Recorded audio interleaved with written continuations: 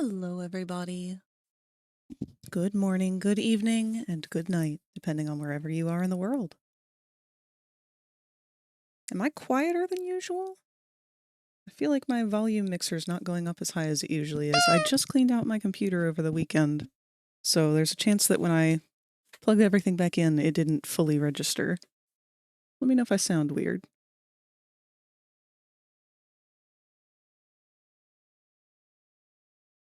But yeah, hi everyone. How are you guys doing?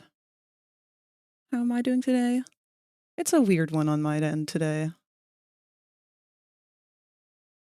All of the worry and everything is definitely starting to get to me. I'm definitely being affected by Bronx's health and not being up to par with her usual self. Trying not to let it get to me, but it's one of those things you just kind of have to keep waiting it out and worrying and hoping for the best. She is doing better today. Definitely still not her normal self, but she's doing better, and that's always good. But I am currently waiting on a call back from the vet. They are evaluating her current status and figuring out a plan for the next week here of how to approach it and what we're going to do next. So I'm a little bit anxious over that. But it's one of those situations where we just have to wait. Not much we can do.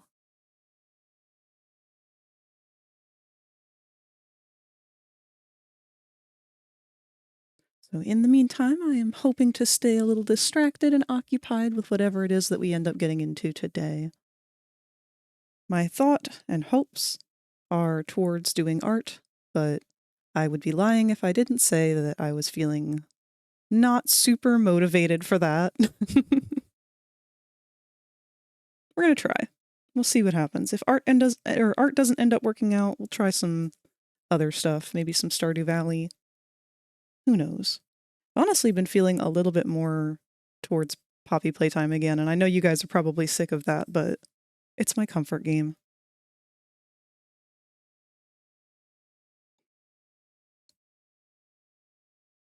That, and they posted some new artwork today on the Mob Entertainment Twitter account that was absolutely mind-blowingly gorgeous. Amber Loves Bugs is like one of my top favorite artists of all time right now. And no one has done the art for that series more justice than them.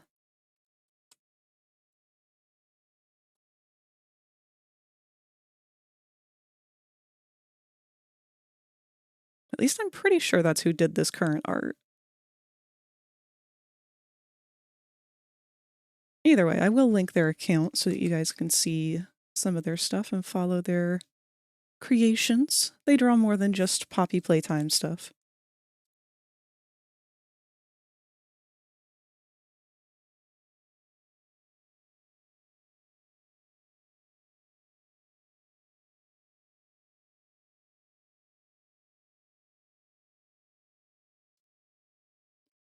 But here is the artwork in question that was shared today on the Mob account.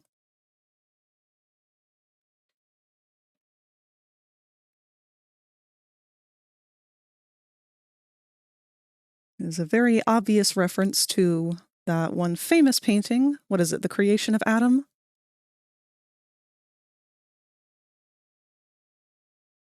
But I believe this might be one of the first times ever that we have gotten a genuine human in any kind of Poppy art.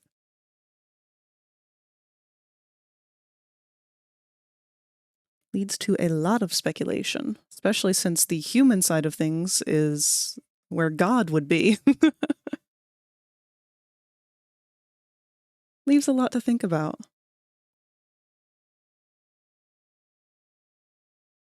And they've done some really crazy stuff with their artwork, especially given the topic of hands being, like, thematic all throughout. It's such an odd thing to have framed your entire game franchise around, but posture check already. I'd be lying if I said I wasn't leaning to the side already. And a boop. Hi, Ninji.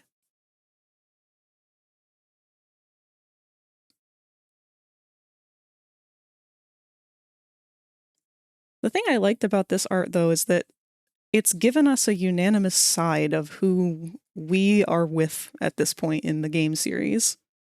So even though a lot of our enemies and boss fights and whatnot have been on the side of the toys and the human, they're still victims of the situation at hand. Huh. Hand. That was an unintentional pun. Pun intentional.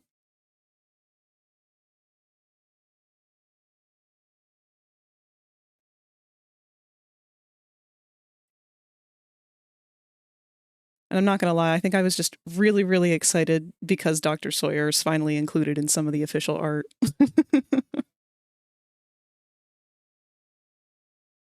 Even if it is just his hand.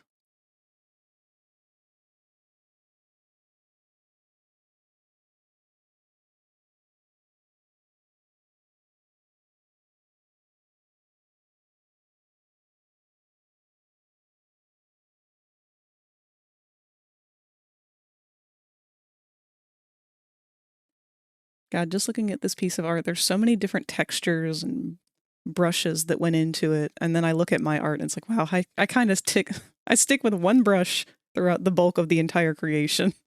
I really need to try and branch out more.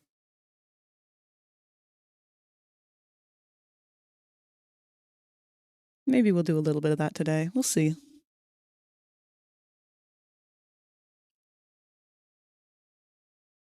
One thing that I see Amber do a lot in her work is this lineless painted illustration style. I've always wanted to try it, but I always get too chickened out.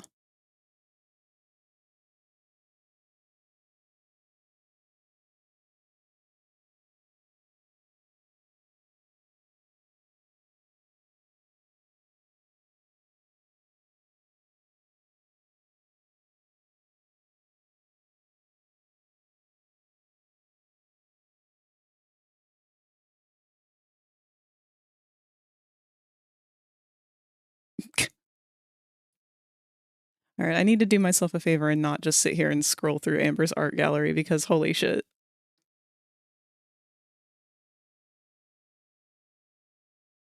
She's calling me out way too hard in some of these.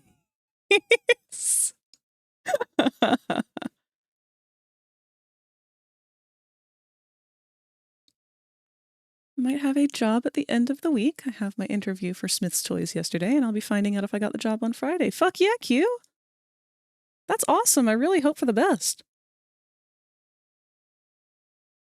I don't think I even know how to change brushes. I used to make a bunch of brushes, but it's been a long time since I did anything like that. That was back in college.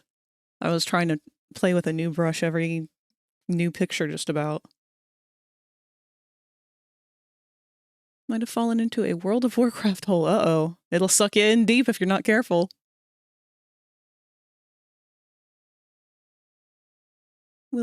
I will work on my retooled Frog Sona reference while watching your stream. You're going to love it. I sure hope so. I'm excited to see Lewis.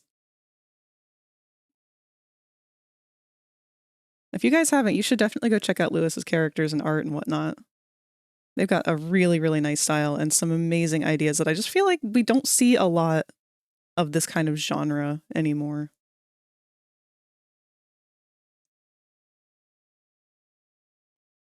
Doing my best to stay free to play. Good. I have faith in you.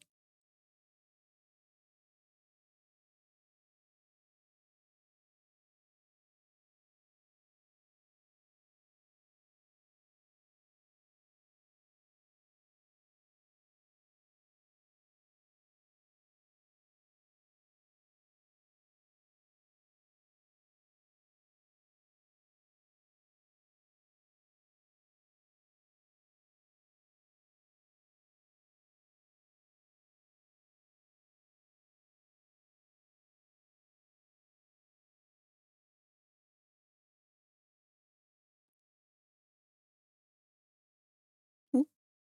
Sorry, I was looking at something.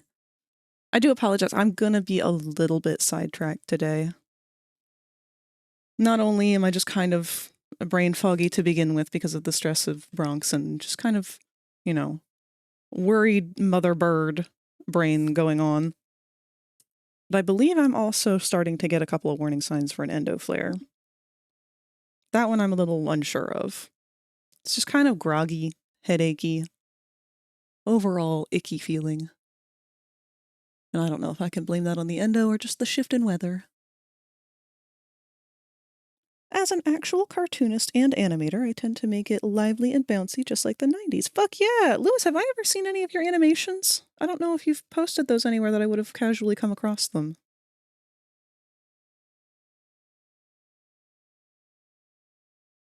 I actually find it funny that people here have shortened my name down to a single letter. I do miss my high-level hunter, though. Time to see what I can do about those tokens of playtime that are sold on the AH.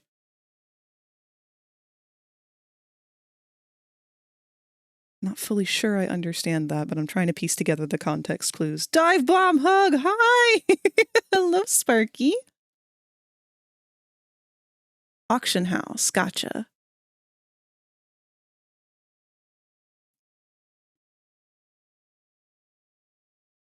Where I've fallen into the... Oh.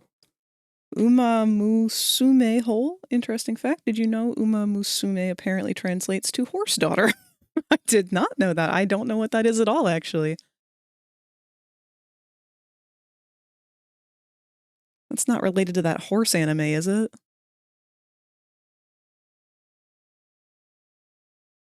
Oh, it is that horse anime. Is it a game or an anime? I'm not fully sure.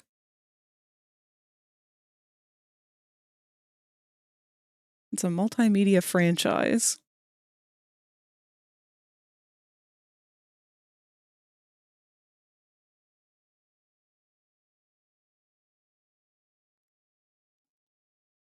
So far, I've done the animated video involving a deer calling his wolf girlfriend a loser at a local arcade with everyone shocked over the commotion. It's supposed to be comedic at first, but it turns out incredibly surprising. That sounds really cool, Lewis. If you ever feel comfortable with sharing, I would love to see if you want to post it somewhere over in the Discord that we can take a look.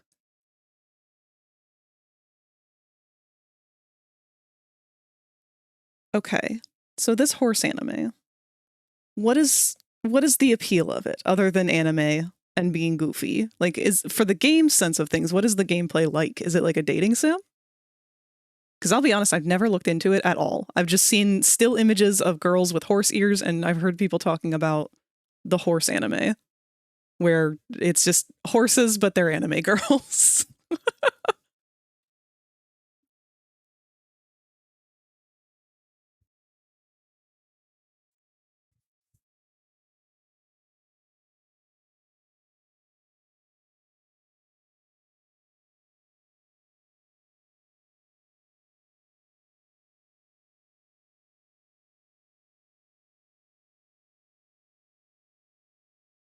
Let me work on the reference sheet first, then I'll show it. Oh, you know what? That's actually a good idea for us today. I don't know how much I feel like working on our illustration of Moss and Popple today. I want to still continue working on it, but I just mentally, I don't know if I'm in the headspace for that one today, because that's more of a serious pick. I tend to psych myself out with those. But something I might do is work on an official image of Popple, just kind of like a reference image for him, because I know I have a sketch I would like to use for that. It's a very old sketch at this point. Hi, D. Cruz. Good to see you. Well, you've got something to post to share with us as well? The last thing that I saw in our art share was from Void. Void, you had just finished your PNG tuber, and it looks amazing. You mentioned that the hands move and the eyes blink, but unfortunately that doesn't seem to work on the image that you sent. Is that because you set it up through PNG tuber? Or did the GIF just not work? Either way, I'm really excited to see it.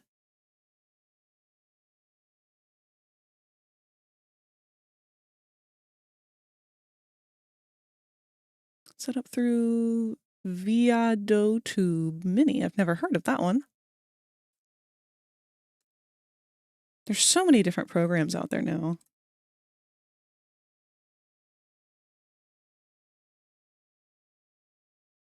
Oh, okay. I believe this was the predecessor to PNG Tuber.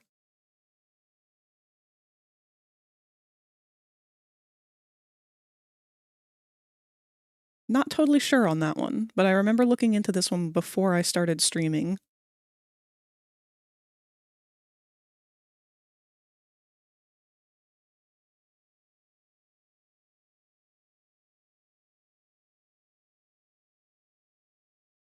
It's meant to work with stuff set up through both PNG Tuber and Honk. Yeah, there you go.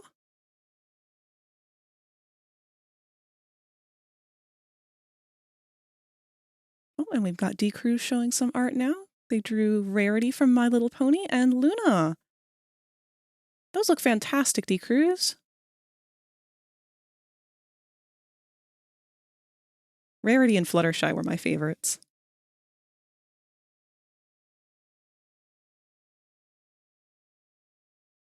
And speaking of Luna, I believe Has-Been Hotel just dropped its Season 2 teaser trailer today.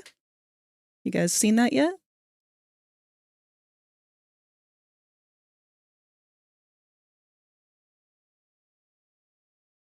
It looks like a lot of exciting stuff is going to be happening in the next season.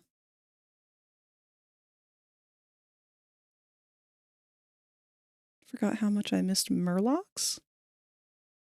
Why does that sound familiar?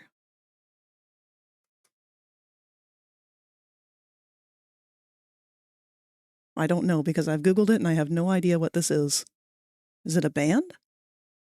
Oh, wait, no, it's the little frog guys. I do remember them. Man, they used to be everywhere back in the day. Like, there were merch of them all over the place.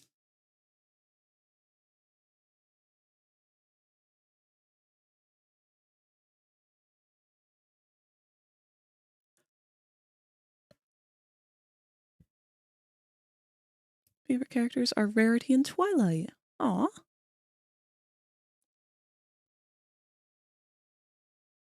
That was yesterday. Today's was Has-Been? Isn't that what I said?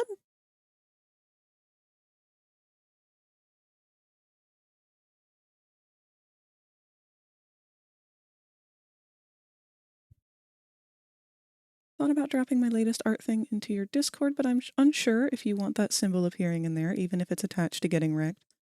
I'll be honest, I don't like the idea of censoring stuff like that. I think that that is a very important thing. I liked that picture that you made, Ninja, and if you would like to share that, I am more than comfortable with you doing so.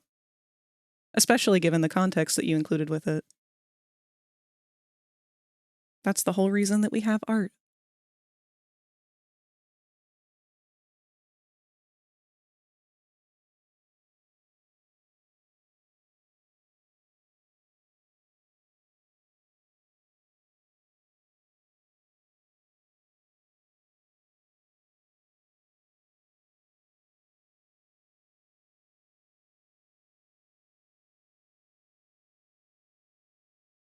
Princess Celestia has to be my go-to source of being an inspiration of my own future character design as a fire-breathing alicorn, minus the dragon part.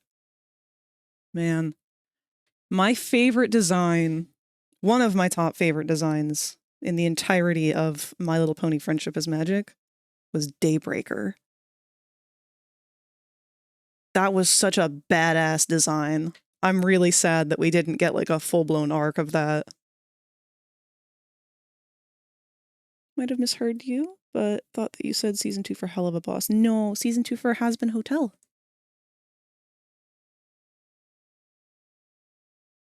Daybreaker, Pony, or Transformer. Specifically Pony in this case, but...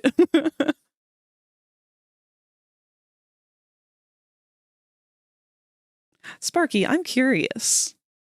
Were you a My Little Pony person? Hi, Moss. Just chilling for the evening. Hope your day's going well. Good to see you, Anna. It's going nice and slow. Easy going. It's one of those rainy days. And we're just going to embrace that energy for the day. A little bit. All right, Sparky, who is best pony? I need to know.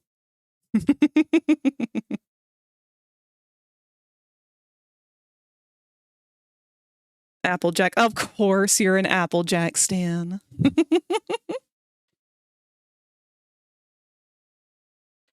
As long as it's not a Rainbow Dash.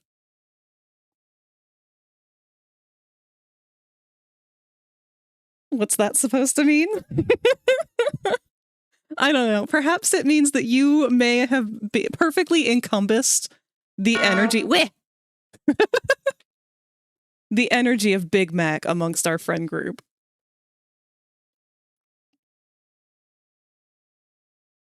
Only one I actually know is Derpy Ditzy, or whatever Hasbro calls her these days.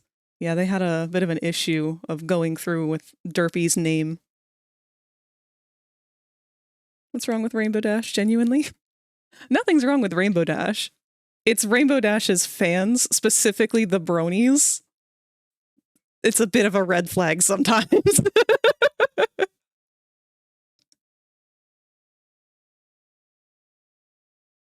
I don't know how to refute that. I can't tell you guys how many times that we've just been vibing, and then one of us will lean over and be like, hey, Sparky, hey, what's up? Can you tell us this? Can you tell us that? Can we get your opinion? And we just kind of get the, yup, vibe from Sparky.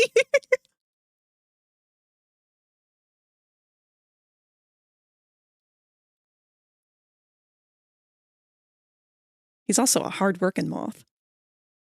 He knows the value of a day's labor. You'd fit right in with the apple farm.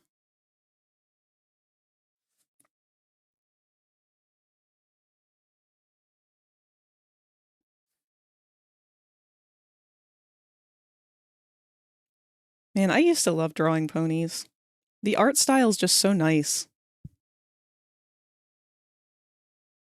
Thing is, I don't think the word was ever widely used as ableist. Everything I've seen pointed to 4chan pretending it was to troll people. Oh, you're talking about Derpy still. Yeah. So apparently the issue that came up with Derpy was that because of the voice of choice that they used for her when they finally did name her and give her a voice, that was upsetting to a handful of mothers who wrote in to say that, hey, I don't appreciate this. It feels like you're making fun of my disabled child because it's being treated like a joke and not as like an inclusive thing, which is not true. It was not being treated like a joke. It was just the character existing. But because funny things were happening and they were just letting her be a little goofy, God forbid.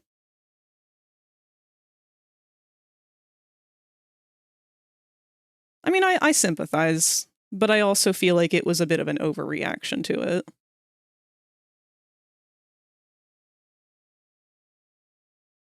This was not a character that was being treated this way to mock or make fun of. She was deeply beloved because of that, because of her goofiness and her ditziness and being a klutz and whatnot. The whole reason that we loved Derpy in the first place was because she was an animation error in the background. That became like the core of her character. It wasn't something that people liked because they were making fun of her. They just genuinely liked the idea of this character, which means that they would have liked the idea of your disabled child as well. I don't know.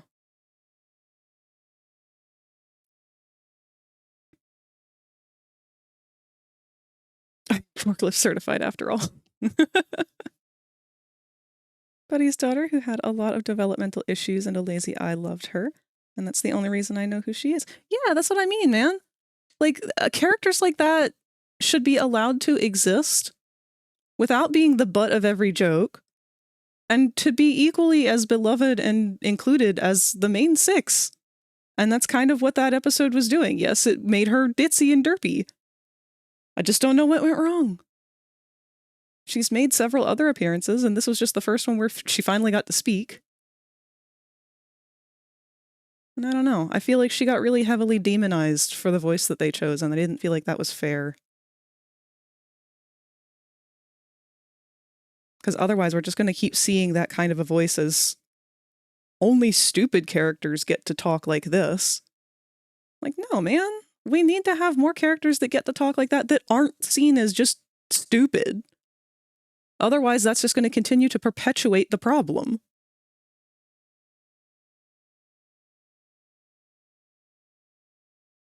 I was honestly hoping that we would have gotten more derpy appearances.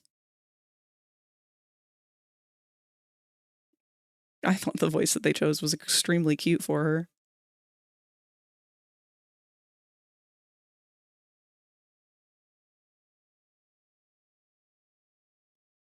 Tuning in to get distracted today. I'm so sorry, Foe. I feel you, bud. Everyone give extra love and attention to Foe here. He has been having a very, very difficult day. I will not go into detail about it. I will let that be Foe's decision to share or not.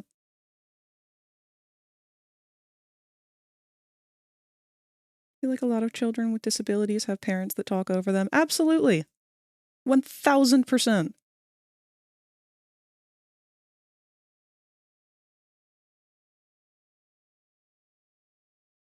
I mean, as someone who has been in the educator field for children, it's a double-edged sword at every decision you make. It's a very, very, very careful balance that you have to try and manage, because in having representation for something, you are also putting that thing out there into the world for people to mock.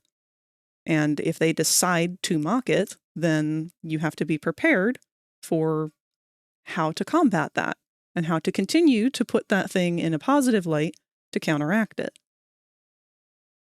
And that's a difficult thing to do. But erasing that thing doesn't help. Hi, Frosty. I hope you're doing well today. We're talking about the censorship of derpy hooves from My Little Pony, Friendship is Magic.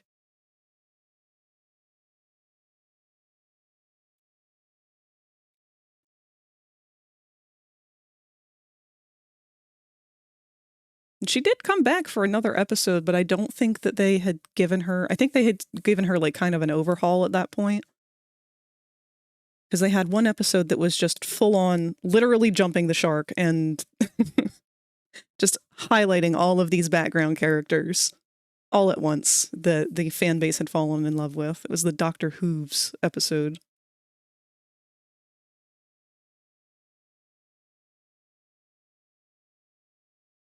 I'm glad that she didn't get taken out of the show entirely, because that was a risk for a while there. She disappeared for a good chunk of time. Hey, Zatani.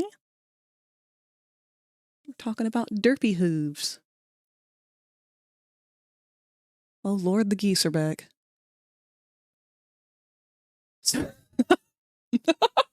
Sorry, that sounds so stupid out of context.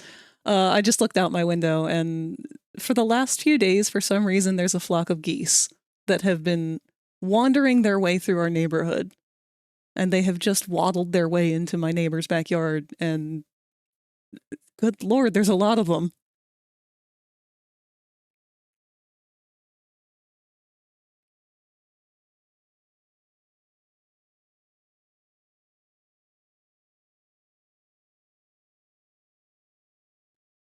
I counted 25 just now, and they haven't even fully rounded around the house yet.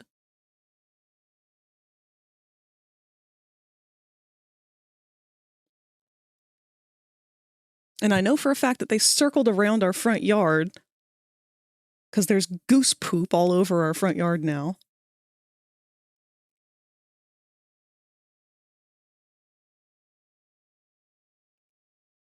Geese Howard. Vanilla geese or Canadian geese? They are Canada geese.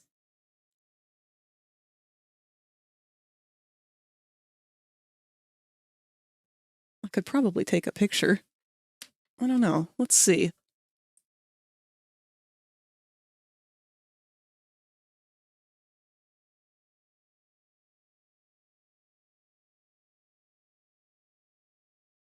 This is just a chunk of them.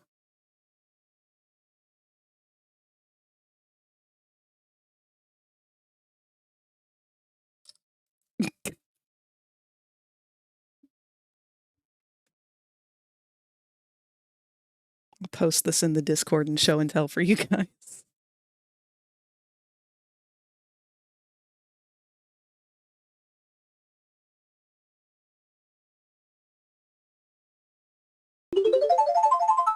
There you go. Geese for everyone. Did you remember to say The geese have summoned a snake. all of your files? If you become lightheaded from thirst, feel free to pass out. Boomer! Thank you, baby. Hi, Snake. Bet I can smash that. The geese. I wonder if these geese... This is beautiful. Wonder if the geese that live behind the Petco I work at will be back soon. They vibe there all winter.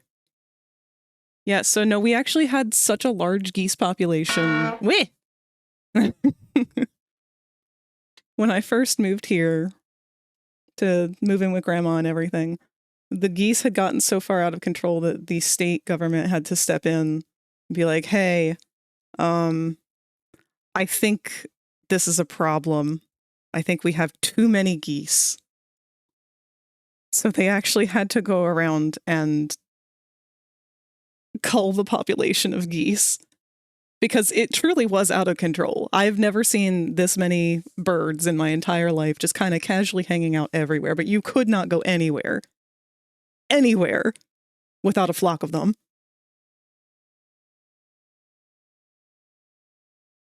And they don't give a fuck about anybody. They don't give a fuck about cars. They don't care about the roads. They walk across the roads whenever they just decide to do so.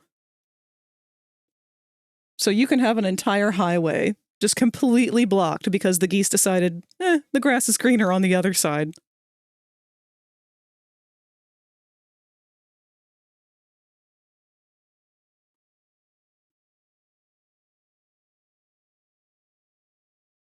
Geese nuggets. I've never had goose. I've had duck once before. I can't say I was the biggest fan. Where I live, on the other hand, you cannot lay a finger on them. It's fully against the law. And yeah, I've had to brake slam on a highway because of geese. If I hit them, that's still against the law because they're protected. Yeah. Yep. Still that way here.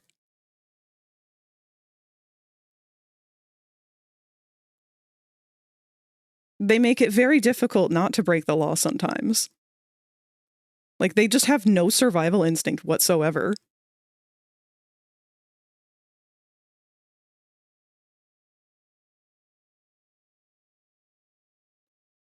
God, their babies are so cute, though.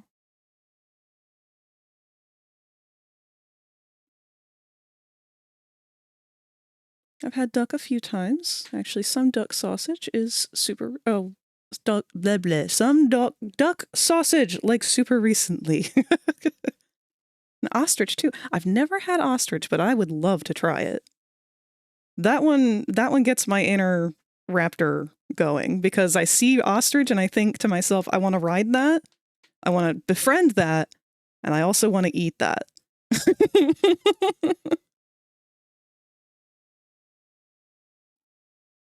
Guess that's why Ryan's named Gosling and not Goose. Happened upon a Weebtoon comic that is interesting, interesting, called Dial. You fucking dork, Frag, but we love you. I've never had any bird except for chicken and turkey, but I have had gator. Tastes like a weird mix of chicken and fish. Not a fan. I had the opportunity to try gator once and I didn't, and I've always regretted it. I was told that it has the flavor of chicken and, like you said, a little bit of fish, but the texture of pork. I would definitely like to try it if it was ever presented to me again sometime. Befriend first so the betrayal's tastier. Ostrich, gator, kangaroo, long pig, various snakes, horse. Kangaroo's another one that gets me. It's something about bipedal animals. I think they're cool as shit, and I really want to befriend them, I really want to pet them, I really want to ride them, and I really want to eat them.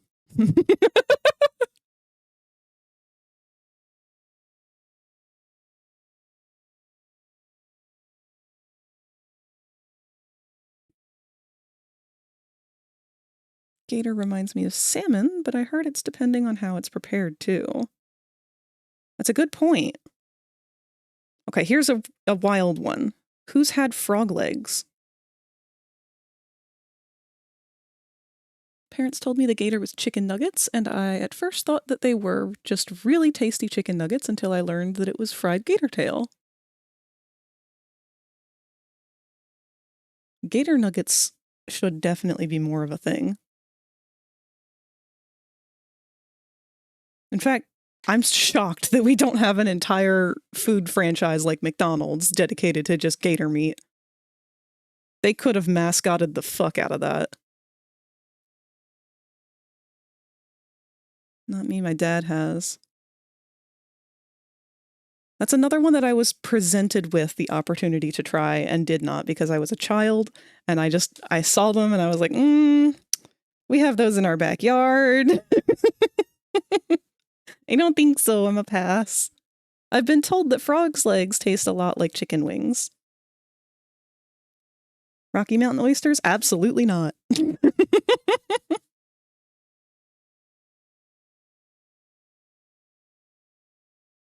Master Gator.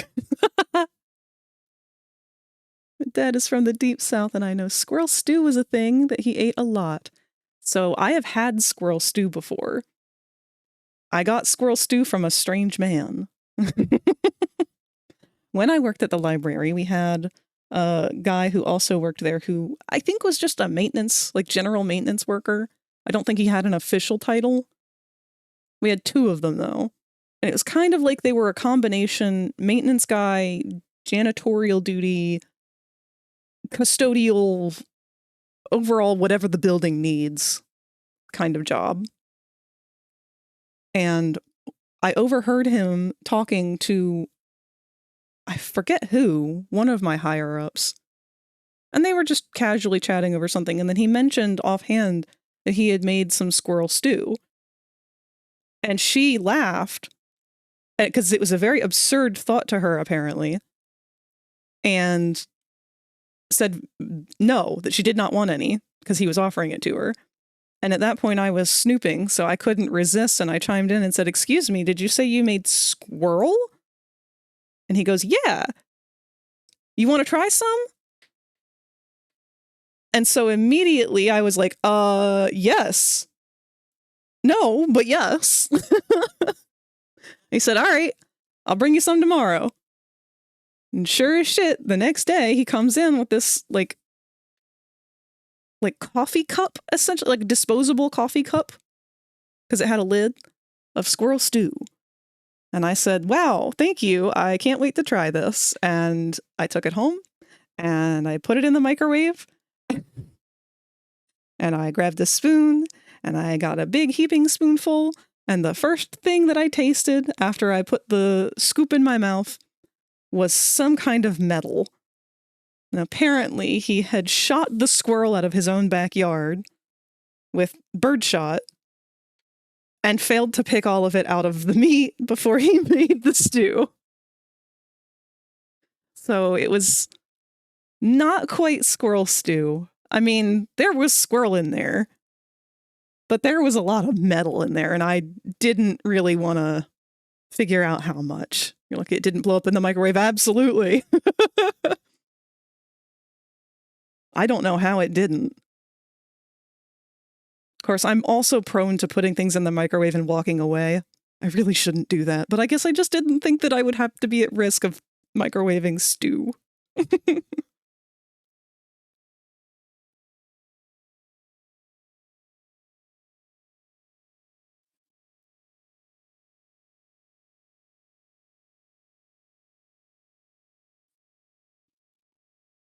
Can't say I was the biggest fan of the flavor, though. I don't know what the flavor of gamey is, because I've never had it, like, pointed out to me. But I want to say that squirrel was gamey. That feels like the right word for it. In a sense, it was similar to duck like that.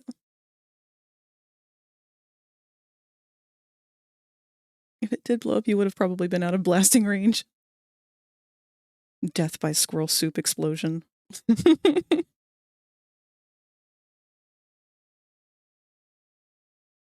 Really want to try venison again. I used to eat it a ton as a kid because my dad would hunt. I remember liking it a ton, but it's been so long. I want to try it again, but I just get nervous about paying for food I might not like. Fucking mood, man. Trying new foods is so exciting, but at the same time, so scary. Which section of Discord should I post a link to that comic? Just general? Has some neat fighting choreography. Drawing style starts off simplistic and ratchets up with each chapter. Let me take a glance, because we've got an art share in some of our other Discords that I don't think I bothered to add to ours. Let's see.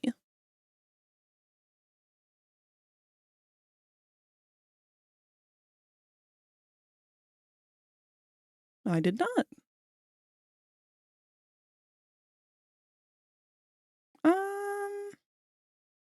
What do you guys think? What should we name a server like that, or a channel like that? Because I really would want to make sure that any art that is shared has the source included with it, because, you know, we're all about supporting artists here.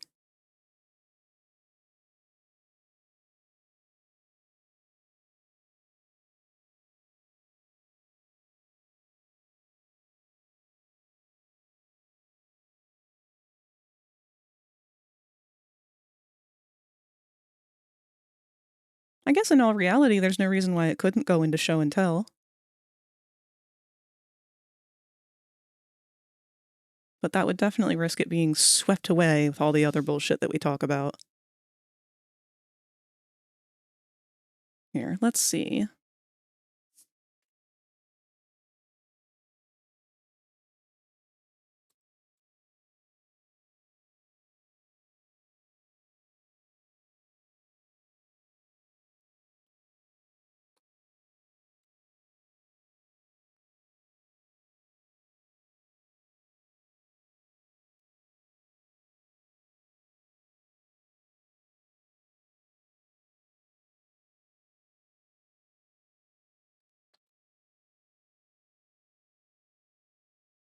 Here. We'll make a new channel. We'll put it right under the Share Your Art channel, and we're calling it Look What I Found.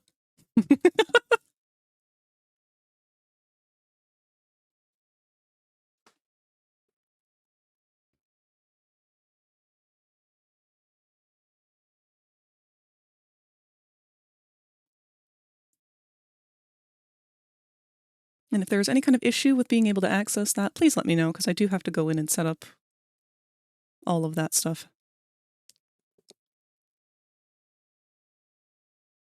Whoops. Okay, hold on. I've missed some of the things that you guys have said here.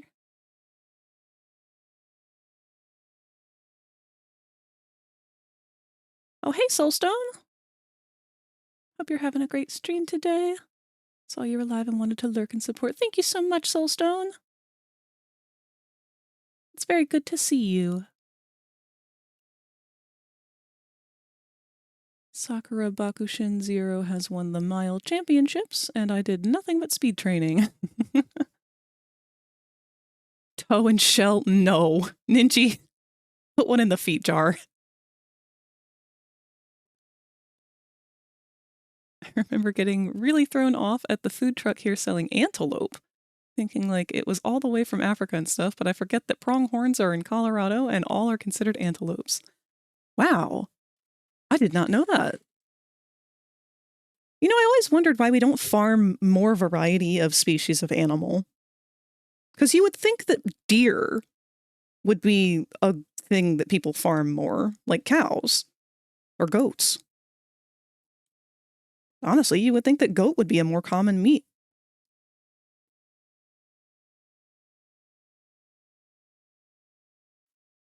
Also, I do see reactive keep popping up. Oh, do we have? Hold on. Ah, yes, I do have a link that is still active on there. Thank you for pointing that out. because I thought I had seen that a minute or two ago and just kind of brushed it off. But yeah, Fujitech's been weird. They just did a full-blown overhaul, so we're going to have a bit of a struggle with that probably tomorrow, because tomorrow is when I will be doing a little bit of gaming and art with Rosie again. And since they updated, everything has been very broken, so I'm not sure how that's going to go. We will find out then.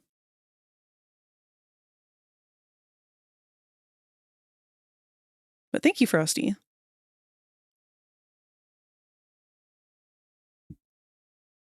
Need an idea to draw OC-wise, even if it's something simple. My first thought goes to Bevel, just because he is my favorite out of all of your designs. He's right up my alley with all of the fun noodly limbs of his. Actually, here's a thought. Has Bevel ever gotten his limbs tied up together by mistake?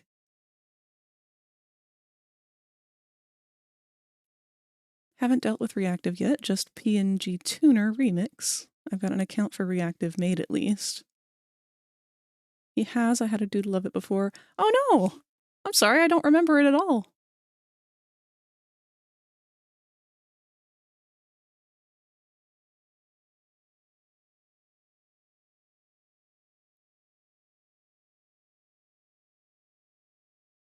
You know, it's been a while since I've seen you draw Deacon, I think.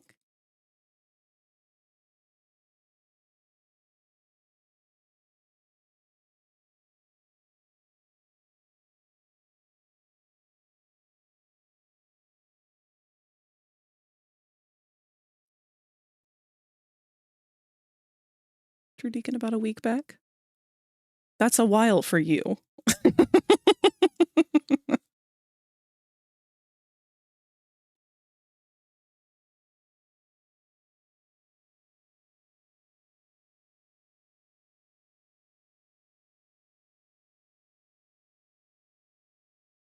I wish I had more ideas to throw at you, but I'm actually running pretty low on them myself.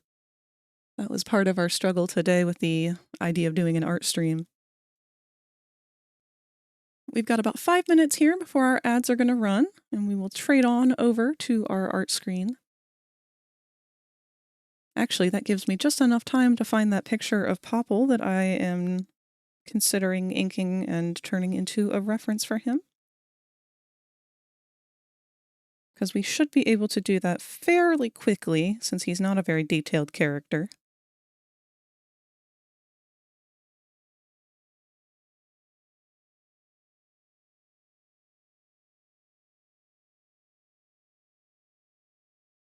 Gosh, there's so many old pictures on my phone here that I've drawn that I just really ought to go back and clean up, or at least just post en masse somewhere.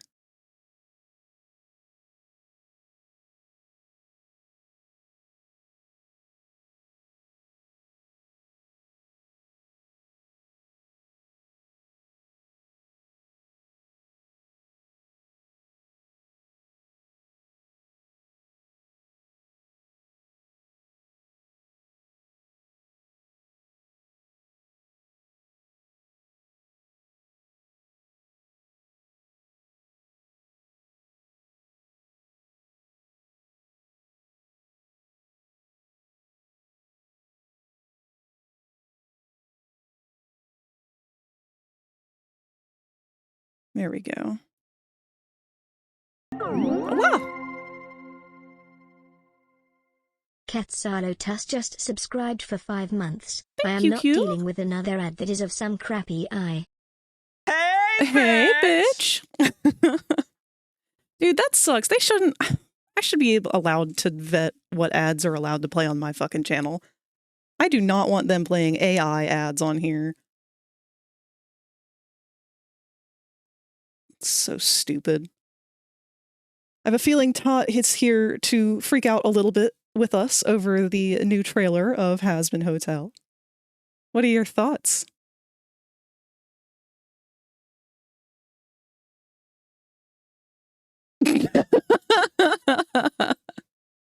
Yeah?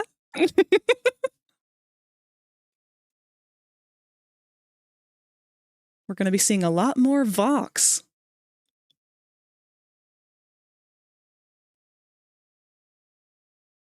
That would be nice if I could vet ads. I really feel like it's something that we should be allowed to do.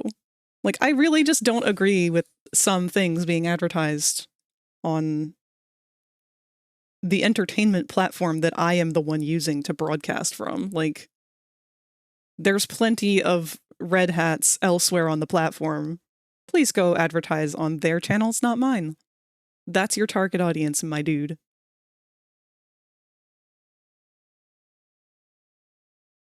We've been going feral for like 6 hours.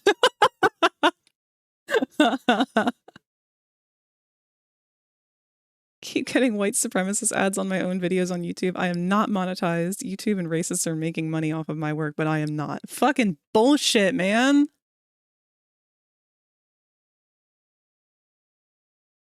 Shit's so dumb.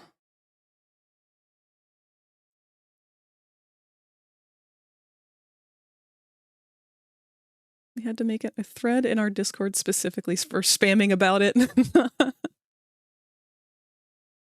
That's good, though, because that can definitely help those who don't want to have any kind of spoilers.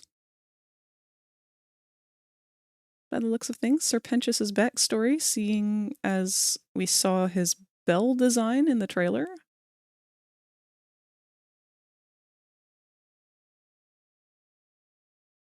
Oh, hell does... Oh, right, okay. Sorry, it took me a second to decipher that. Yeah, I was curious about that. Because we know for a fact that Pentius is not in hell anymore. Unless he goes back, that was kind of an odd thing to throw in there. Toxic, complicated, and sad. Let's go.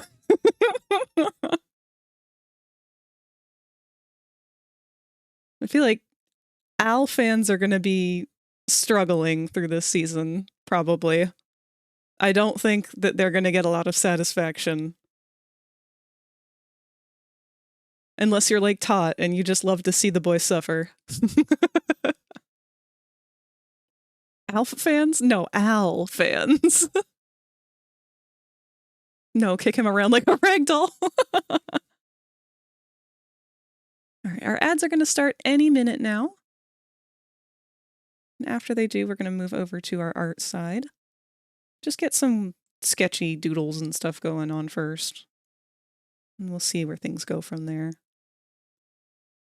I keep having to avoid certain TikToks. Spoilers keep popping up. It's very hard right now, especially since there was that leak a while back. You never know what's real and what's not anymore. I've just kind of taken it as I don't keep up with it enough to know what's real and what isn't, so I'm just gonna take everything as that's just a theory.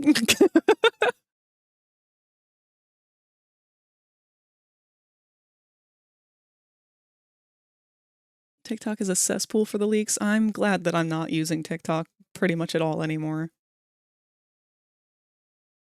Every once in a blue moon, I'll get sucked back into it, but it's exclusively for funny cat and dog videos.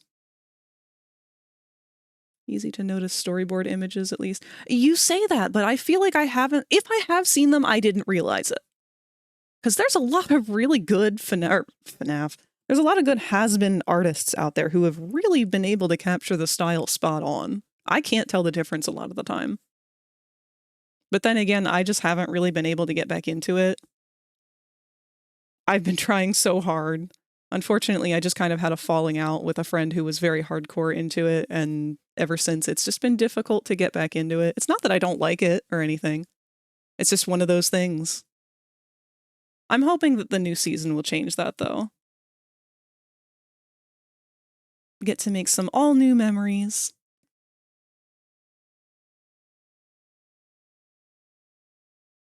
Had a few things spoiled for me accidentally, but I haven't seen anything. A game theory. Thanks for watching. Watch the new season with me? Yes, absolutely. Yes, I'd be insulted if we didn't. I am excited for it. Now, when is Hell of a Boss starting up again? Are they going to be at the same time? Just inked and outlined animated storyboards. Can spot them a swipe away. Oh, and swipe away quickly. Hopefully. Again, I'm not really good at recognizing when it's an official thing and when it's a fan thing. Because the only, like, official anything that I've seen, unless Tot has sent it to me, I don't see any of, like, the behind-the-scenes stuff, the interviews, the stuff between the voice actors and whatnot. I'm really excited for what they've already shown of Vox. Yeah, me too. I think it's going to be really, really cool. But I also have a feeling that the V's are not a very stable relationship. I think Vox is gonna maybe not hold on to things as well as he thinks, and that it's gonna crumble from the inside out.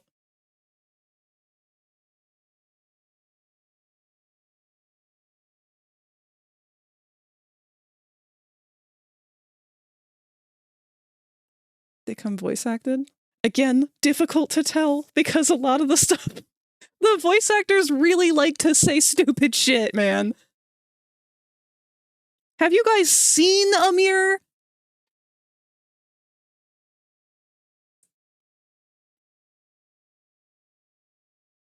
Like, he practically has become the troll version of Alistair IRL.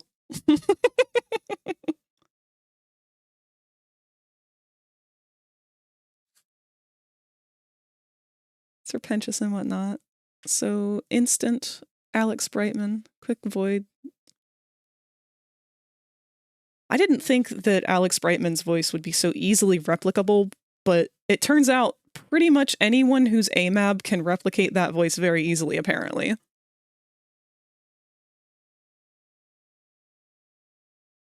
I didn't know that until I went to GalaxyCon with Tot.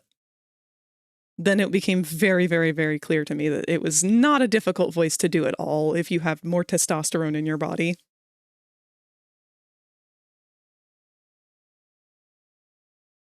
Oh yes, Twitch, I definitely need an ad for Huggies.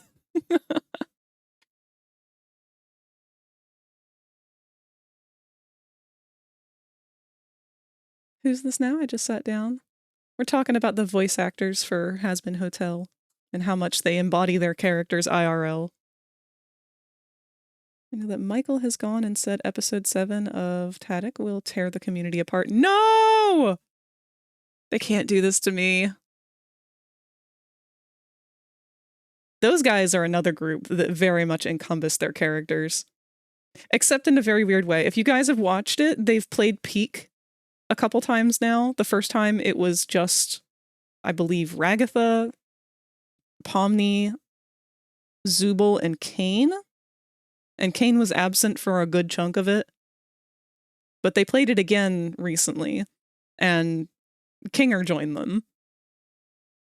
And it's so fucking funny to me how much Amanda, Ragatha's voice actor, just is Jax.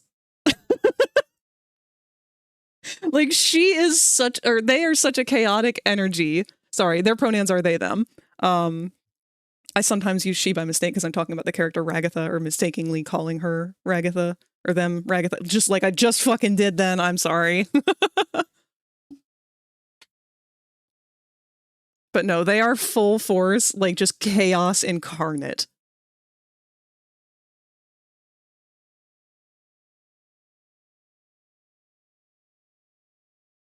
Like, oh, getting you ready for depends. I know I'm the oldest in this community or close to it, but come on. Michael Kovac says he's stepping back, voicing fan projects. His plate must be getting too full. That, and I feel like he's probably got to deal with a lot more parasocial stuff than a lot of other people on the cast. Just because he is so openly involved with it. Which character is easy for AMABs to replicate? Alex Brightman, Fizzarali, or Beetlejuice.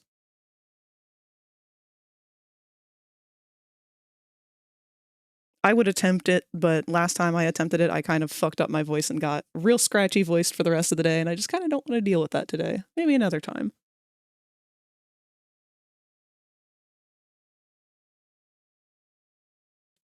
Sassy! Hello, darling. I hope you're feeling a little better. I know last time I got to see you, you were feeling kind of down and in the dumps. But we've just had our first ads run through. So now we can go ahead and shift gears. Let's migrate on over and start trying to do some doodles, maybe. We'll see how it goes. I make no promises.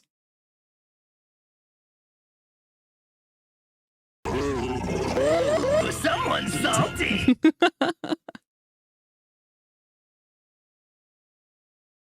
Smoke a bunch of cigs, instant fizzy voice. Know that Christian Borle has been dragged into the memes too. Fully against his will, I assume. I think my voice print is a little low for that. You should draw some band that... Oh god, don't tempt me, Sparky. You know this can of worms. You know if I start, I'm not gonna stop.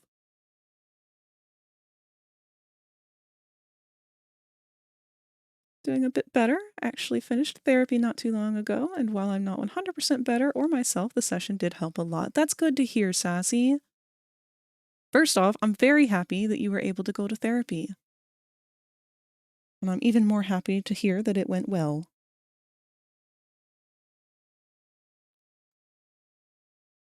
Oh no, he's been fully participating. Amir is a terrible influence. Oh god.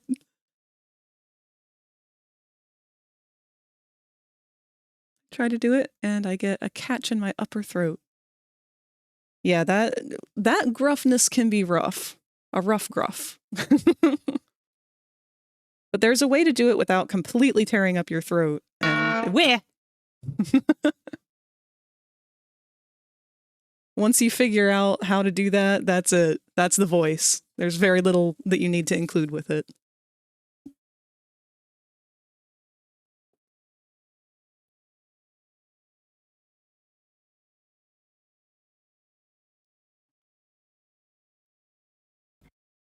Bubble, you can't say that.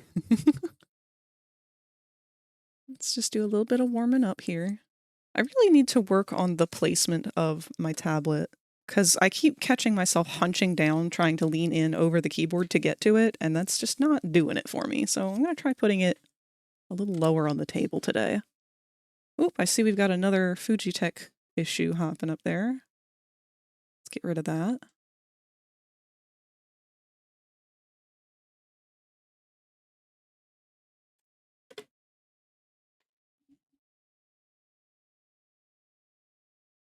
What you're saying is that I should be able to do both shadow and fizzy? I can't imagine they're too difficult. I mean, shadow is just a lot of rasp and low speaking. Kind of give yourself like a whispery voice. And that's pretty much it already. Unless you're going for modern shadow. Modern shadow's a lot more gravel. A lot more grrr and snarl to his tone. But original shadow was very soft-spoken. That's more so the one that I think of. Season's gonna make me cry. I'm gonna need you to hold me, Frag. It's gonna be like the Owl House in reverse.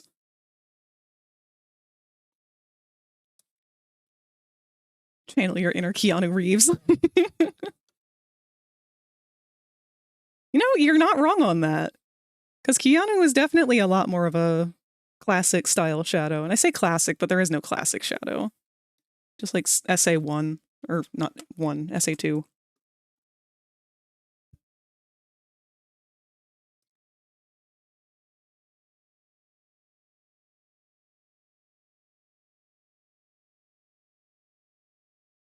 We need Keanu to say, bet I can smash that.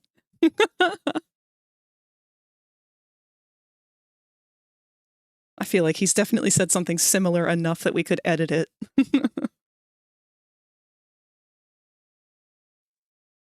So I don't have anything off the top of my head here that I'm vibrating to sketch. I have our old picture here of Popple that I could probably ink and make into his ref sheet image if I felt like it.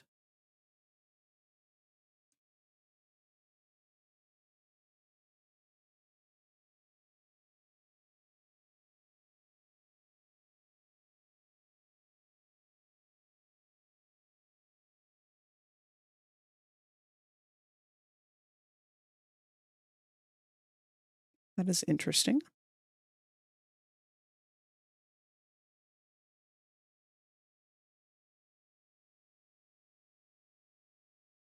I guess the background isn't gray.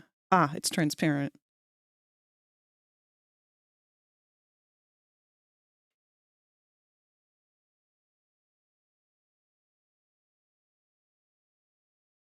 Keanu to read, are there any Latinas here? Where did that meme come from? That Shadow likes Latinas? I don't remember.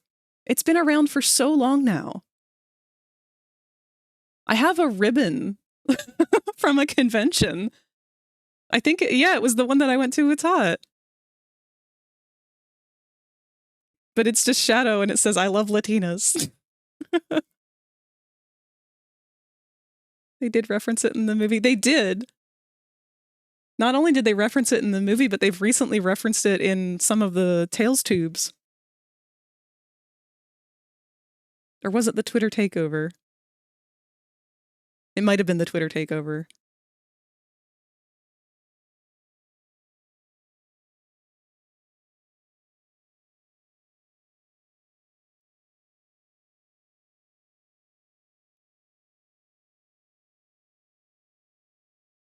What have I missed? I haven't been around lately.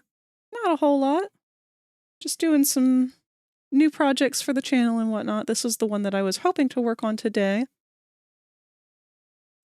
Kind of a vaporwave-esque aesthetic piece that's going to go on our About section below. And that was the goal, was to continue doing the inks on that, but I don't know, I'm just not really feeling it right now. I don't know what I'm feeling at the moment. It's kind of a tricky mentality we're in.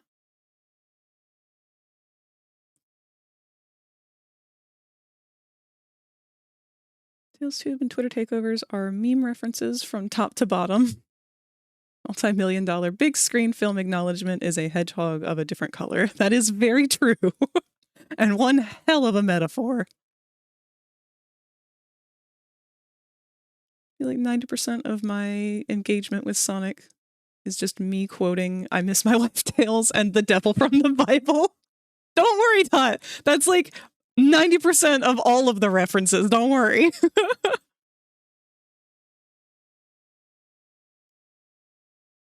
Looking at your tablet on screen, Kevin has his new PC ordered. He just needs to get it, then a new screen drawing tablet.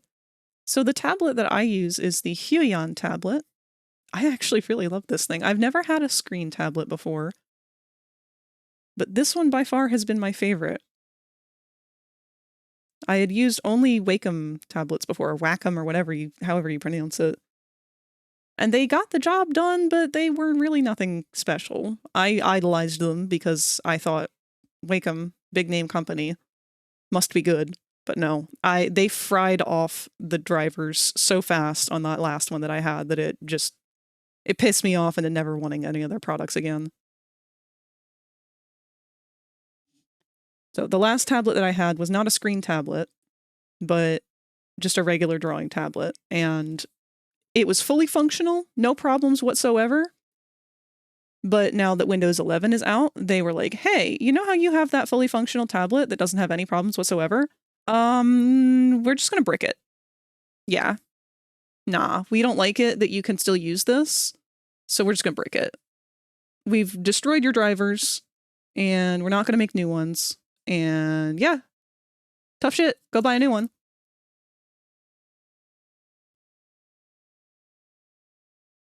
And I thought, wow, that's a shitty way to run a company.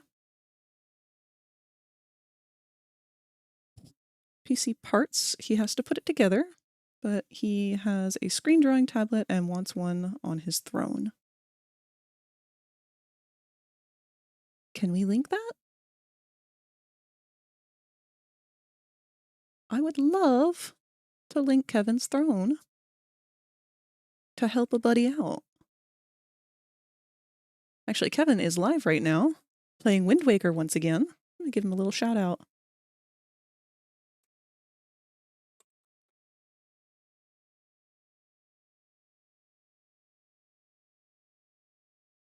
So if you guys aren't feeling the vibe here, definitely go check Kevin out. Very entertaining. It's his first time playing through Wind Waker. which is my favorite Zelda game. I would love to play that on stream sometime.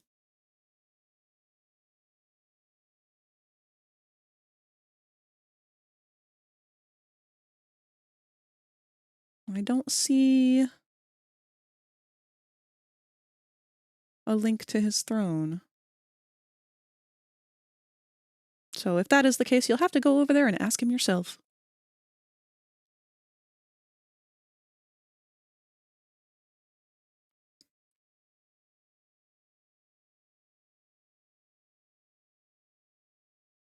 Let me get onto my PC and can check I'm on mobile and keep fat fingering this keypad. Fat finger is one of my favorite phrases.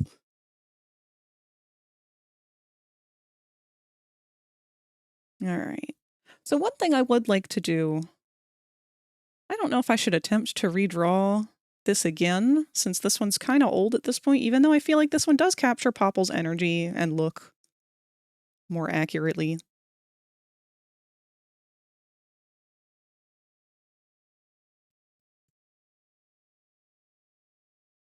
Certainly compared to his original artwork. You guys want to see something weird?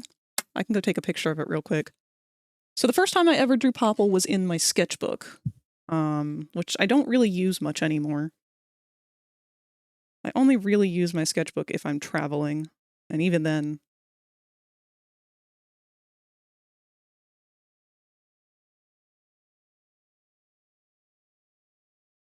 I might have a picture of it on my phone already that I can send to myself.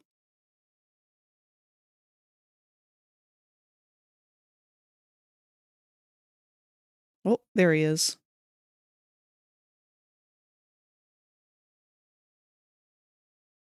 This is going to be one of those, like, be careful who you make fun of in high school jokes. But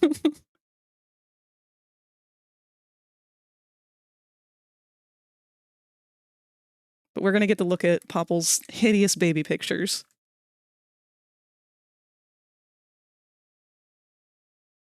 Moss, there's a website called Open Tablet Driver that might be able to make your old tablet work. It appeared in my Blue Sky feed a few weeks ago. Huh. That's very good to know. I will actually make a note of that to myself to look into. Thank you, Aniki.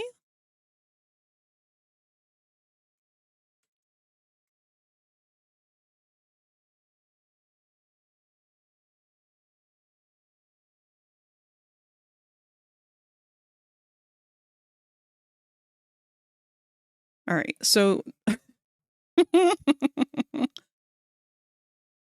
is how you guys can tell part of my creation process. Whee! Vice_is_protogen has raided the channel with 1 eggs. Welcome, Vice. Good to have you here. Thank you for the raid. You were streaming Marble It Up Ultra. What is that?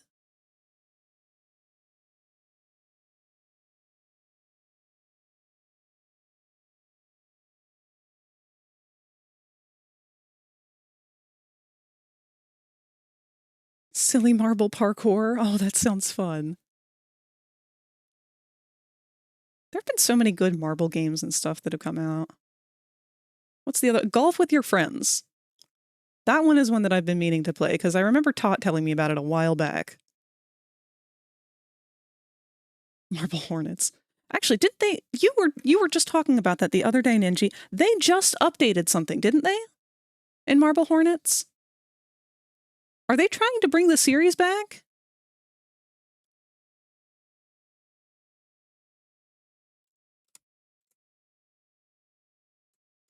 Because I know that they had started selling plushies every once in a blue moon.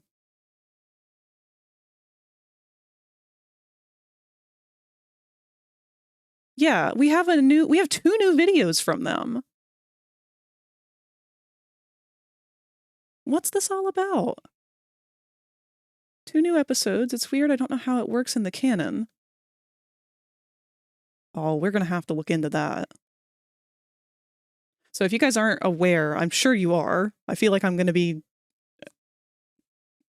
I don't know, trying to define what a cat is.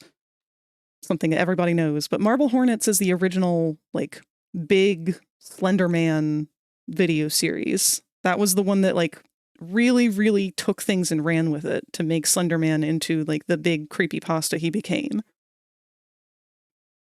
And it just kind of abruptly stopped. It felt like it kind of backed itself into a corner plot-wise and didn't know where else to go, and then it just stopped one day. And for several years now, it has been completely dormant. With the exception of, in the last, I want to say 2 years, they had a random video that would pop up that would say, hey, we've got plushies, buy the plushie, and then they would delete the video after the plushie was no longer for sale. But now, 11 years later, they have posted 2 new videos called Rosswood Part 1 and Part 2. I have not watched them yet. It's a little over half an hour of content. Very curious about it, though. I'm kind of excited to see what it's going to have. Because they talked about filming the in-universe MH movie. My brain just autofilled that with Monster High because I've been looking at dolls lately. Marble Hornets movie. They talk about not being there for 15 years, talk about the less spoopy events, but nothing about the scary stuff, and Jay and Alex are functional. The fuck?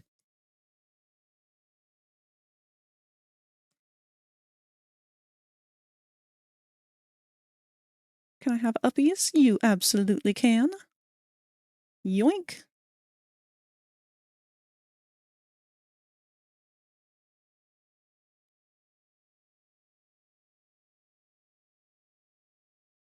Three-store Hans.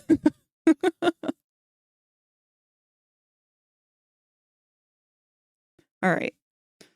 Here we go. So you guys want to see Beta Popple? The OG original Popple? The pre-Popple?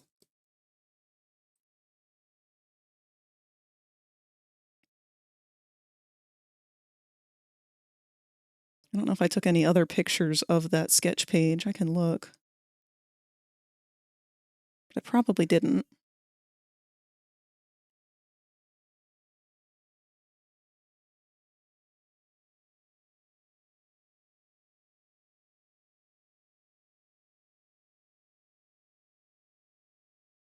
If you become lightheaded from thirst, Oh. feel free to pass out. Thank you for the hydrate, Katie.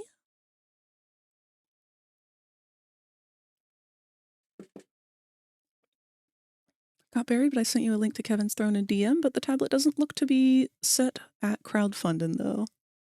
All right. Just because Kevin doesn't have a public link to it on their accounts and everything, I don't feel comfortable sharing it personally. But if Kevin stops in at any point, we will... Oh, he does?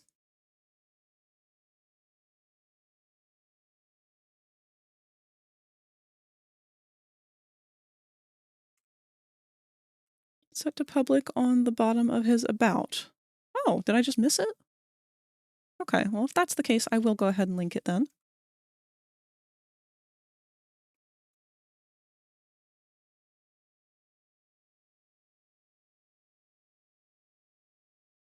Oh, yeah, no, he probably not ready to have it up and shared fully yet. Because that's a one-time purchase, and that's going to be a bit different. It needs to be switched over to crowdfunding. We'll have to poke him about that. But yes, there's Kevin's Throne. Hopefully we'll be able to help crowdfund that going forward when it's set up correctly.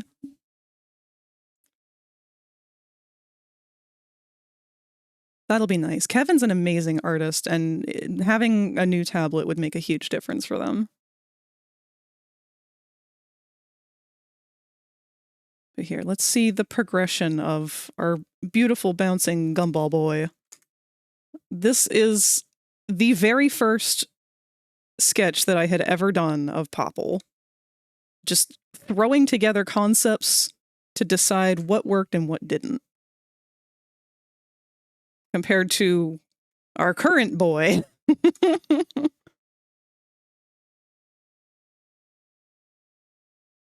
So they gotta go through an ugly phase, you know?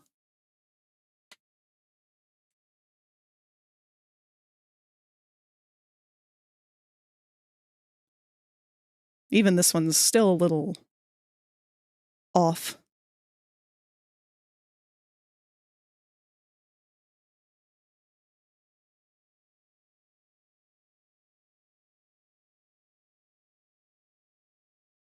They're obviously... Sorry, I've missed a little bit of chat here. Obviously older and Alex is a little pudgy now. So far, it's mostly them just filming a web series and then something unnerving happening near the end after the build-up. Yeah, so it does sound like they're trying to kind of reboot things. Maybe this is supposed to be like the footage of the series that they were working on when they discovered they were being hunted. I think out of everyone in chat, the only two who use the baby box are me and Q. You're the only two that ask.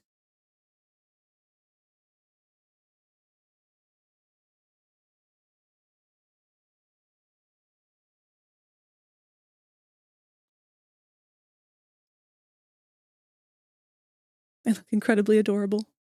He's very derpy. You can definitely tell looking at it that it's just experimental throwing ideas together, because there's no real stylization going on yet. Mostly just getting a feel for what shape language that we wanted where.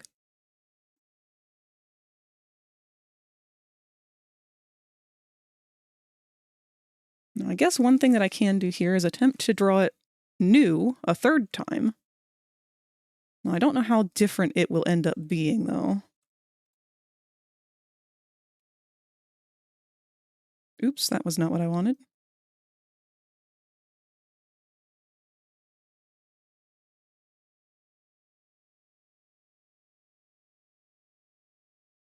So that's, I think, exactly what I'm going to do, is make an attempt to do an updated popple.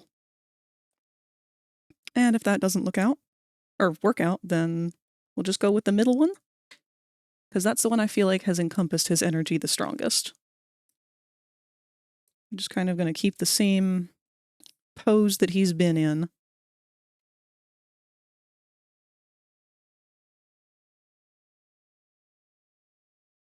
Derpy Hooves is still very cute. I thought about making a My Little Pony persona, but it would be evil. We were just talking about My Little Pony earlier. In fact, we were just talking about Derpy Hooves specifically. Like my Demon Prince character, originally he was supposed to be a demon who dealt with the difficulty of daily adult life and has it rough, to now a bit of a royal hoe.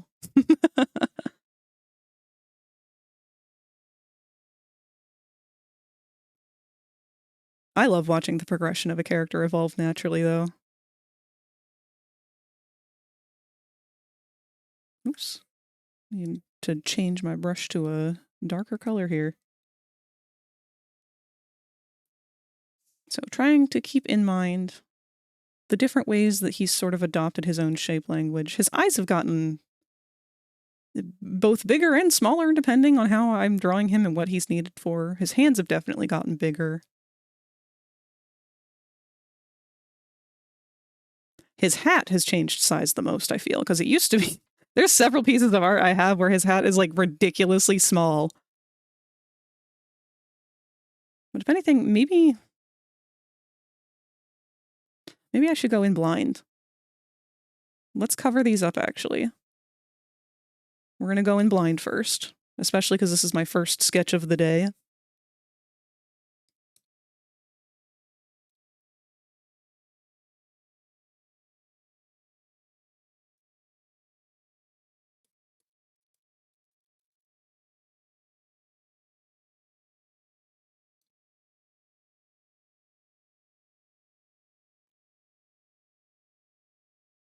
Derpy and Flufflepuff. Was Flufflepuff a real character? I thought that was all a fan thing. Although I'll be honest, I didn't really keep up with fan stuff enough to know. Alright, let's try and do what we remember of that pose. Got his big old bulbous head. I feel like...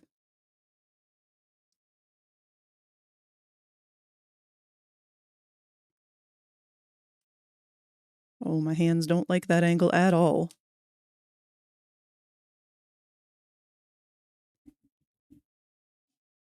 Did you use fan-made?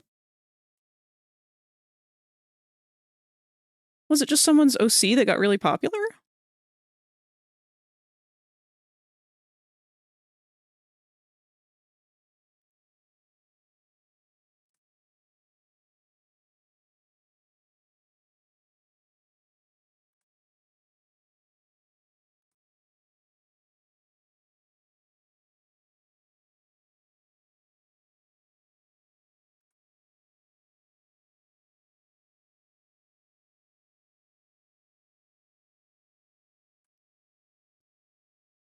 Pink fluffy unicorns dancing on rainbows.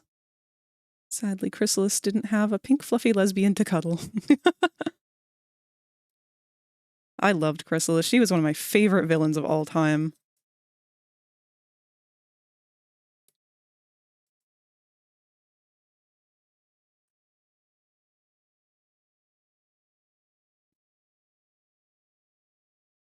Remember he kind of had like a pelvic tilt forward?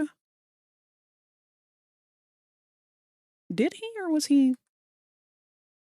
No, he's slouchy.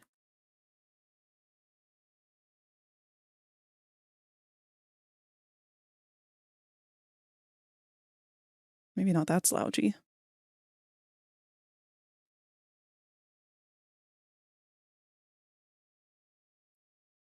I mentioned to Kevin about changing that tablet over to crowdfunded, and he mentioned doing it later on. Alrighty. Thanks for keeping us posted, Zatani.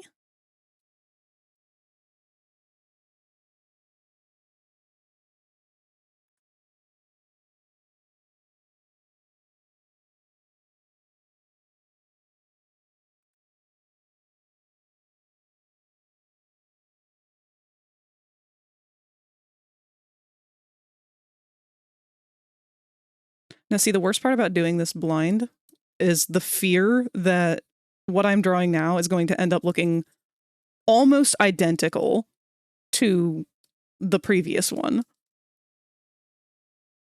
In which case, I will feel very embarrassed. Because even though I know that's his solid design at that point, I don't know. There's just something embarrassing about accidentally drawing the same thing identically twice. It's impressive if you do it on purpose. In fact, it's a little bit impressive if you do it on mistake. But at the same time, I always just fear that I'm suffering from same face syndrome or like same angle syndrome, or like I'm just not being creative enough.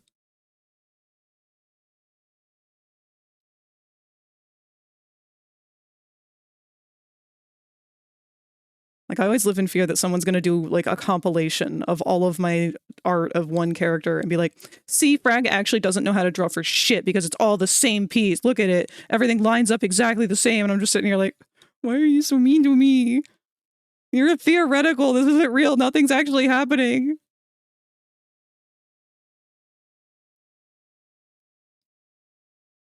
When in reality, if somebody did go through all that effort just to be a dick, I'd just be sitting here like, what are you doing?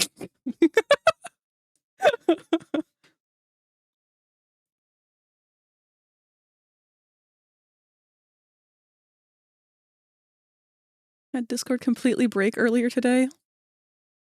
We had what is it? There was like a huge outage yesterday for the voice chat part of Discord. You've overlaid all of your art on top of each other, and this is the result. Yeah, that like, I don't know why that like freaks me out so much. I'm just afraid of the truth. Like, oh no, we've overlaid all of your drawings on top of each other, and it turns out you draw exactly like how you draw.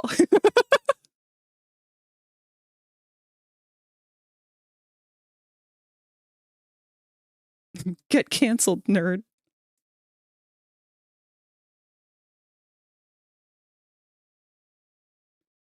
Of course, there's also the fear of just like, I guess, stylistic degeneration. Where the one that I did before ends up looking much better than the one that I draw now. Which isn't necessarily degeneration, it's just that I'm, A, out of practice right now. I haven't been doing a lot of art. Especially popple art. For the last week or two.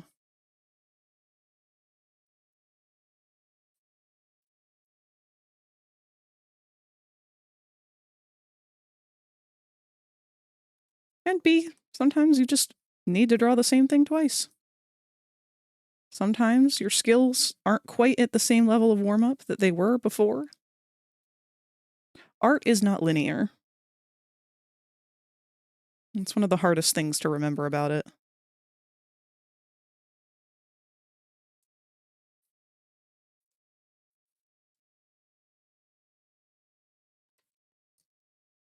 Sent an image of it to show and tell. Let's go take a look. Stumbling over my words a lot today.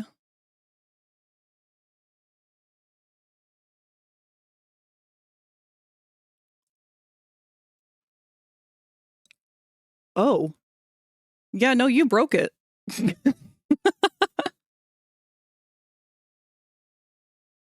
Get canceled, bird. Definitely slightly demotivating looking at your own art as you're breaking back into it and comparing how you drew back when you drew every day. Yes. It can be disheartening. But that's the whole thing that we have to keep in mind with art. How you drew back when you were drawing actively is going to look very different than how you're drawing now if you haven't been drawing actively. But it's easy to convince ourselves that obviously the problem is me. Obviously the problem is I'm not doing good enough, or I've gotten worse at art because I've not been drawing and I should just give up. And that is the exact reason why we don't listen to that voice. That voice is lying.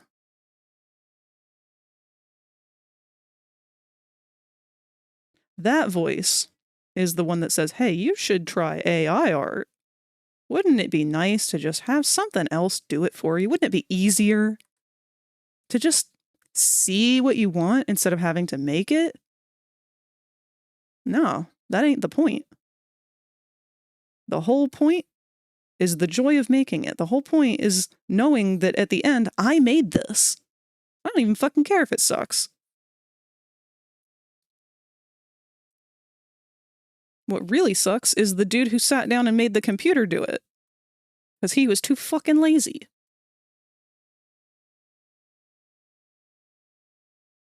So right away, I'm already feeling like I'm not loving how this is coming out. Part of it is because I don't really like the posture I gave him. Like, it was kind of a... I wanted that weight shift on the hip, similar to how he had it, but I think I didn't get it quite right.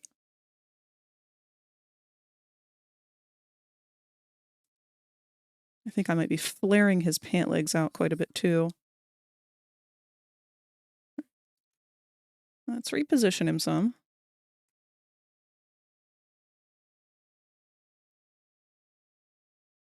If anything, he's feeling a little bit more like the first iteration.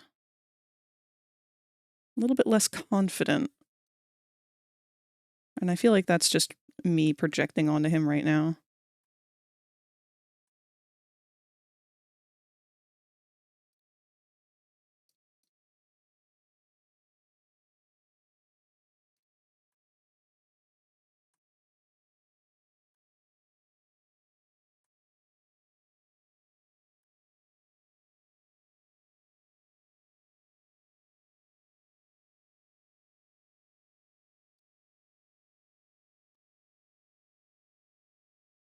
Also, I have proof that my father is a villain. He puts the toilet roll on the wrong way. Blasphemous. To the gallows with him. That voice tells me I can have nachos if I quit, though. It's very tempting. I'd rather make something that sucks than use a stolen computer generator with zero soul. Yeah. Because at that point, like, what are you even doing it for? Like, that's just openly admitting that all you want is instant gratification.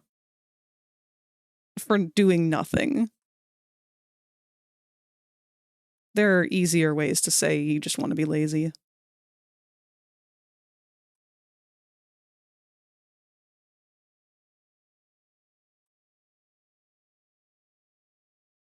What's going on with these leggies, buddy? These aren't you.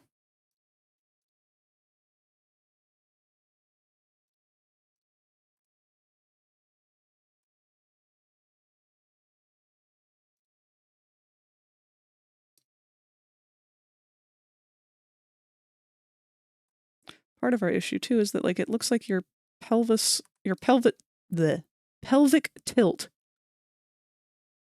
would have you more like that. But that's not how I drew your flippy flapper. Yeah, your angle's off here. We'll see what's going on with that.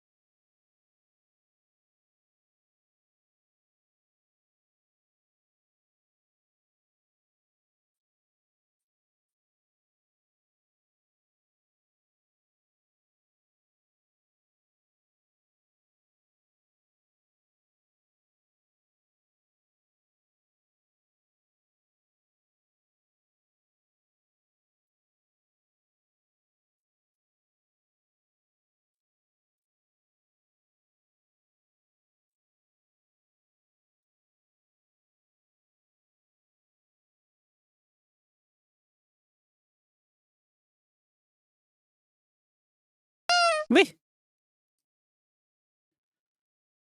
Ooh. Recently, Paizo, creator of Pathfinder, republished an adventure path called Crown of the Kobold King. Posted the OG art, and the new art shows the Wizards of the Coast Kobold King versus his redesign with the crown on his head. Over in Show and Tell. Ooh! Oh, he needed an update. Look at that big old noggin.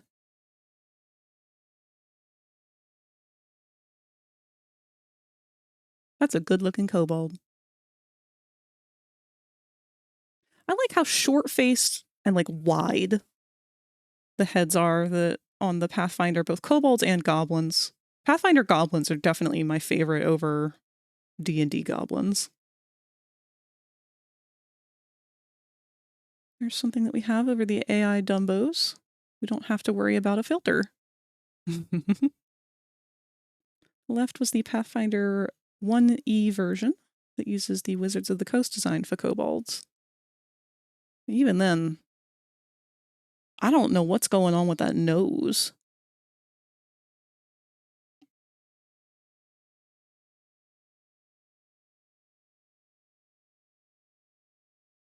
Well, it's supposed to have a dog nose, but this one kind of looks more like just a sunken-in black hole.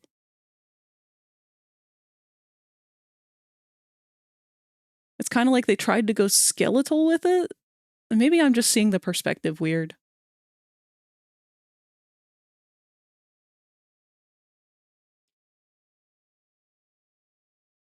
I do like the Wizards of the Coast kobolds. Predominantly because of the dog-like features. I like that that was a weird mix.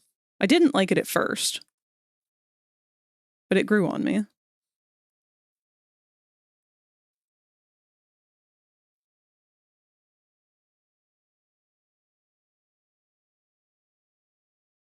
Bobble, what is going on? Your proportions are fucked up, dude.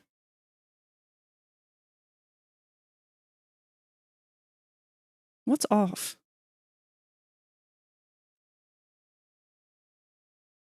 Are your legs too long? Is your torso too short? Let's stretch out this a little bit.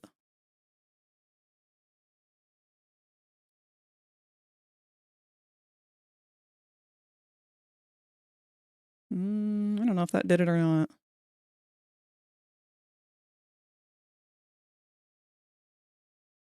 No.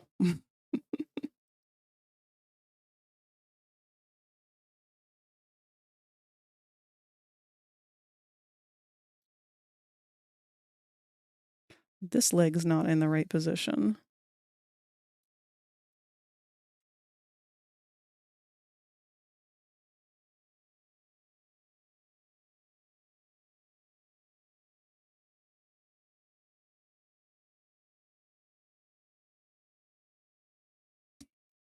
You know, I might be ready to give up on this already. The vibe just is not here.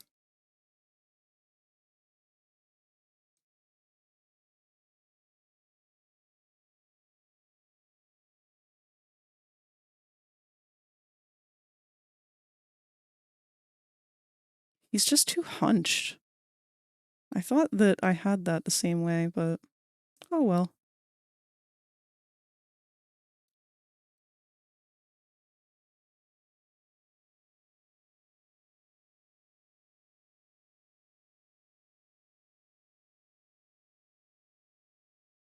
He's become a little bit more of a droopier guy.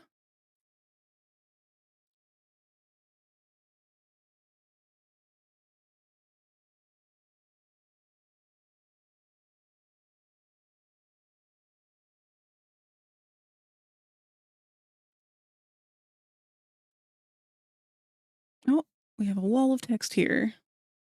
Crown of the Kobold King. It's an almost intelligent item, was made by a dwarf to rule his cult, but the cult died out along with him in it. His soul went into the crown and the Kobold King found it, and it caused an alteration of the crown for the wearer to try and make a kobold kingdom. Now, even if no kobold wears it, they will literally make Oh, they will try to make a kobold kingdom. That's a neat item. Had an idea for Popple art once you've done the reference? What is your idea?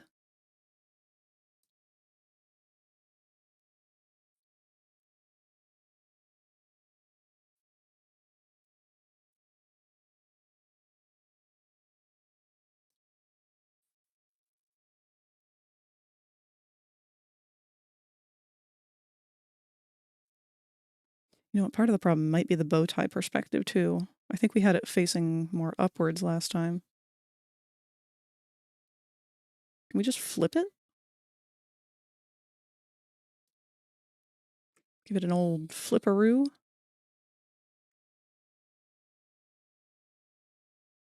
Kinda.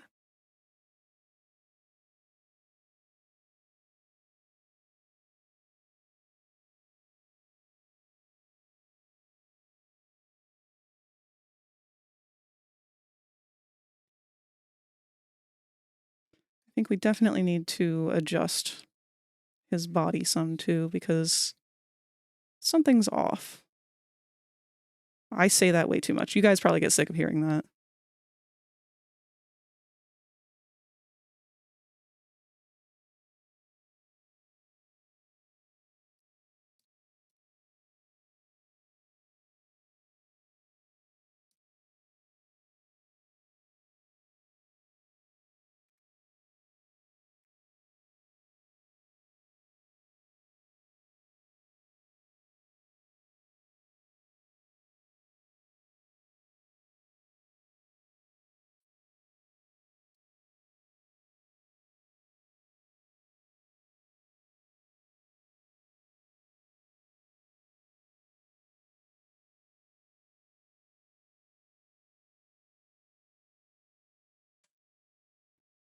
Yeah, man, the perspective is so off on these legs and I just can't fucking see it.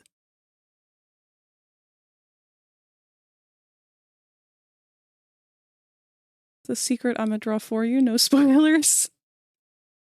Well, now that's all I'm going to think about.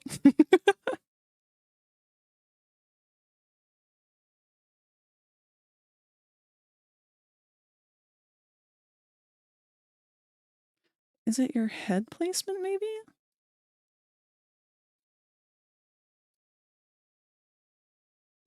Buddy, you're supposed to be like the easy character. What's going on?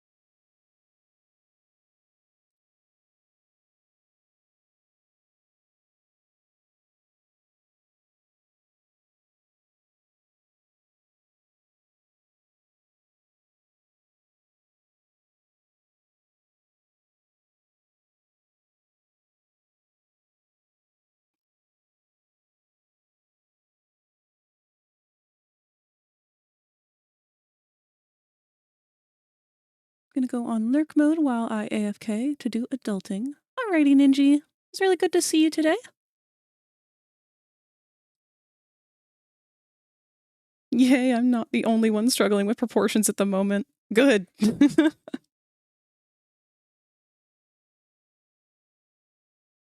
Nah, proportions are always a bitch. I feel like 90% of my struggle with art is just proportions not being right.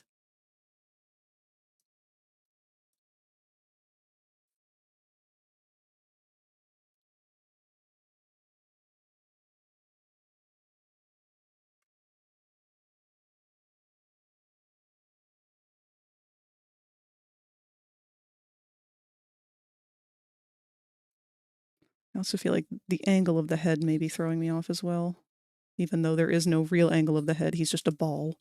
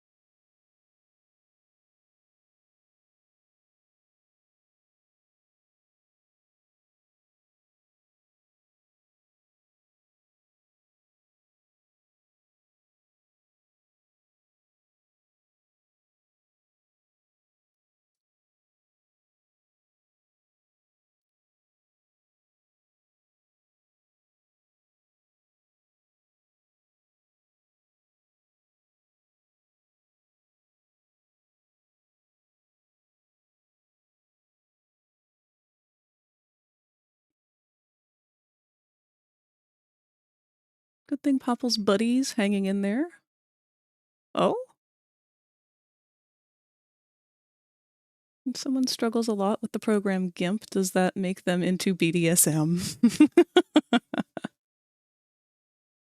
Ask Raptor at it again. I once submitted 10 puns to a joke competition. I really thought that with that many, one was sure to be a winner. Sadly, no pun intended. Thank you, Interstellar Desk Plant. That joke was punderful.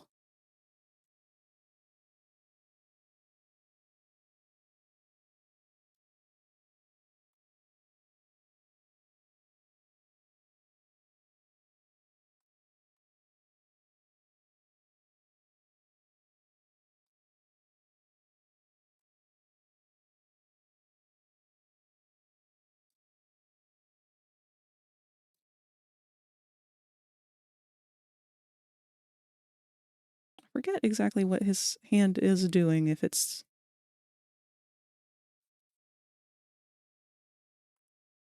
I think it's just like scratching the top of his dome.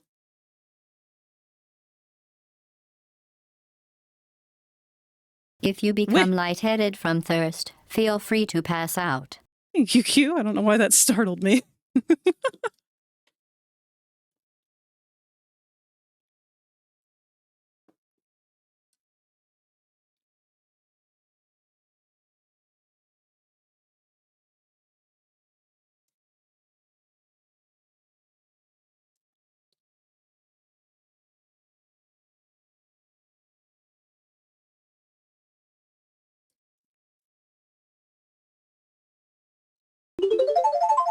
Because you weren't expecting it, much like you weren't expecting share a positive thought from Snake. Frag, I swear your music is such a vibe and your whole theme is lovely. I love whenever you stream because you're always such a nice person, or always bring such a nice presence. If I'm having a bad and you stream, I come here and vibe. We love the Raptor. Thank you, Snake. Honestly, this vibe, I can't take credit for all of it because most of it is brought here by you guys. Which I'm very thankful for. I am very lucky to have such awesome people to join me on stream, especially when I'm doing very little, like trying to draw this gumball machine again.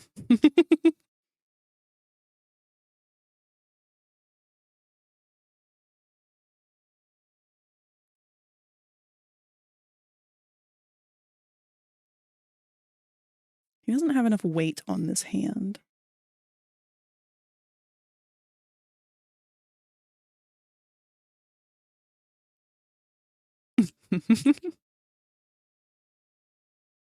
You know, if I had 10,000 channel points right now, I would have did Parco Fagore.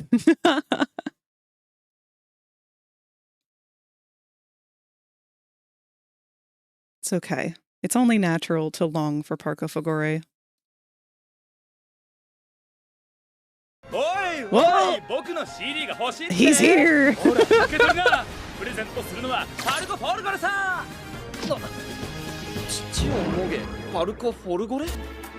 Particle Fagore? Music start! Chee chee chee chee wop by boing boing. Chee chee chee chee wop by boing boing. Hey, come on! Moge moge moge moge chee chee wo moge moge. Thank you so much, Satani, for blessing our stream with Parco Fagore just in time for the ads. But yeah, the ads are about to play in any second here. Apologies to those of you who will be stuck in them.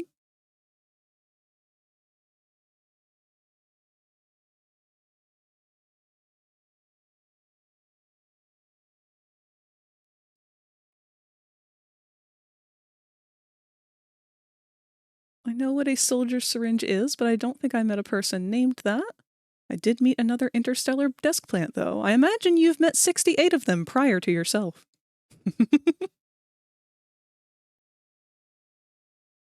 While the ads are playing, do you have time to see the reference? I will gladly take a look, Lewis. They were also in here at one point the past few weeks. I don't remember, but they have a similar naming convention as you, and a similar, gimmick, I would say. Looks like it's already a year and 2 months.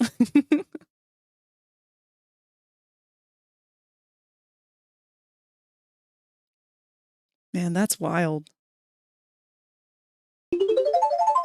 Posture check. Thank you, Q. I'm actually doing pretty good with that. I've been keeping my back pressed up against the top of the chair here. It's been helping a little.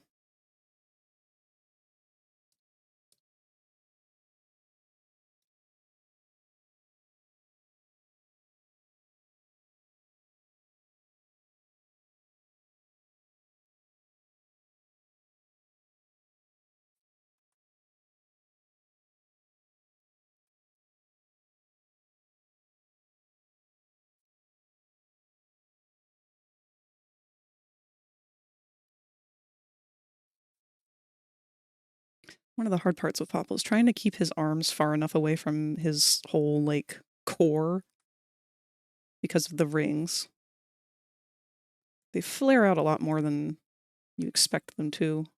Or at least when I draw them, that's what I feel.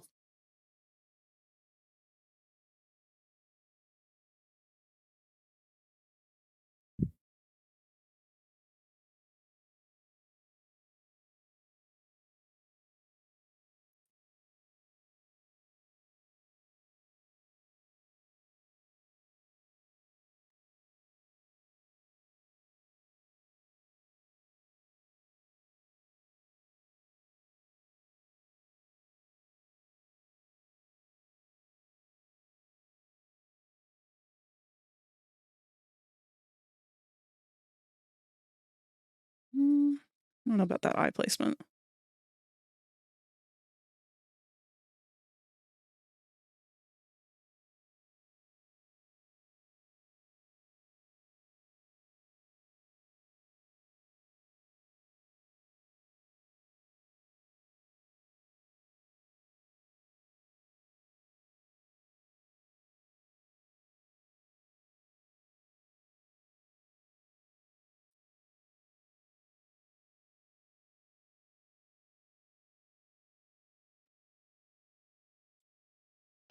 Wait. Well, FragRaptor, I don't have anything really else to to spend points on until you make that frag grenade. Unfortunately, it's still probably going to be a little bit before I'm able to focus on making more fun stuff for the channel, because I did spend the first half of my time streaming working on stuff for the channel, and now I've gotten myself into a bit of a hole, and I need to work on more assets and stuff to sell so that I'm supporting myself a little better before I'm focusing more on the fun stuff that we get to do together. But on that topic, I did actually get Doey pretty much done.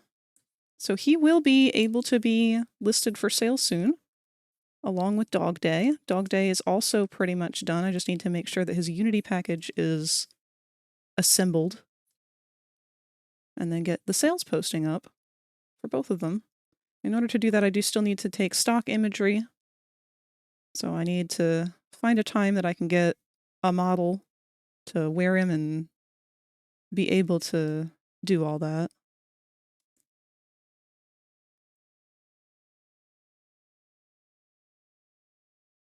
I think I'm going to go to sleep now. Hopefully y'all have a good stream and that your doggo gets better, Frag. Thank you so much, Q. It was really nice to see you today. And I will pass your loving wishes along to Bronx in the form of head pats and snuggles.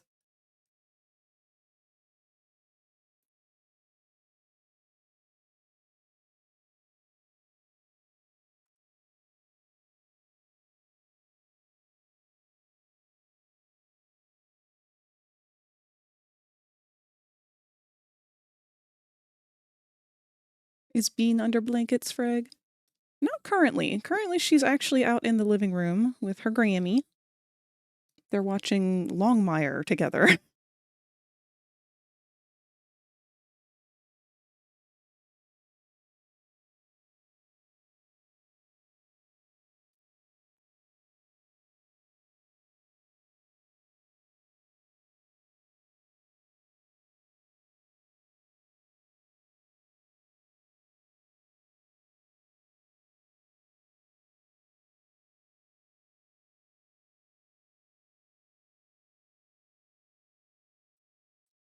I could definitely say that this, because of how much I've had to rework the posing and everything here, feels a lot stiffer than the previous two. So again, just not really boding well in the favor of this one. I've had to kind of resketch it a little bit too much for it to feel natural anymore.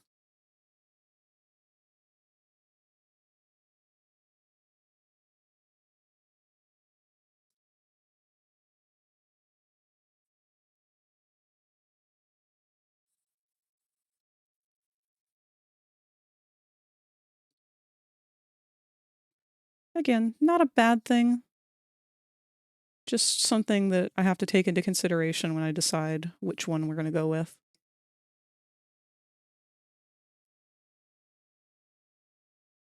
Do we have any Silksong enjoyers in chat? We had one who just went to bed.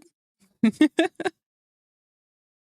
believe Q might be the only one out of all of us who's been playing Silksong. If anybody else has, they haven't been too vocal about that, or I haven't noticed. But I would love to know.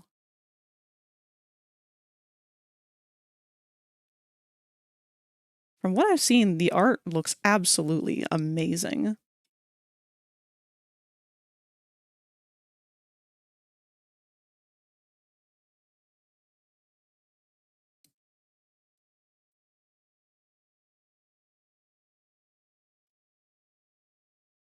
Honestly, me?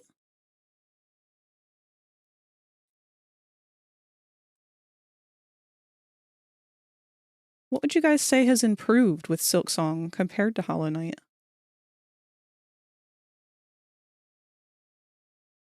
Three-person dev team.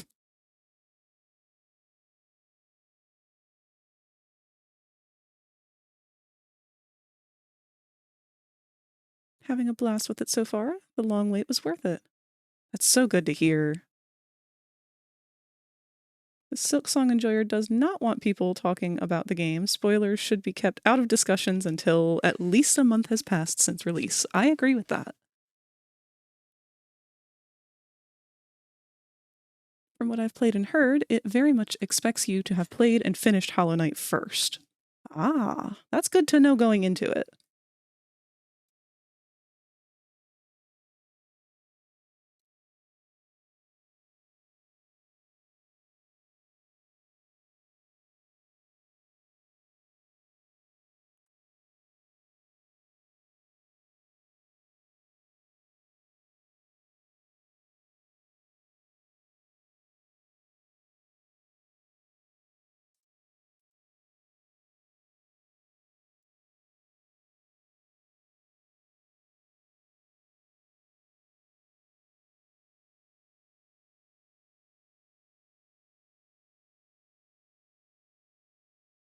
God.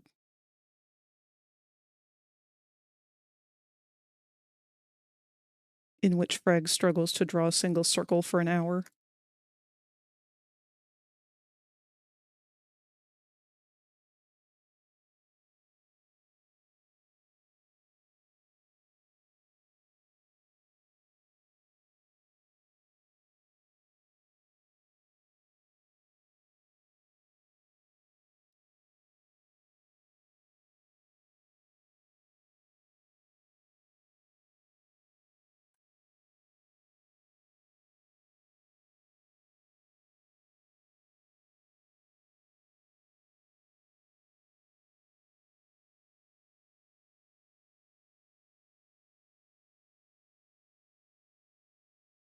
Okay, yeah. I think I'm ready to give up on this one. I'm just not loving it. But an attempt was made. Not a bad attempt, given how I've been feeling today and how much stress I've been under. I'm certainly not thrilled. But not a bad attempt, given all of that. Now we get to compare to the original two, and I already know for a fact I'm going to prefer the middle one. Yep. Yep. Ugh. It's so similar in so many ways, too.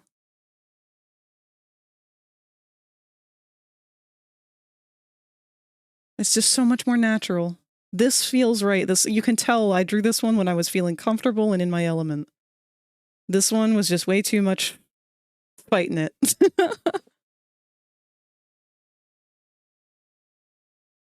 All right, well, we'll go ahead and just use that one. Oop.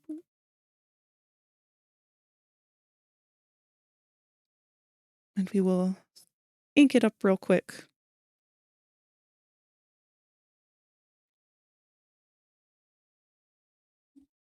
Not planning on dropping spoilers. I have played Hollow Knight. Oh, having played Hollow Knight certainly helps. Aside from my reference sheet, I also made an influence map of talented artists who helped me shape up as both a cartoonist and an animator.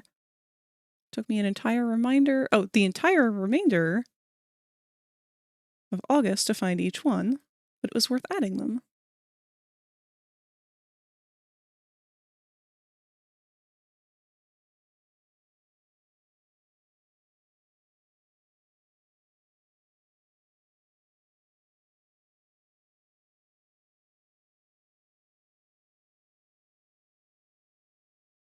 Oh, I see. You DM'd it to me.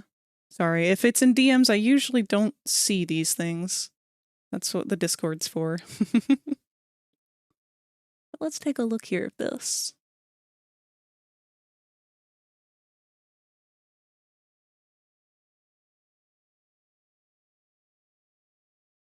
Oh, wow. Oh, this is thorough.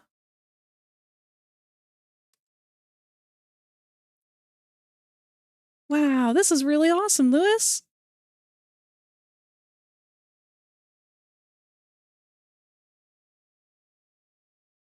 What a fun character design. I absolutely, if this was like the main character of a cartoon that was on when I was a kid, I absolutely would have watched the hell out of it.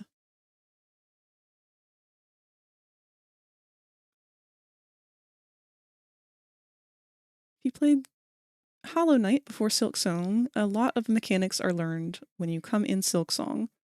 Silksong takes the mechanics and improves a lot of the details. Enemies are very strong based in the area that you explore and more difficult without a certain ability.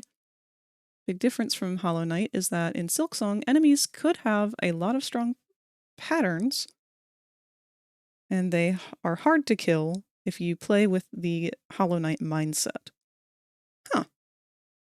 That's interesting.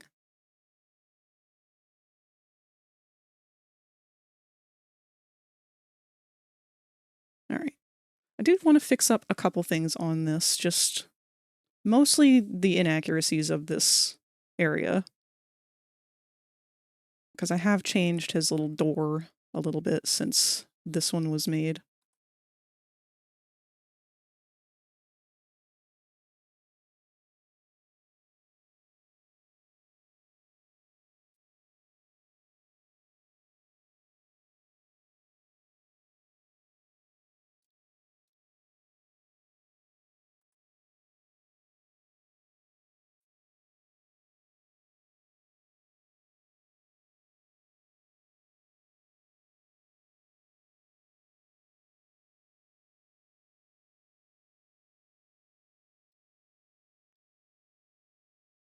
Thanks, although it's a work in progress, I still have to add expressions, things I love and despise, and tools of the trade next month.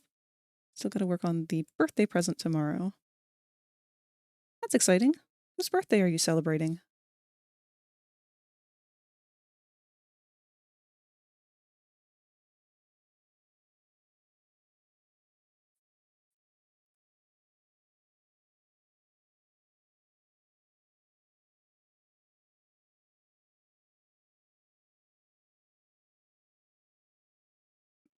I haven't played either game, but apparently you can get some sort of talisman that changes Silksong's player attack, locomotion, and range to match Hollow Knight's. Oh, that's nice. That's very nice. I like when they include stuff like that, because I'm one of those people where if I have a game like that I'm used to playing a certain way, changing it up makes it very difficult.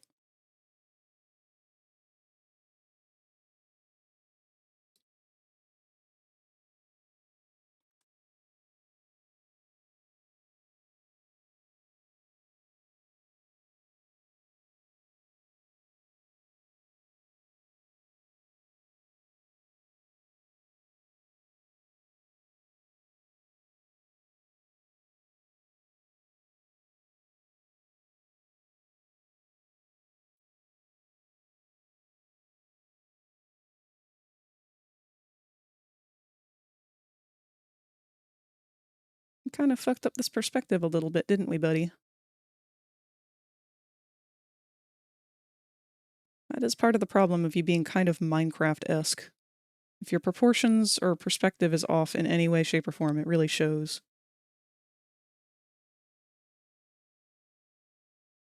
Because we can't really have this going back when the flap goes forward, can we?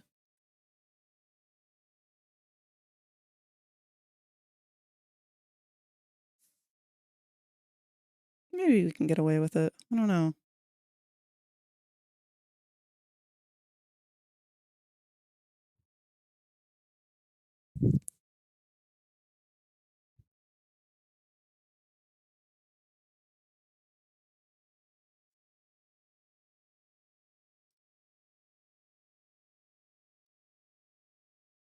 Weh.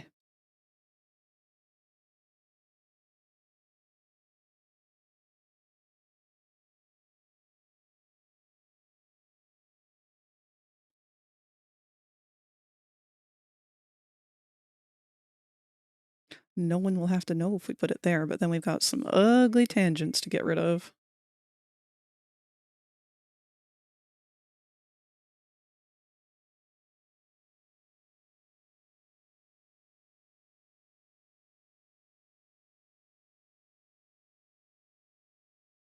One of my followers who... Oh. For the birthday, I'm sorry. One of my followers who happens to be a co-writer of SMG4. That's a Sonic thing, isn't it? I feel like I've heard Manic talk about that. Damn it, OBS update. Didn't notice it force closed PNG Tuber remix on me. I didn't save some changes that I was messing with. Oh. No, it's from Glitched Productions. Oh, wait, is that the one that Mr. Puzzles is from? I've seen that character all over the place, and I've never watched anything that it's from. I don't actually know anything about it. I like the design a lot. But I just kind of... It hasn't been relevant enough that I haven't really looked into it. Also, hello, friendly!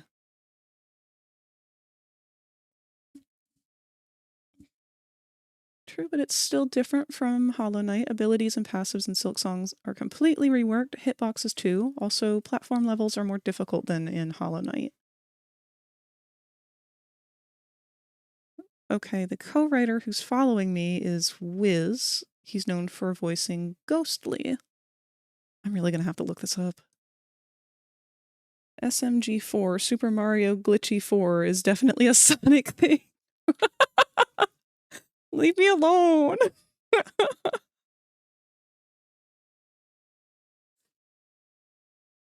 What is SMG4? What does that stand for?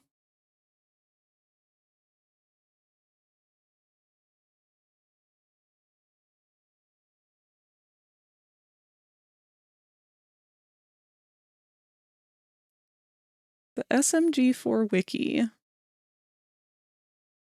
Super Meme Guardian 4, formerly known as Super Mario Glitchy 4, colloquially known as 4, is one of the two main protagonists alongside Mario of the series of the same name. Okay, hold on, let's look up the series. SMG4, previously known as Super Mario 64 Bloopers, it's what is that? This is like 3 different things now. Hold on. It's an Australian adult computer animated science fiction machinima situation comedy web series. What the fuck? What?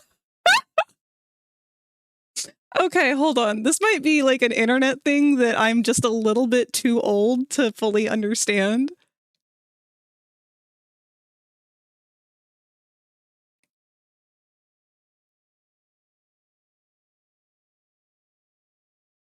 Times are rough. Not really. I still have 10 days before I can finally watch the pilot for Knights of Guinevere, and the wait is killing me.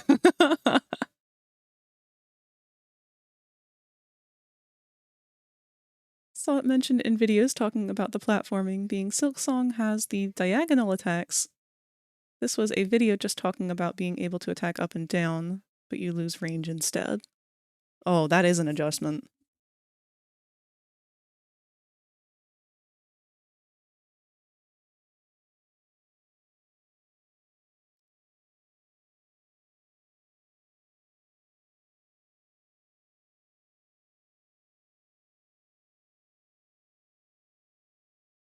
I feel like I've definitely heard Manic talk about this thing before, but this is very much not something that I have ever looked into. And also, if it's about Mario, where does Mr. Puzzles come in?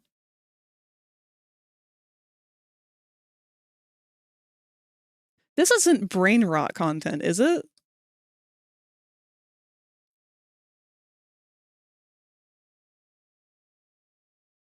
I see Papa is already ready for Halloween. He sure is! He's got his candy corn, his wriggly little spider.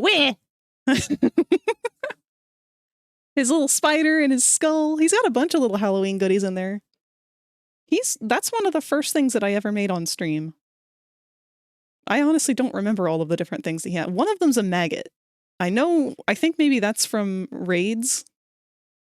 The skull I know is from raids. He can get an eyeball.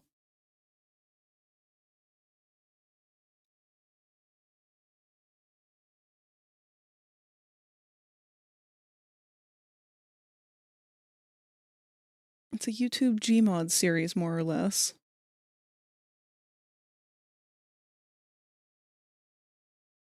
Thank goodness I didn't forget about the video I mentioned today. If you want, you can watch it. Yeah, I'll take a look at it when I'm able to, Lewis. Uh-oh. Soldier syringe? I'm starting to have questions. Interstellar, are you still here?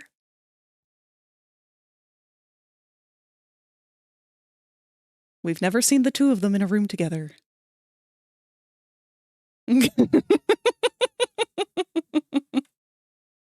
Nexus is already on the level.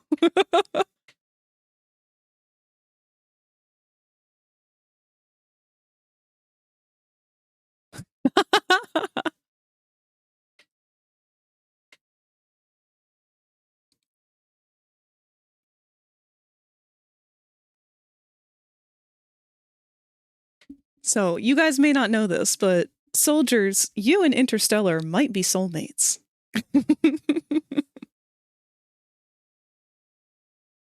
Or rivals. I hadn't considered that one, but that works too.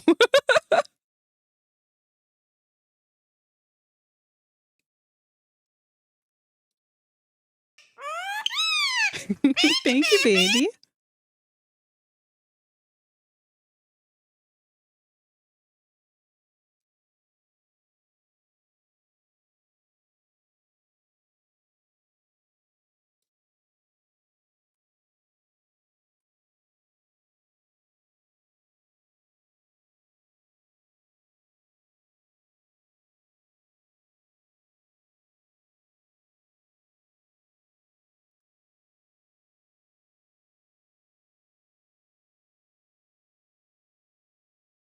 I think that's a good enough shape that we can tell much better what that angle should look like. It's maybe not perfect, but it gets the job done.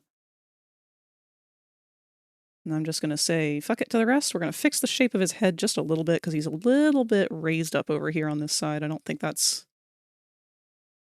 quite right.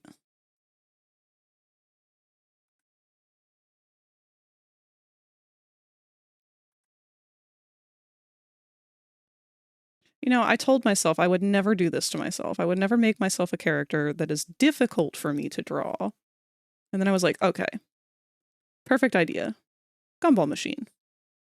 No nose, no outfit to worry about, no hair to worry about. Perfect character, right? And I forgot that I don't know how to draw a circle to save my life.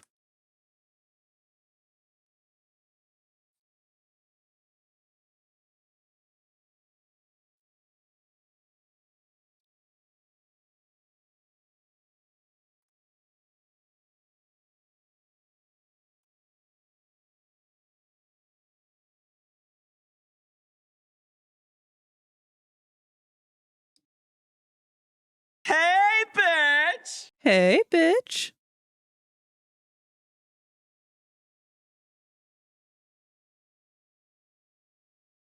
How's it going, everyone? How is it going, everyone?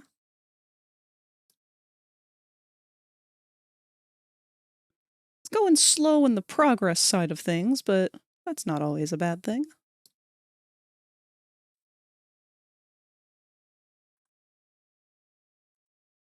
We're not really aiming to make the most progress today. We're just aiming to make it through the day. Because sometimes that's the best we can do. That's still good.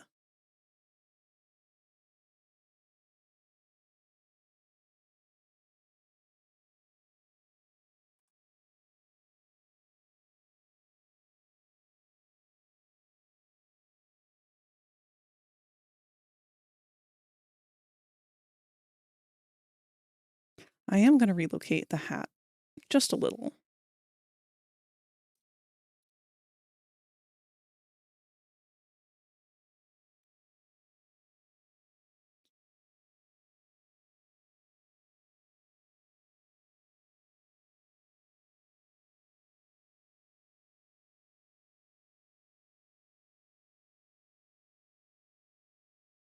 There we go.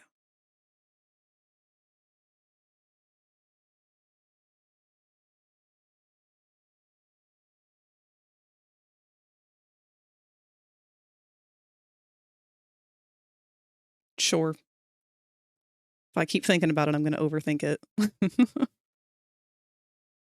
Suspect that you've played Risk of Rain before.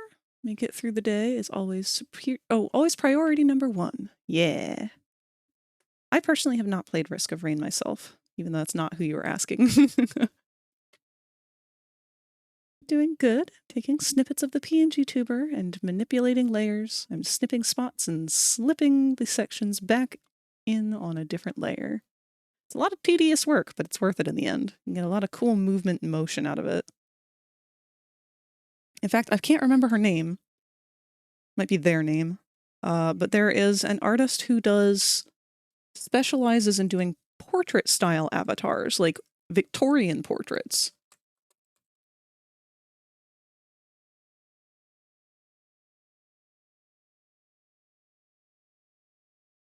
See if I can find their stuff.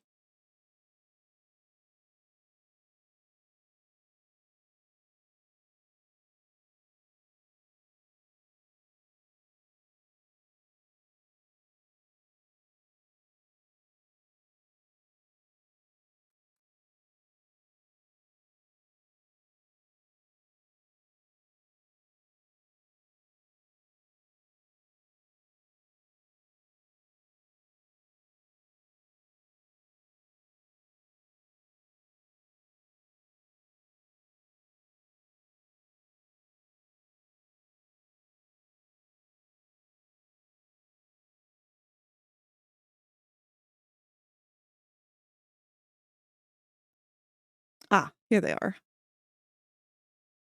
Do I not follow them? I do. I just haven't caught them live. All right, let me link that to you guys. But this is a much larger streamer than me. But they have an absolutely I was correct. It is they them. But they have an absolutely outstanding art style. I've never really seen anybody else recreate anything even as close to the kind of avatars and stuff that they make. Really, really gorgeous work. Very well rigged. I think earlier on they had started out with doing PNG tuber stuff and then moved on to live 2D. I don't remember on that. That might be inaccurate.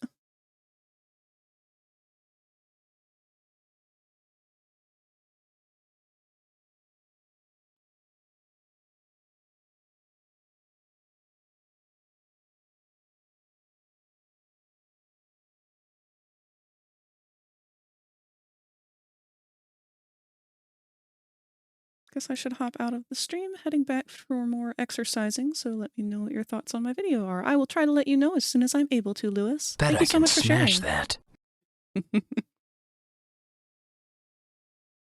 The lower jaw, the bottom jaw, needs to be a layer under the head, so the bottom teeth slide behind the upper teeth, or upper jaw teeth. But the jaw hinge slips under the upper jaw hinge, making the scales disappear. So I'm snipping sections of the upper jaw hinge, re-uploading the spot, and getting it under the lower jaw hinge, while slipping the texture back in so that the texture lines back up with the OG spot. Oof. That's giving me nightmares of trying to rig my current avatar. One of the trickiest spots that I ran into was exactly where you're having a problem, right at that jaw hinge. Because if you haven't noticed, I have a gradient for my underbelly color. That was not pleasant to figure out how to rig.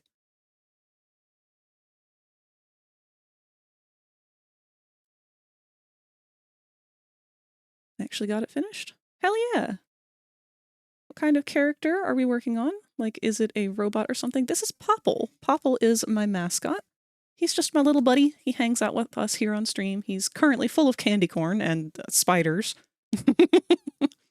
But I've realized I don't have an actual reference for him. So that's what I'm working on today, is to create an actual reference. Because as much as I draw him and as much as he is included in just about everything I do, I never really got around to that. So we're changing that now. What kind of pen do we want to ink this in? That seems decent. Do I want to bother trying to hand ink this whole circle? No. Uh-oh.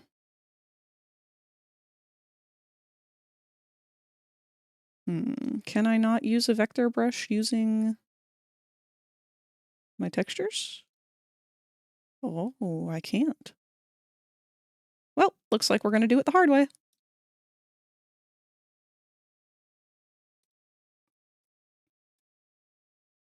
And like always with the hard way, we're going to start with the hard parts first, meaning his big old fuck-ass dome. We're going to crank that stabilizer up as high as it can go with the slow mode. Actually, not as high. I'm on stabilizer 5. It goes up to 7. And this is going to take us a hot minute.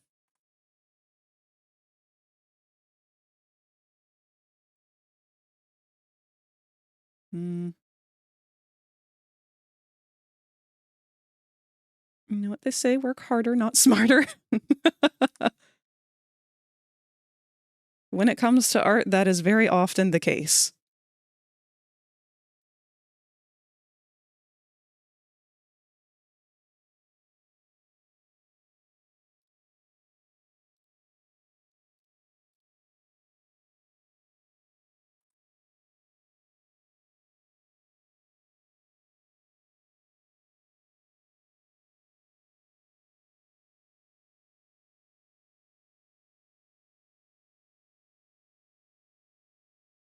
If I were more in practice right now, I wouldn't have to be going quite as slow as I am for this.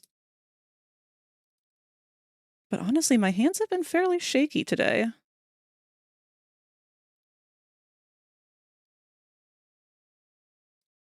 That's okay. That's what stabilizers were made for.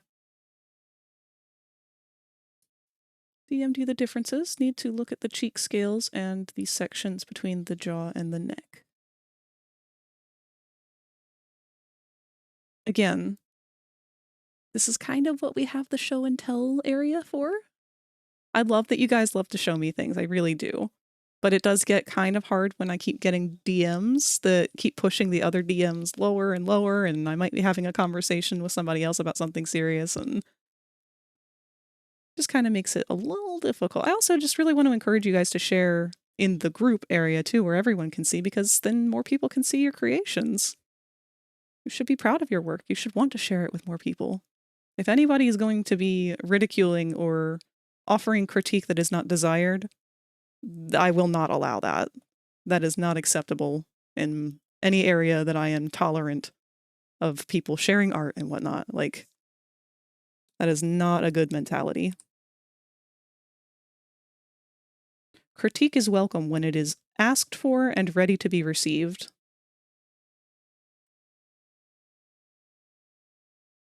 But not every piece needs to have critique given, because not everybody's trying to grow from every piece they make.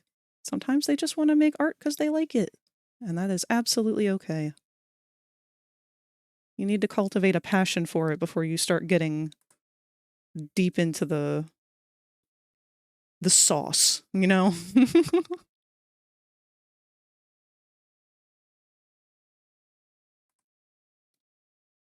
I don't know if I like that line, actually.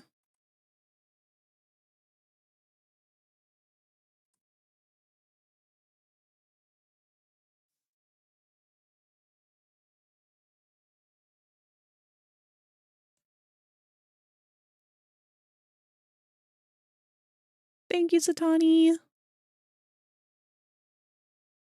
Oh, wow. Oh, that was a major improvement.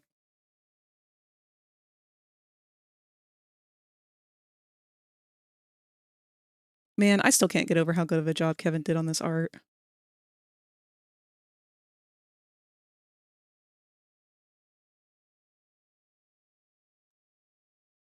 Just amazing. I love how soft their blending is.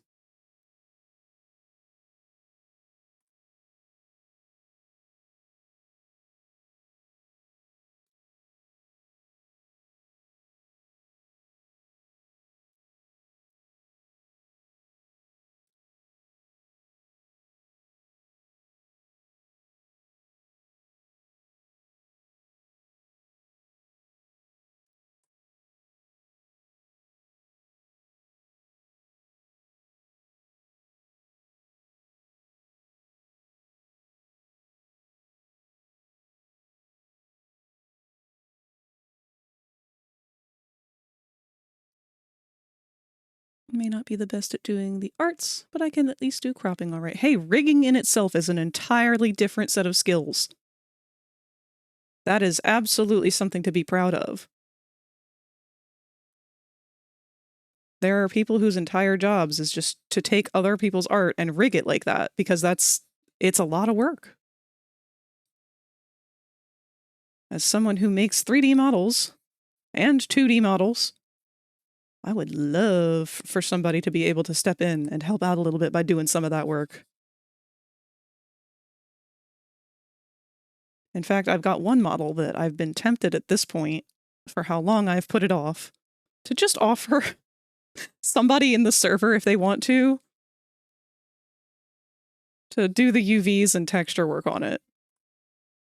I can't afford to pay anybody to do things like that. That's why I create all of my own stuff when I want something. But if anybody would want to learn or practice doing things like that, I very much have considered and am still considering throwing that model up there for that. You will hear a buzzer. When you hear the buzzer, stare at the art. Thank you, Katie.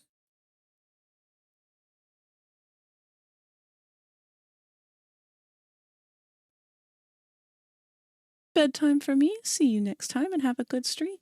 Thank you so much, Interstellar. It's very good to have you pop by for a little bit. I'm glad that you got to meet your rival finally. I hope that you have a fantastic evening.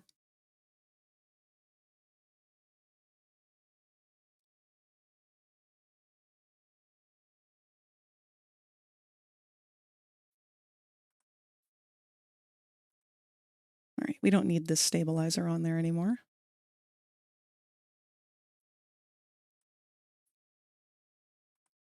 At least I didn't think we did. Jeez.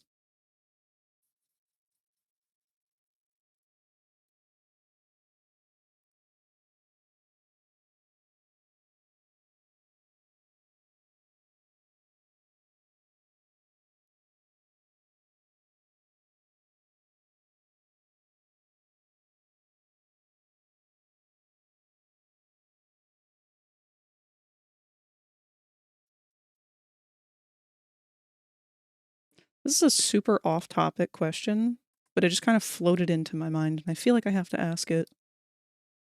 Are any of you here frequent people who use VR? And if so, do you happen to dream in VR as well? Like if you say you went to like a specific place in VR, have you ever had a dream that took place in that place?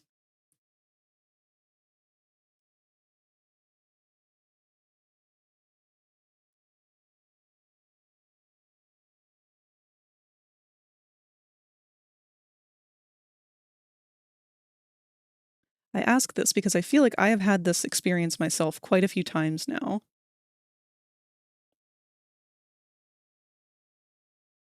I have dreams of VR, but never places I've been to yet. Okay, I think that does fall into a similar category, though. Maybe the places, they are places I need to make myself. Hey, that's a good way to take it. I've never made a world to go to in VR, but I really would like to. Problem is, I'm just not a very detail-oriented background artist. Like, I don't think about the details in the background. I think about the people. The background is not even beginning to come across my thought process.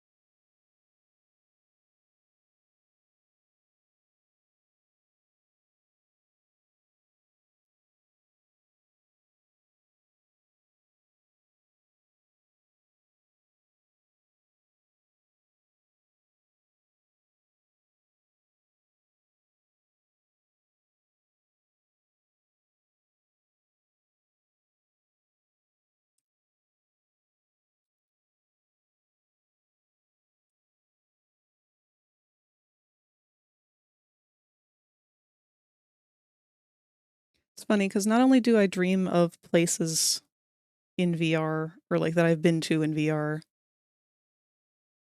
but I also dream of people as their VR avatars, like people I've known long enough.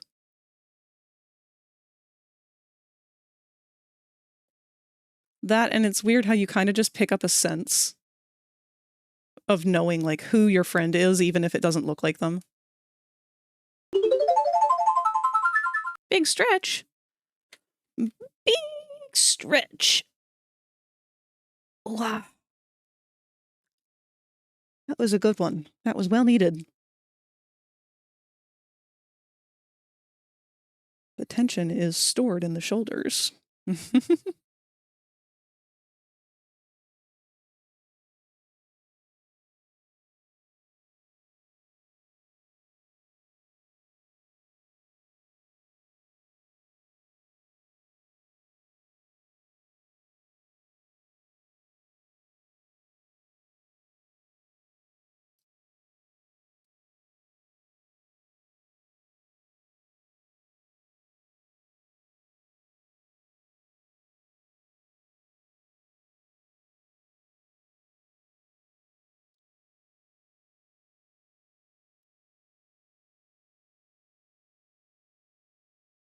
Let's go ahead and actually save this, since I haven't saved this once since we started.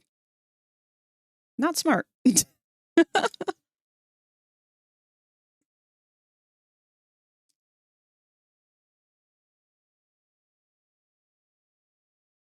Not sure if I'm following. You dream of VR places and people? Yeah.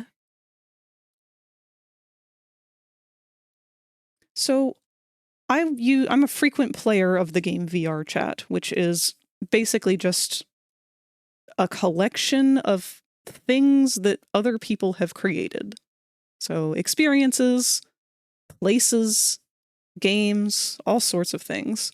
It's just a VR hub of human creativity.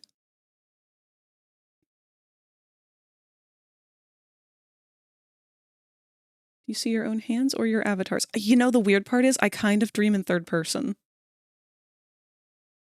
So, like, sometimes, yes, I will see hands that I know at the time are mine because it is from my POV, regardless of what they look like.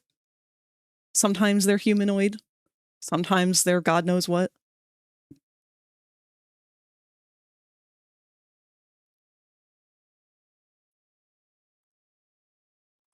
But a lot of my dreams and memories even are often in third person, and I don't know if that's just because I grew up very heavily dissociating a lot of life.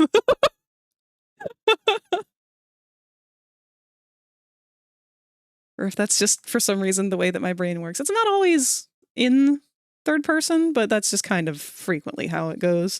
Or like I'll start in first person and then it's like my POV goes from being my eyes to like shifting seamlessly into a camera viewing me, if that makes sense.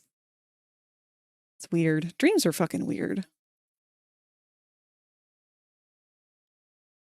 As someone who doesn't remember dreams often, that sounds confusing. Now, it gets worse because before I started doing VR, I used to dream almost exclusively in cartoons, which was cool and weird in its own ways.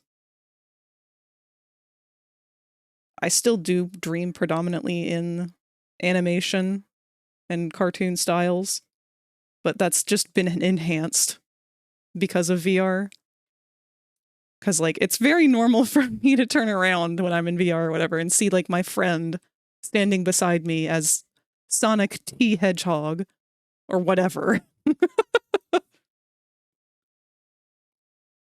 In fact, Locke is with us oftentimes. The green Dilo that we have down here next to Popple, that would be Locke. He is lurking.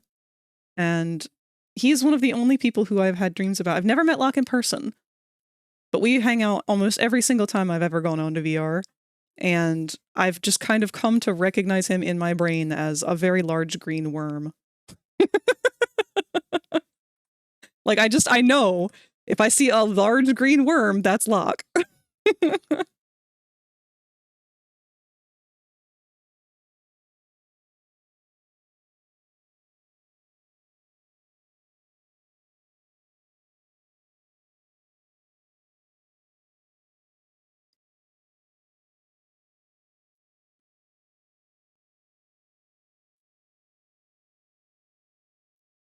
Oh my god, hand, please cooperate. Trying the same line over and over and over again.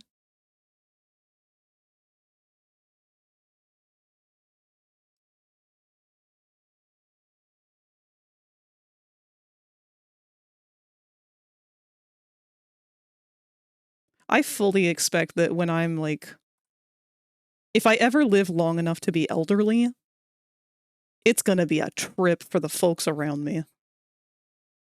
I ain't even sorry about it, man. With the things that I had to go through with Grandma and her dementia, like, don't get me wrong, I love my grandma to death. She was like the closest family member I had in my entire life.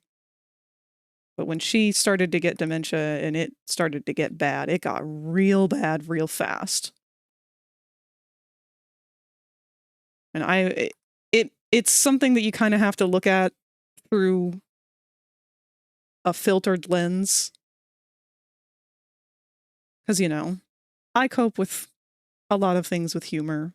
And it's reached a point now where I can do the whole tragedy plus time equals comedy. I can't wait till I'm old and demented. Because I'm going to be such a problem for so many people. Going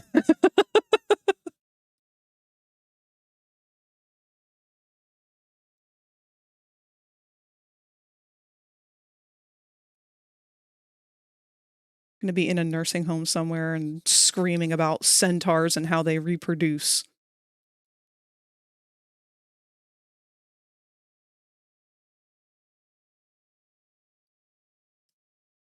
Has Popple dispensed an eyeball? He can, currently, with his Halloween version. I don't remember what the eyeballs are. I think spiders, skulls, and eyeballs might be from raids. It just randomly will pick one. Actually, no, the spider I think came from a subscription earlier. And the skull came from the raid. The raid should still be, like, it draws from a pool of 3 different images, I think. Use it to become a menace. Pure evil. Yes, exactly. I have paid my debts in life. When I'm old, I'm going to make it everyone's problem. I've earned this. My grandma was the absolute sweetest, most charitable woman ever to walk this earth. She was truly a saint. And she became Satan incarnate. And you know what? If I get dementia, I fully plan on following in her footsteps. I've earned that right.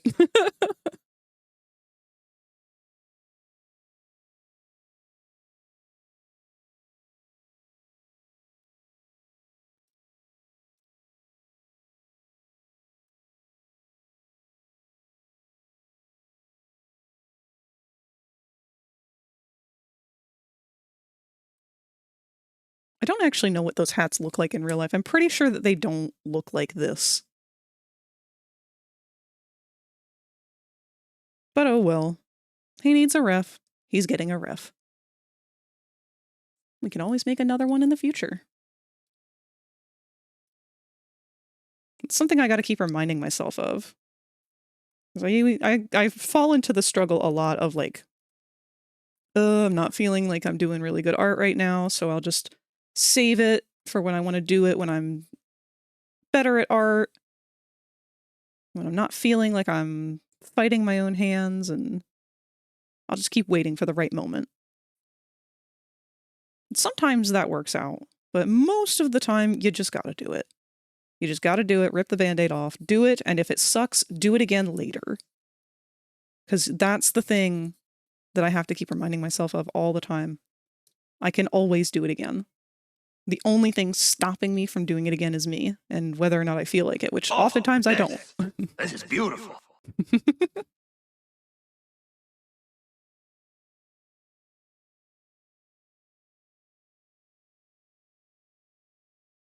Welcome back, Void.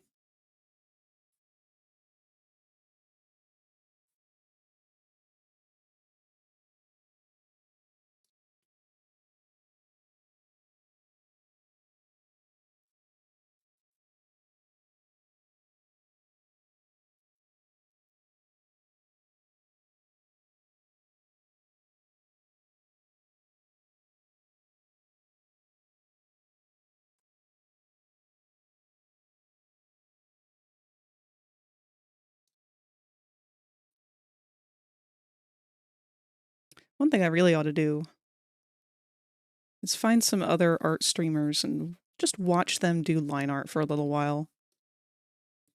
I gotta get myself in the habit of doing that more, because you learn so much from watching other people.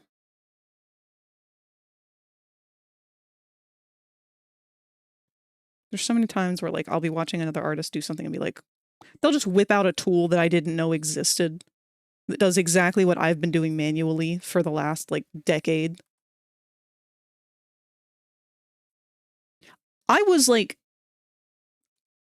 maybe a month ago, I found out that Psy 2 has a built-in outline tool. Y'all, when I make my flyers every time I go live, it is such a pain in the ass to have to do the stroke effect on the text.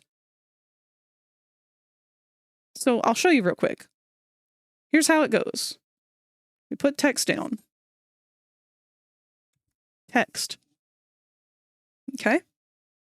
So we've got our text now. We're going to make it doesn't matter what color. Well, first of all, I can't do anything with it right now because it is considered a text layer. And a text layer can't have the same effects as a regular drawing layer.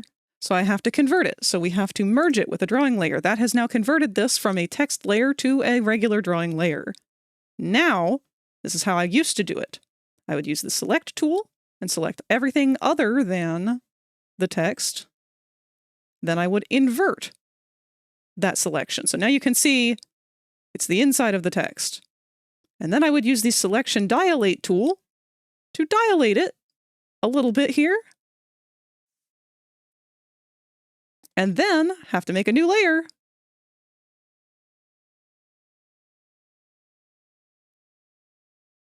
There we go.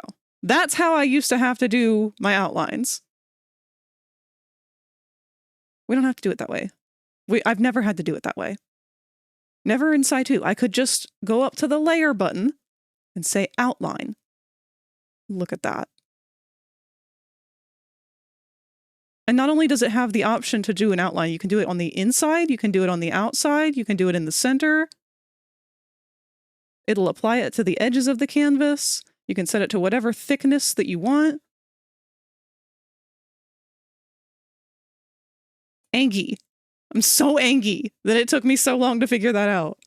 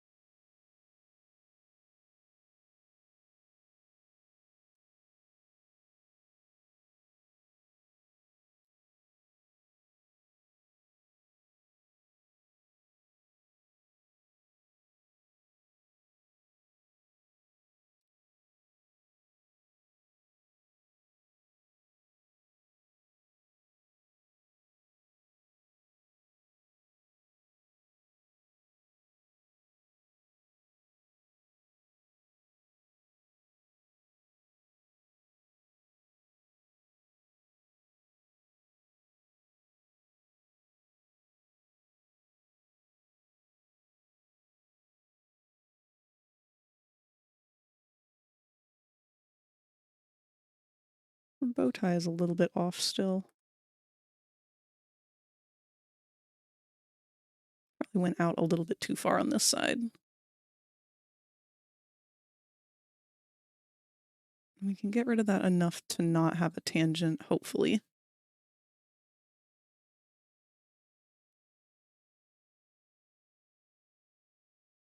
All right.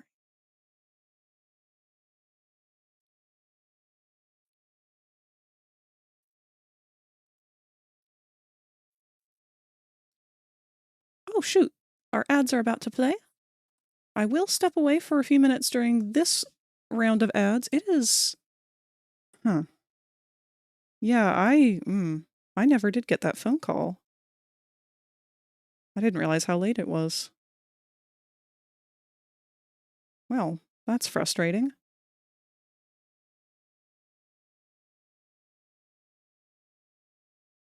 Okay. When these ads run, I'm going to step away for a few minutes just to go check up on Bronx, make sure she's doing all right, make sure Mom's doing okay. I haven't heard anything from either of them, so I assume things are fine. But it never hurts, you know?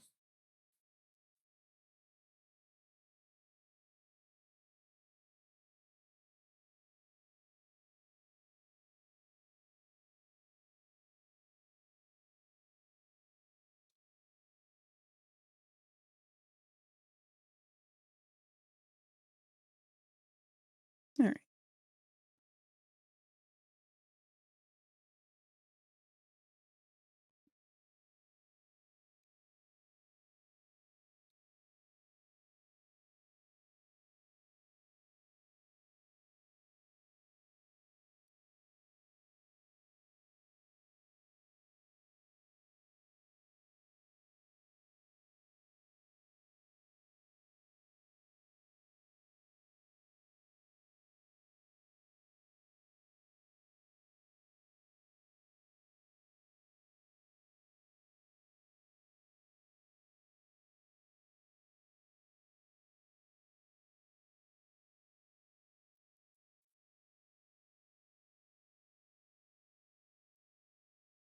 just in time. We have an ugly tangent here, but we'll deal with that when we get back.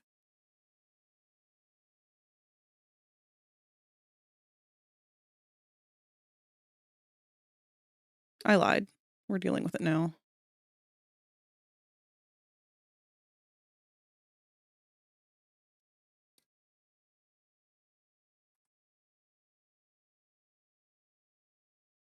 All right. I will leave him at this for the time being, and I will see you guys in a few minutes.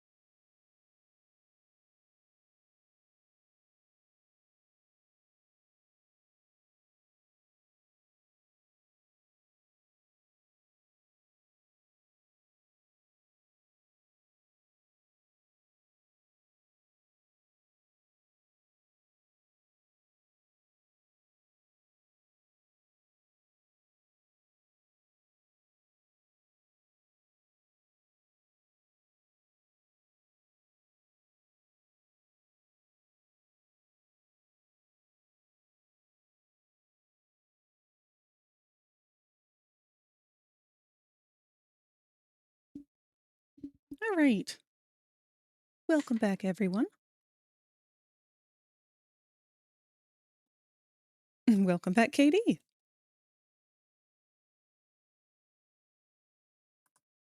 Oops. There we go. Bronx is doing good. She's a little extra sleepy.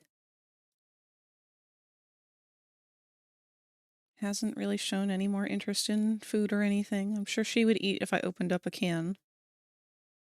But she still hasn't touched her dry food at all, and that's got me a little worried.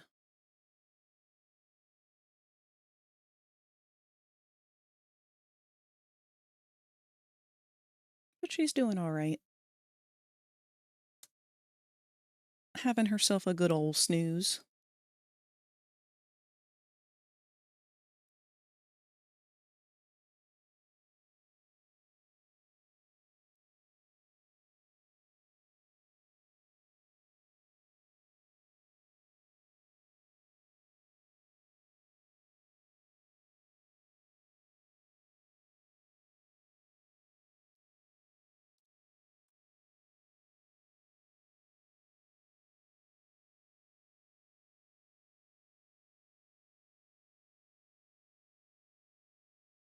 Bleh.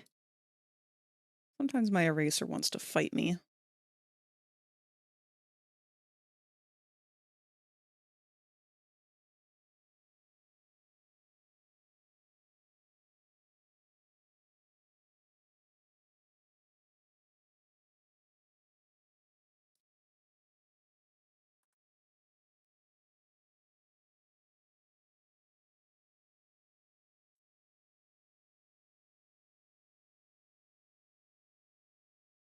I really got to get around to finishing Popple's model.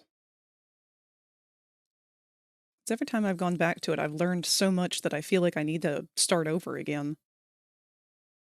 Which is not a good way to go about it.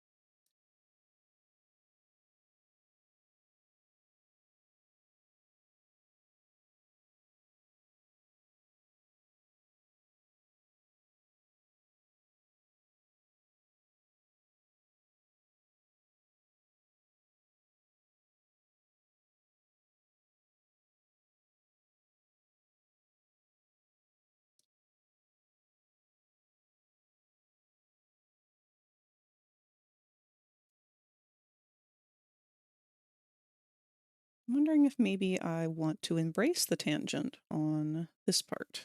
I think the answer is yes.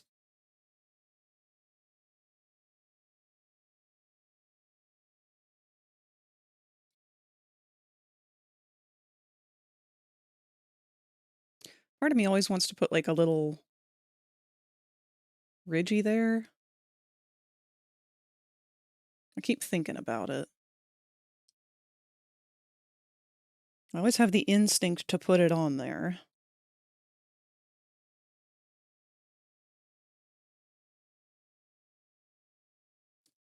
I'm gonna leave it off. Just for simplicity's sake. Simplicity's sake? Simplicity's sake.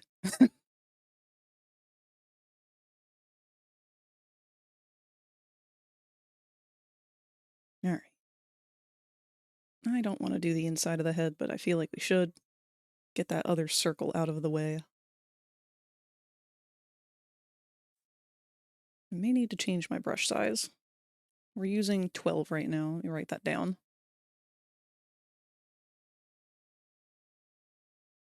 We'll change it down to 8.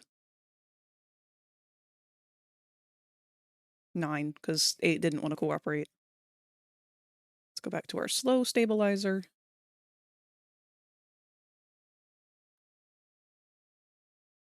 Weh!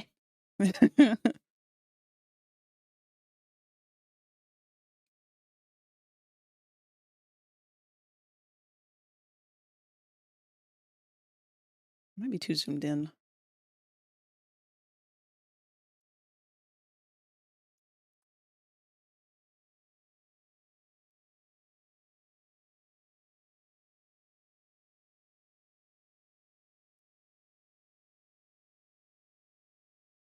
Whenever I draw a popple, I always question whether or not I want to draw the entirety of this inside layer, or just sort of imply it.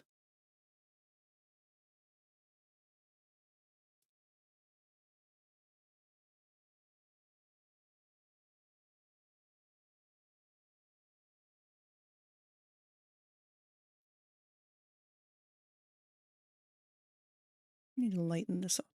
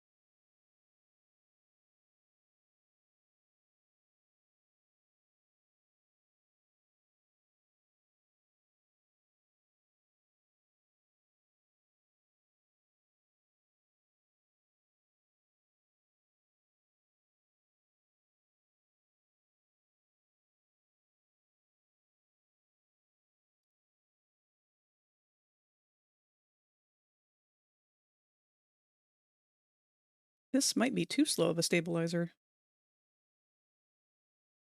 And 3 is not fast enough, so we'll go with 4. Ooh.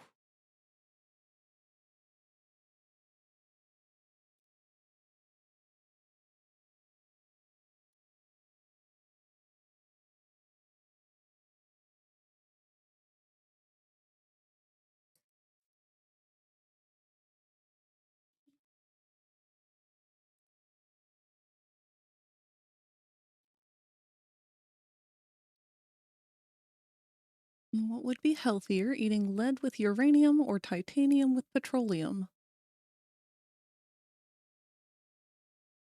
Probably the titanium with petroleum, I assume. But both would most likely kill you. Uranium, I feel, would kill you more painfully. That one's a bit of a slower death. Same with lead.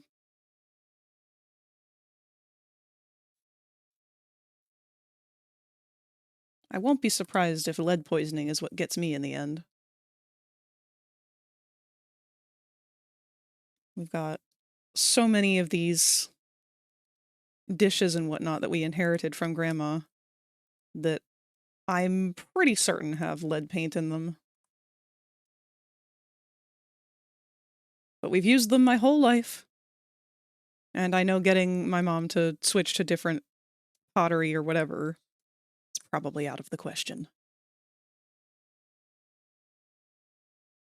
What more boomer way to go than lead poisoning?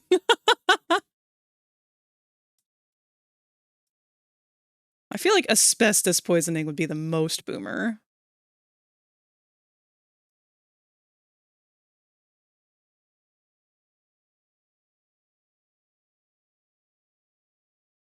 I say that, but I distinctly recall my mom sharing stories with me of when she was a child and would eat pain chips. It's honestly a miracle that the boomers have made it as far as they have.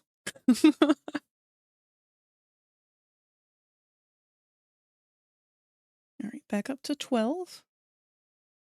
We can erase our reminder up there. Might keep with the slower stabilizer for now, though, just for these legs. 'Cause that's a long-ass line.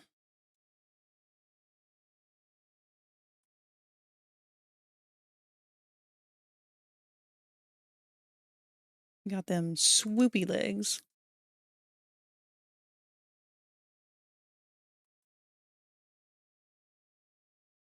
Let's make them a little brighter.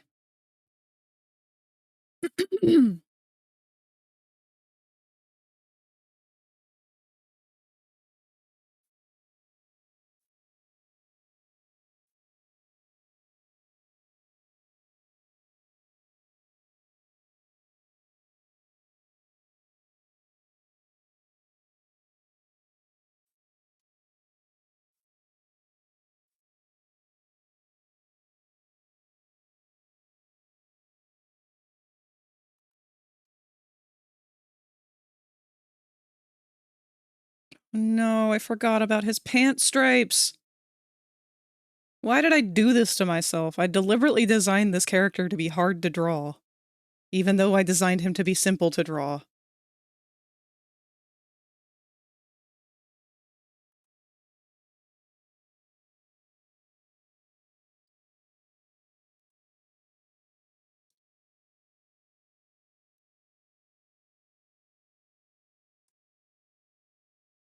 Also, I'm just now realizing I don't... Are these pants? Do they count as pants if they don't have, like, the crotch area? Isn't that what pants originally were? And that's why we refer to them as plural?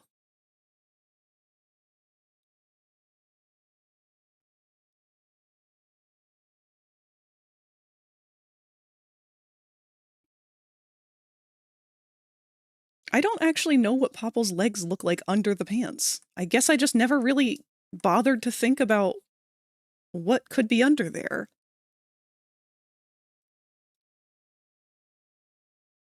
That's a cursed drawing idea. I feel like they would just be like the skinny little bits of his arms here, too.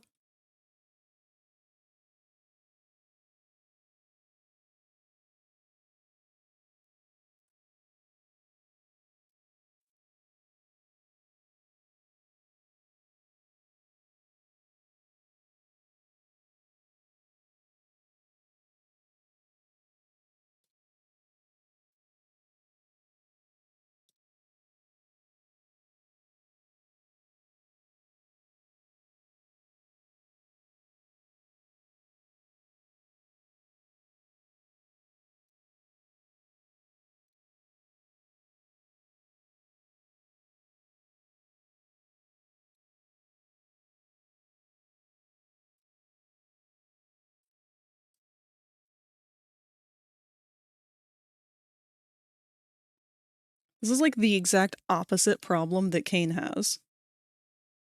Because Kane's pants are also his shoes.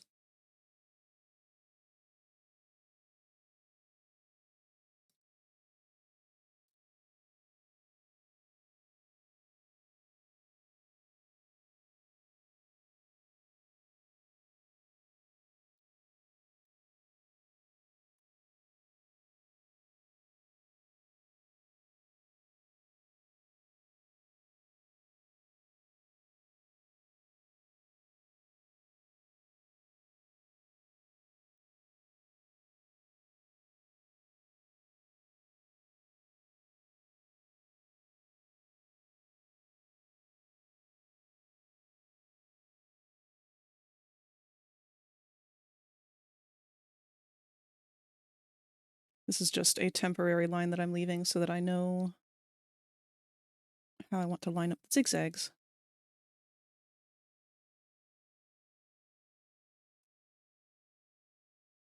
Because he has these zigzaggies on purpose. They are designed to look like popcorn bags. The kind that you get at the circus. It's like the universal symbol of a popcorn bag, anyway. That's gonna be a problem.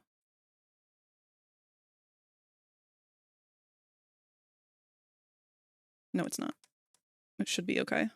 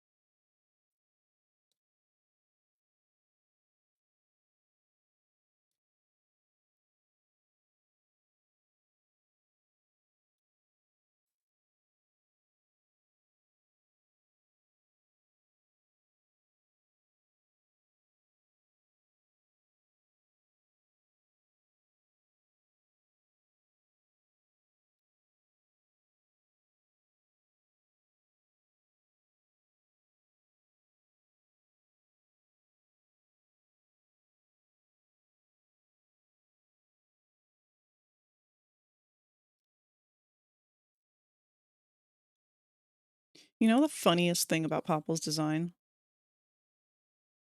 I kind of feel like he would fit in perfectly well in Hazbin Hotel.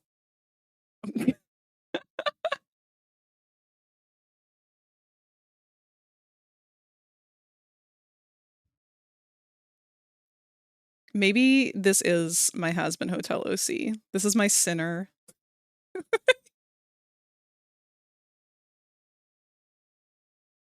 What could Popple have done to end up in hell?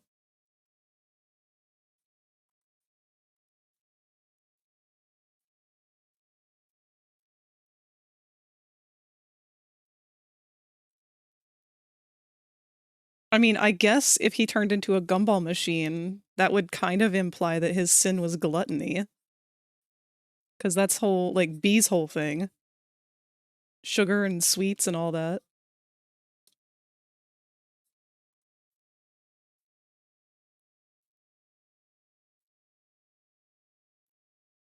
Also, how he died would change how he looks. So he probably died to gum. He died choking on a gumball. Oh, I love that. That's actually perfect for him.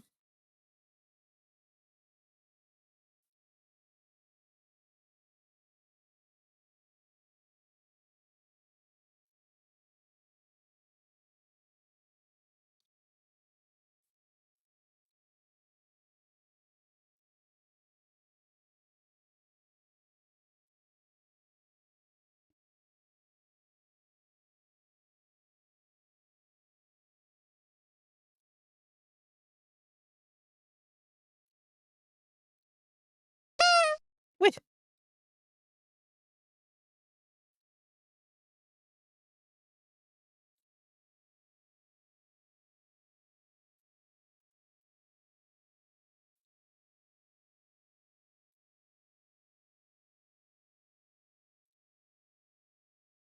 Oh dear.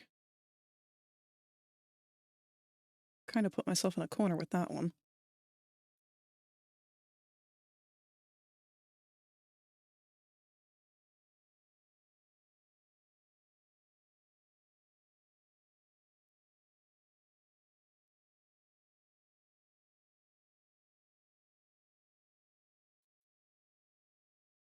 God, I feel like if Popple ever did go to hell and end up in this universe or whatever, him and Charlie together would be fucking insufferable.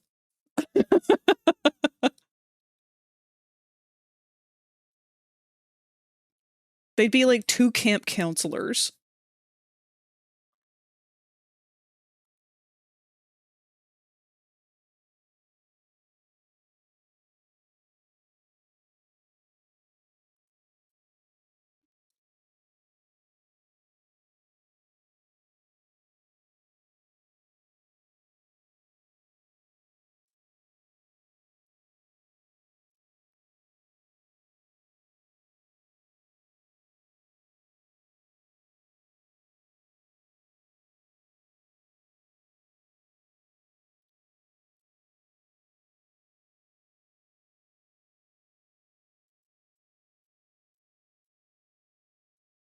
All right, I think I did a little bit wrong here.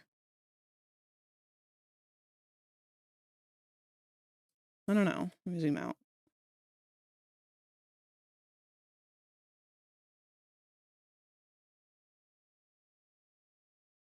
He really does look better with just the 4. I feel like I should probably limit it to that.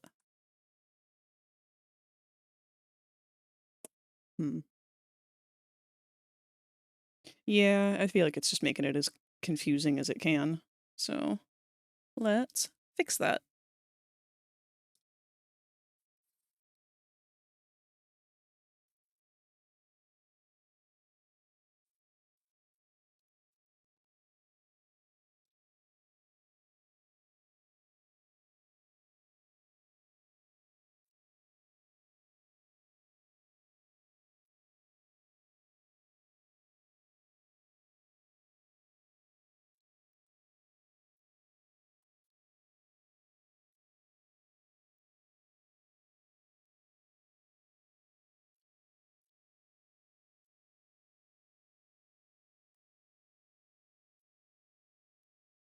Oh shit, I'm still on the slow stabilizer, that's why it's being weird.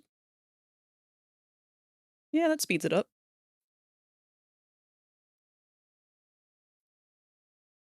We're gonna have to mess around with our stripes a little bit on this leg. But that's okay. I think I remember that being a bit of a rule for myself when I initially drew this. Was that... Because when it comes to like, designing a character that you intend on repeatedly drawing, you always want to kind of keep in mind certain features and streamline the process for yourself a little bit. I don't have any good examples off the top of my head, but there's a lot of characters out there that would make good examples for it. Like some characters have hair that will always exclusively face one direction, no matter what direction the character is facing. Or like SpongeBob, for example, how he is always drawn with very specific numbers of parts. Like he always has 3 eyelashes on each eye. Like that is consistent throughout the entirety of the continuity. And that is just a like character model sheet detail that is meant to make it easier to draw him more consistently. I've been working on coming up with some of stuff like that for Popple for myself. Because working out those little details just means less thinking later on down the line. The 2 big ones that I've had to keep in mind are the rings on his arms. He's always got 6 on each arm. And the balls in his head. If I'm doing a picture that is like not an emote where I have to make him like really tiny or something like that, then he'll always have 10 minus, if you're not including his eyes. Because it's supposed to be 2 balls for every color of the rainbow that he has on his arms. And there are 6 colors. So it will be 12 in total. Just his eyes are the red ones.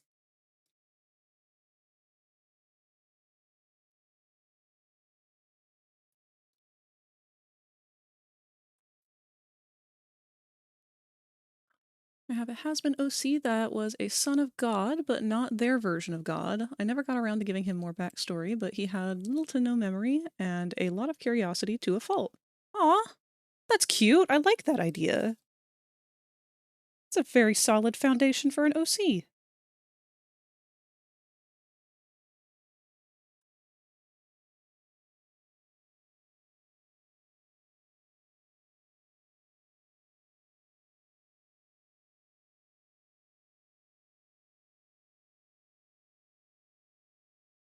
All right.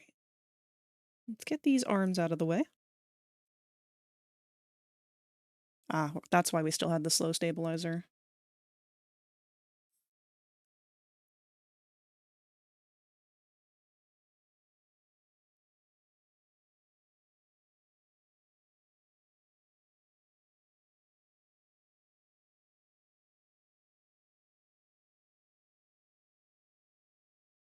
Rosie. Hello, my dear. How are you doing?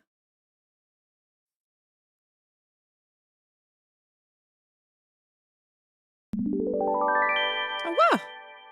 Welcome, Kevin. Kevin has raided the channel with 2 eggs.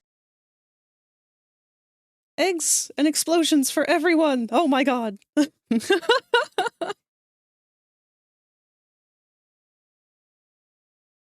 Welcome, welcome. How was Wind Waker? We were just talking about you earlier in stream today.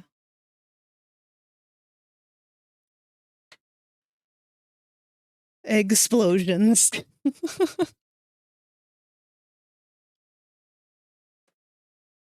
Apparently I am showing up in time to sew this person.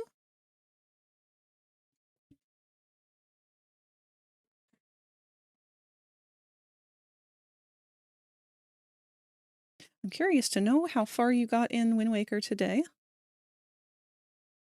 My weak-ass raid, let's go. Everyone was done with me because I pulled out fecal fiend art. What? I'm gonna need you to elaborate on that one, Kevin.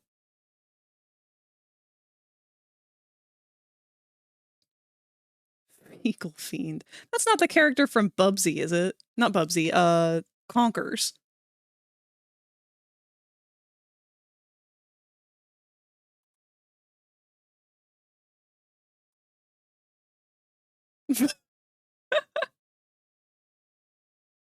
That's the Great and Mighty Pooh, I see. Very easy to confuse the two.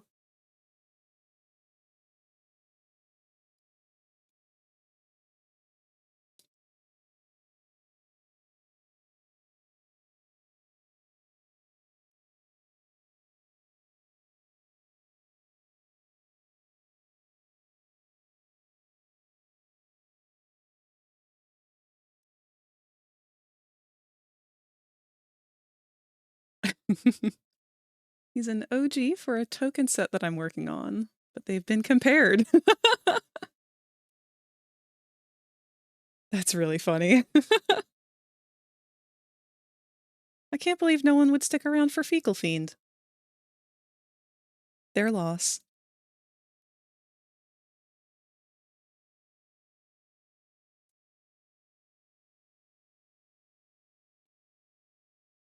Well, it's very good to see you, Kevin. How did stream go? I mean, aside from the tragedy of the loss of people not wanting to hang out for Fecal Fiend, that is.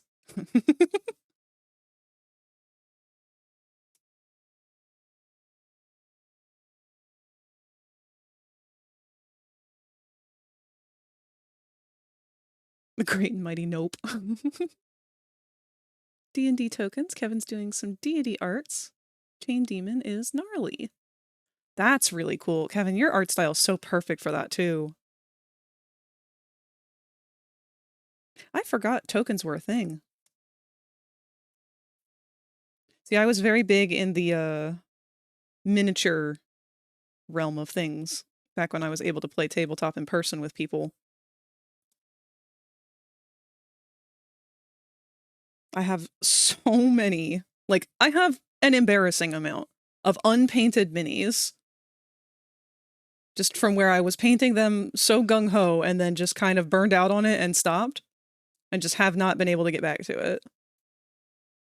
That was more of a hobby that I had when I was working at the library. I would come home and be too exhausted to do anything else, so I would just sit and try to paint a mini. If my eyes let me.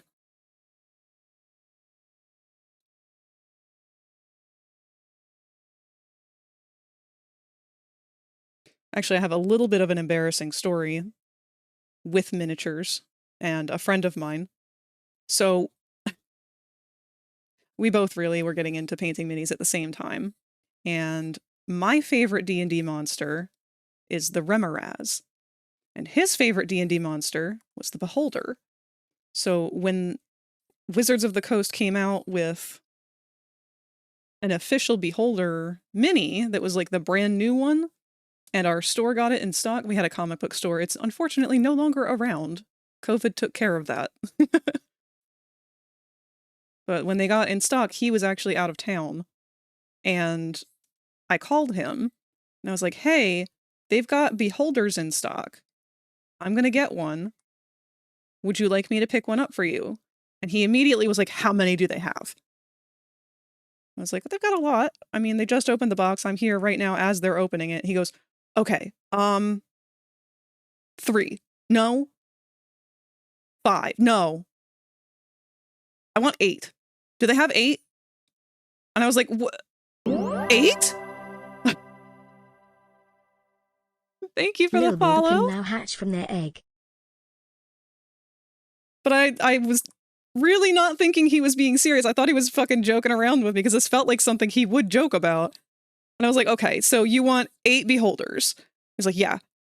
And you're serious, you want 8 Beholder minis? You're never going to use 8 at one time on a campaign, are you? And he just wouldn't answer, which was scary for me, given that he was my DM at the time. But in the end, he did end up getting 8 Beholders. Behold my collection of Beholders. Exactly, yes. I remember I had to send the picture of it to him. I think I may have posted it somewhere on one of our pages. I don't remember where. We had like a D&D tabletop group page somewhere that we were able to keep track of everybody. And just all of them stacked on top of each other compared to like the one little ranger dude that I had bought that day. DM's cooking. But I thought that he was kind of insane for that. Maybe lost his mind just a little bit. And then I fell down the same problem. Because again, my favorite creature is the Remoraz. And there is a gorgeous Remoraz miniature. Hold on, I'll find a picture of it.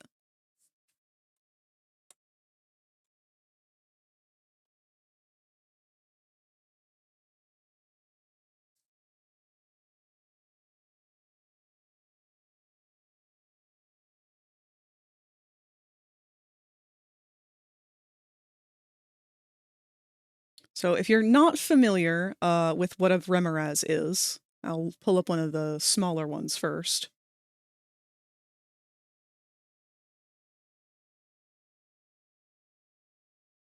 So I believe this is considered a juvenile. They're large bugs. And with the juvenile mini, your human being character, or whatever, your player character, is around this big.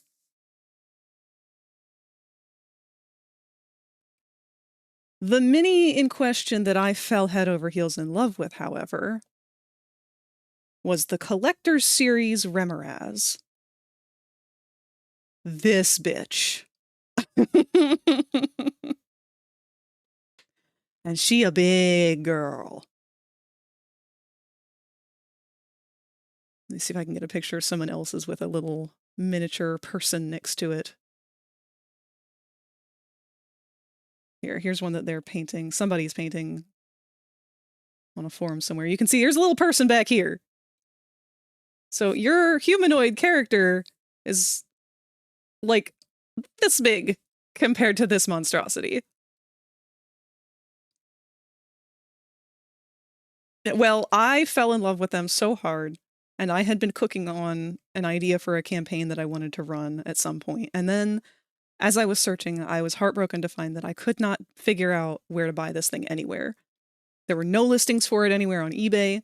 There were no listings for it anywhere at the convention that I had gone to. Just nothing. And then one day, a listing showed up on eBay of 3 of them. And I maybe did an impulse buy. So now I have 3 of these bastards. Which was perfect because the campaign that I had in mind involved being surrounded by them. But I also have, like, the Juvie and, like, all of the other ones that had come out prior.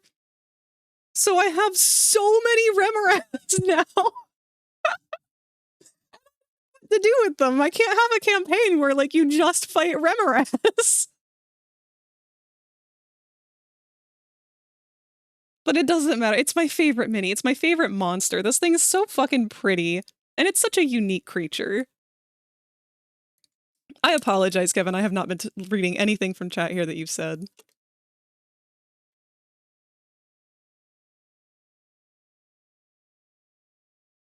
Everyone seems tired, so they needed to head out, so I understand. But yes, we finished Wind Waker on Thursday. Oh, shit! Made tons of D&D characters for sets. Need to open my Ko-fi for them. Absolutely! Oh, I would love to commission you for a D&D character. It's been so long since I've focused on any of them. Some people just like to show up for one style of thing. It's sad, but what can you do? Punch it and fire damage. And take fire damage. If you wanted to see a good variety of what I make, Frag, just check out my last set, Gleam. My proudest set, honestly. Where can I find that, Kevin?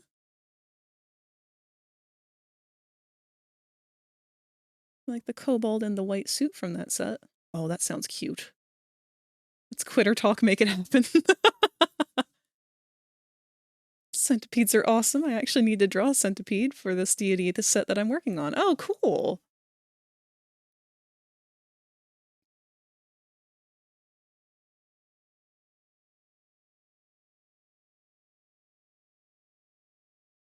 And just looking at this both makes me want to get back into painting minis and makes me hate everything I ever did with painting minis, because I'm so anti-traditional painting. I mean, I love traditional painting, I really do, but it's just so much easier digitally because the paint never dries. I hate trying to color match. I'll get like everything exactly right, and then I'll have one spot that I have to go back and touch up, and I can never color match it to match it what it was. It's always like 2 shades too dark, or 2 shades too light. Posted it in show and tell. Easiest way to view everything without a hassle. Probably Rule 20, Kevin DG. DNG.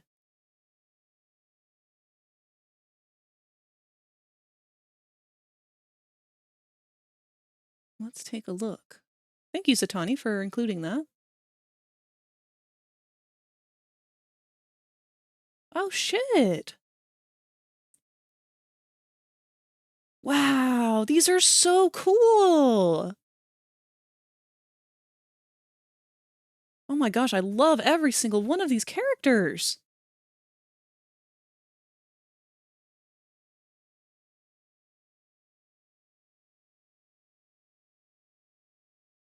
That is crazy.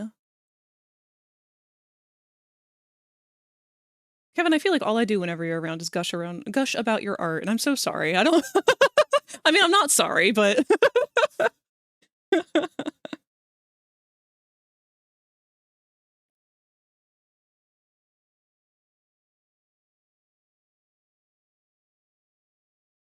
Oh, I don't know how you don't have a much bigger following. I'm gonna be perfectly honest, like, your stuff is so, so good. We gotta get your name out there more.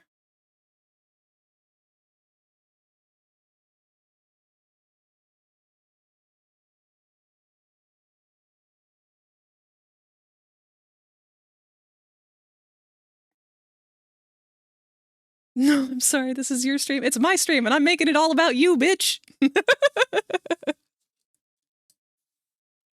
Get loved on, nerd! No, we don't need to save the picture of the baby Remoraz.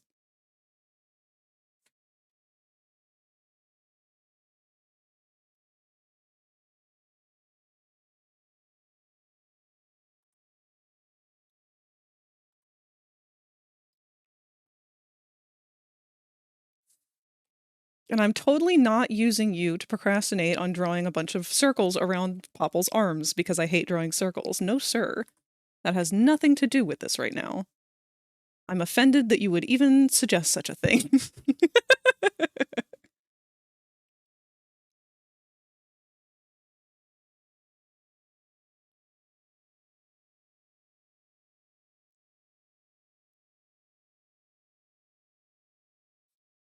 Oh, don't need that short stabilizer anymore.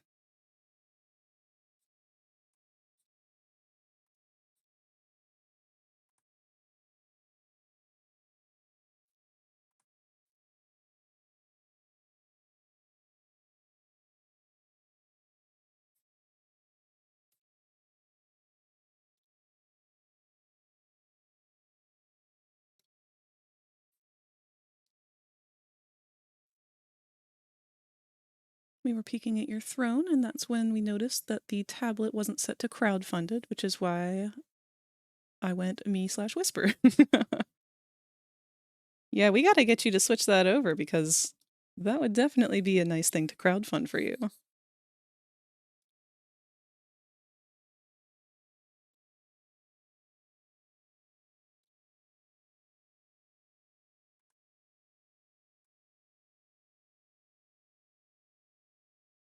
But I'm very glad to hear about your computer setup and everything. That it's on its way to a... Oops, forgot I was on that layer. But on its way to getting set up completely. Been working on these sets since 2018. I get rough months where work speeds slow down and support will typically drop. I don't post enough on socials. That's the hard part, man. Because I really feel you on that one. I struggle to use social media, especially when it comes to like advertising my stuff. It feels like a trap. It's so hard to willingly sit down and be like, okay, I'm going to post this on purpose, in public, where the world can see it. And the whole point of doing this is to make sure it gets seen. That's the goal. It's like, if I post it and then it doesn't really get seen by much, and it's like, okay, well, that's good. At least it won't get stolen or used in an AI machine or reposted somewhere or whatever. No. No, man. The response to not getting the exposure that you're looking for shouldn't be relief, just because it didn't turn out bad. But I never know what to say on social media shit. Like, I just kind of feel like I'm yapping about the same thing over and over again. But then again, that's exactly what I do here with you guys. So far, you guys haven't gotten tired of it yet.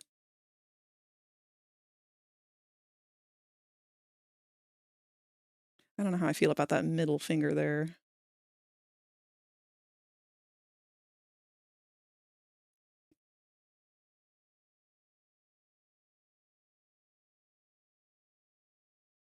Found Kev through his advert on Reddit. I post best on Reddit. Surprisingly, Redditors have been most kind to me. Huh. Yeah, I've never actually used Reddit.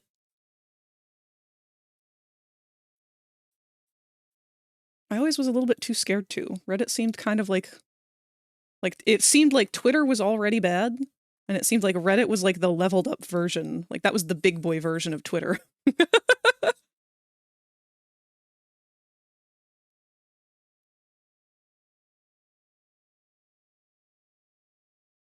People get mean on Reddit. But then again, they get mean anywhere.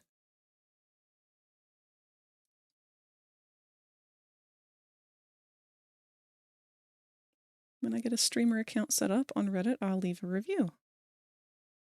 People stream on Reddit? What is Reddit anymore? Just a forum, I guess.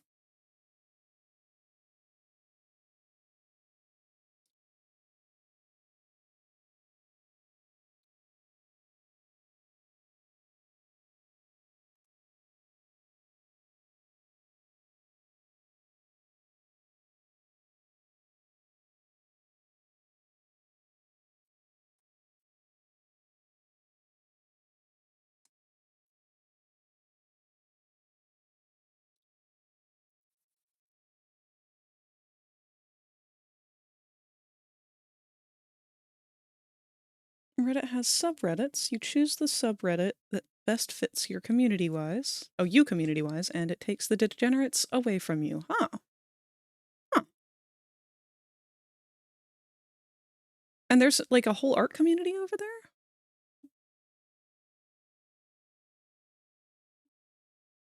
Also, hello, Ghoul. How's it going?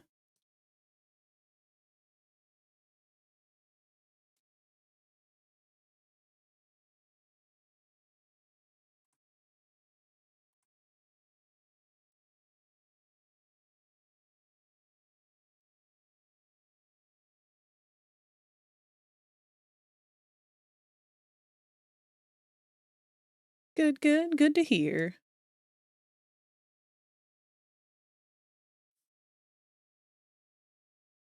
We got one hand done.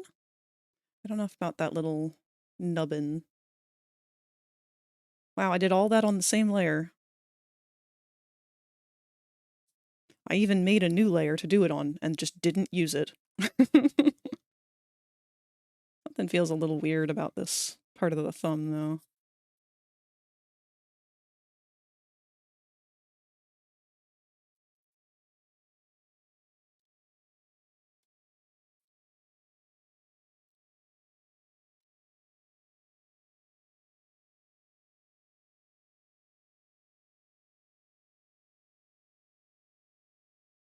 Try not to worry about it too much.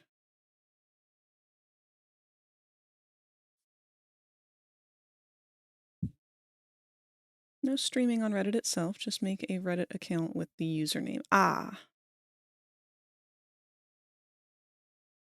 Man, I already know preemptively before I even head over there, the original FragRaptor is most likely going to be gone.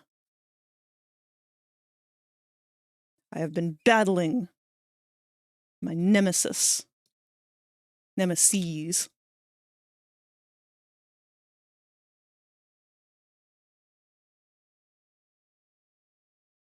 Not really. We've never actually met or anything. I just see it as a personal little fun running gag. There can only be one.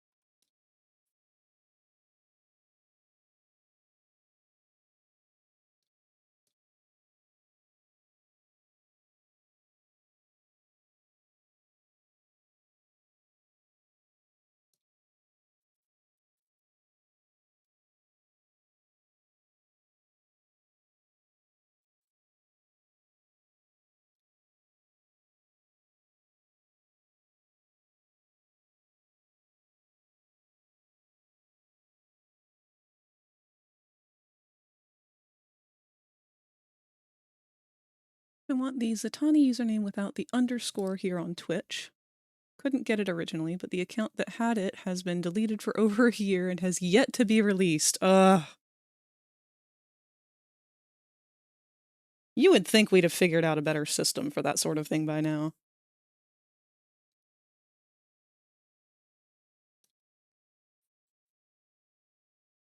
That's why I do appreciate one thing with places like Blue Sky. It lets you put a nickname. That way you're not dependent on being defined by whatever you have to use because what you wanted was gone.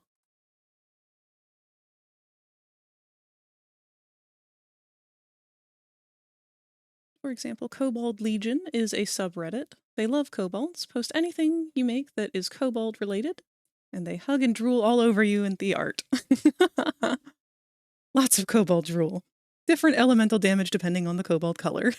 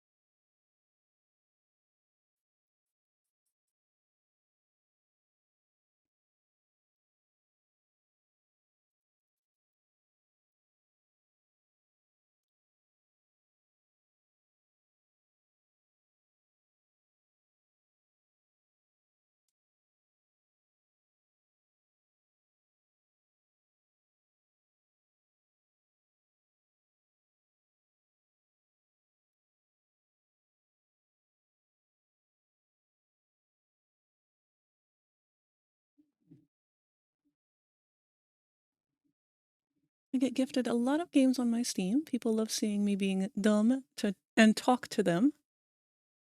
Got a nice plan to implement my art way more. Good.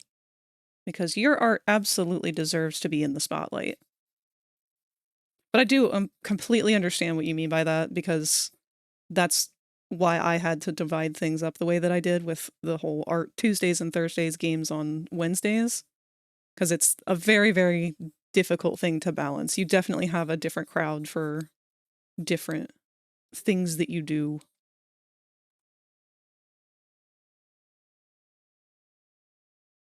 Part of me feels bad, but the other part of me is like, you know what? Nah. That's what this is all about. People have the freedom to come and go as they please. Oh, crap. Our ads are about to play any minute here. How are we on time? Wow, today's kind of flying by. So this is... Oh, wait, no, never mind. I was going to say this is our last ads of the night. That's not true. We've got 2 hours left.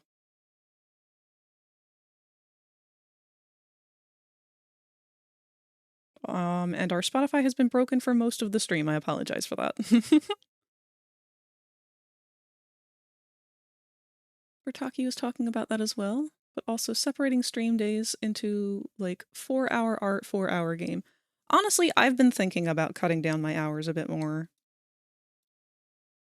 I like doing the 6-hour streams because I feel like I commit much better and I'm able to get a lot more done.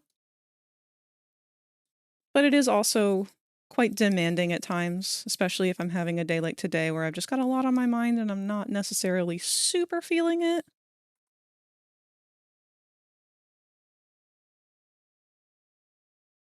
Of course, at the same time, I've been committed to this schedule for so long that, like, part of me feels like, no, that is forbidden now. You have committed to this and only this, and it will remain this for all eternity, and anything less is failure. Whoa, that was a hell of a voice crack. I'm sorry.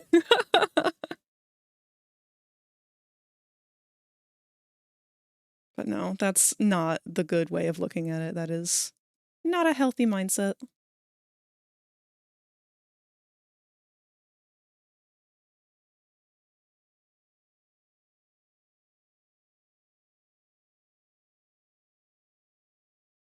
All right, let's get your big old donut rolls on your gloves here.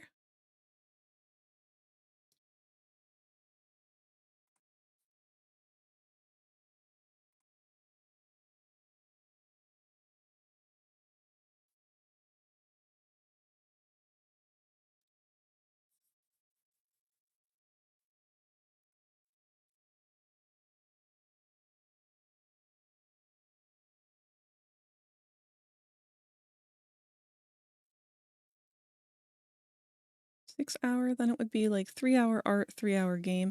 Oh, I see what you mean. Oh God, no. Oh, how are they able to keep up with that? I don't know if I'd be able to disengage. It'd be easier if I had other people doing it with me, I think. Because I'm able to do that with Rosie when we're doing streams together. Actually, that's what tomorrow's stream will be. So tomorrow we're going to have a game and art stream. It's going to be most likely probably more Stardew Valley. That's just sort of been my go-to lately, but we'll see. But we'll be doing that and also some Peak and some artwork with Rosie. We want to finish our Stupid Sauce collab. I'm really excited for that. I haven't done cell shading in a while. So it'll be fun to see how that goes. That, and it's just been really inspiring to do art with somebody again. I feel like it's been years since I was last able to do that. And actually have the other person keep the commitment. I cannot tell you how many times that I have started doing art collabs with people that ended up with me doing all the work, or them just not even finishing or trying to do their part of things. It really got disheartening for a while there.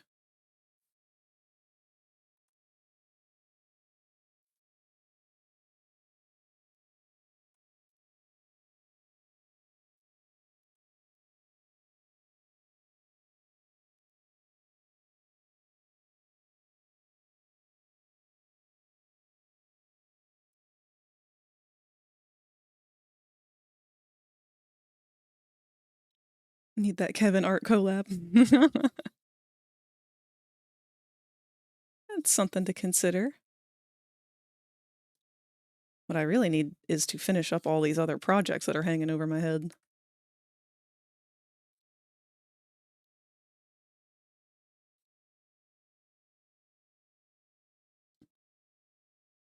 This donut looks weird.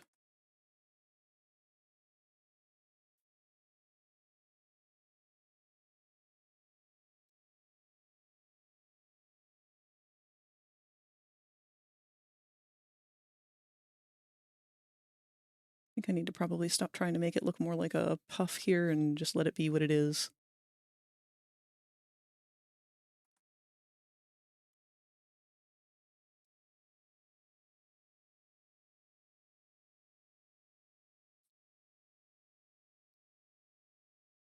I don't know about that one. When you stream, I've seen you be very critical, disciplined about focus on the art first more than anything, and I have nothing but love and respect for that. Aw, thank you. You and Vertaki really help push my thoughts into a better direction. It's a lot. It's very hard to stay self-disciplined, especially if you're the kind of self-discipline who likes to really be mean to yourself, which I'm very prone to doing myself. I actually kind of depend on you guys, because I'll start saying some mean stuff to myself, and I know I'm doing it because one of you will call me out on it directly. And I appreciate that. The art of being kind, especially to oneself, is definitely a skill that takes a while to master.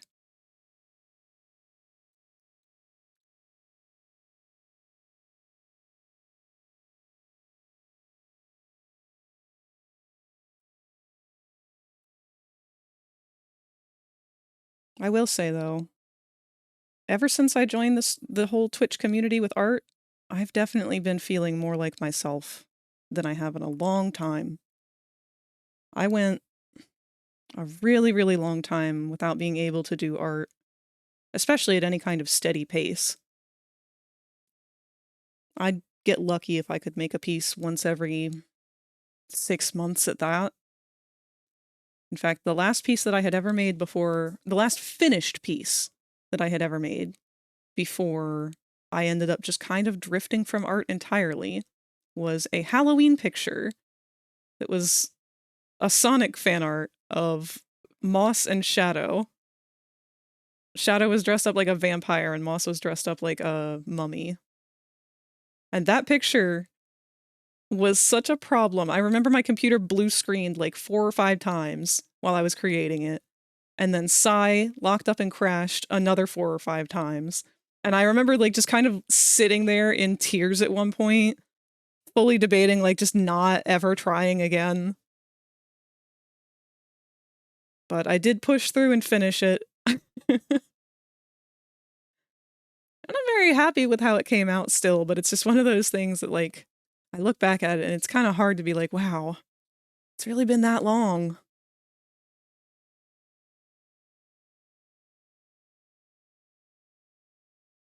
But it's crazy to go back and see how much has changed just in terms of outlook. I was not in a very good place while I was working on that one to begin with.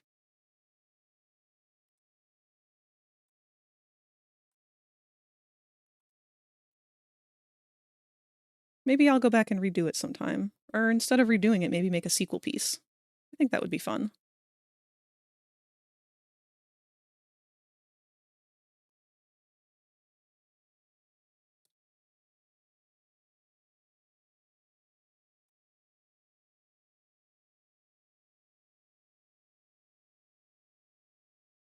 Lizard support group. Remix piece.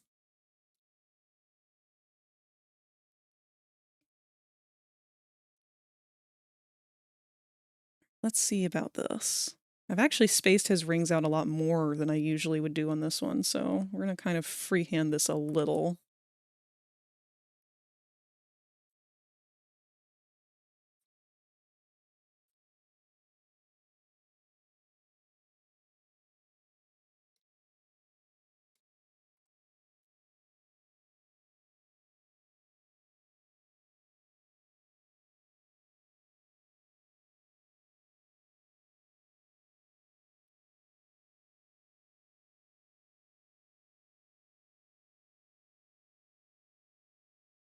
Oop.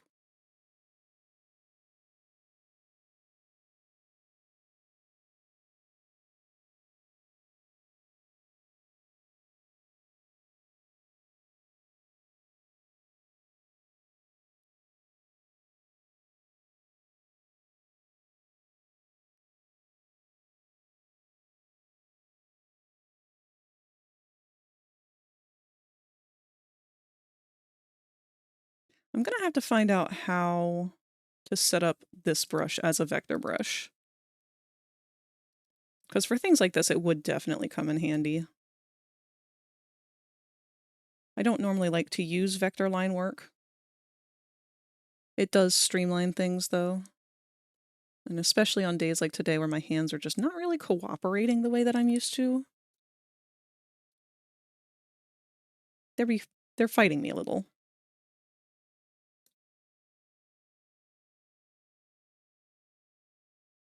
Let's get a slightly higher stabilizer.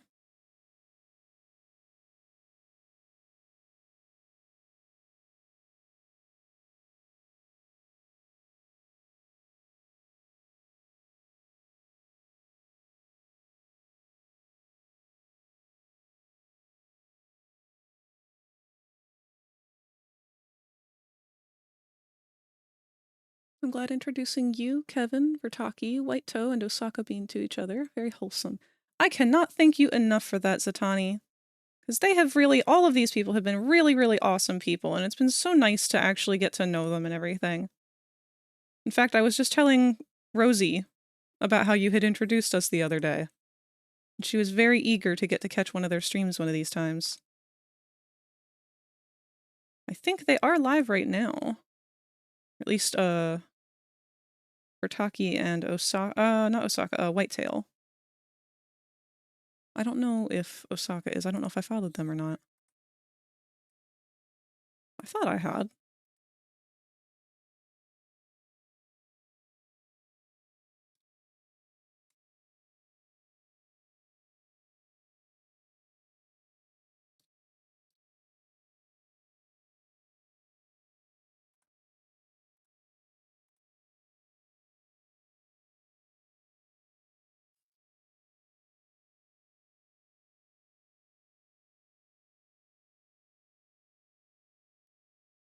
Popple, I don't know what happened, but it's not looking great.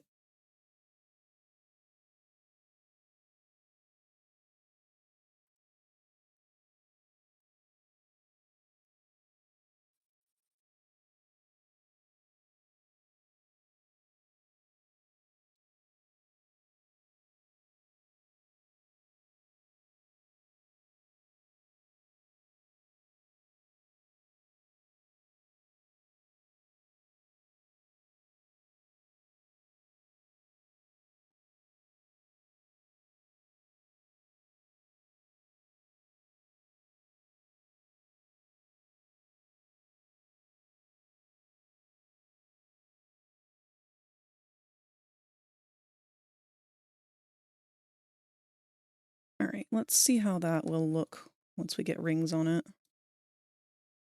Or the inner rings.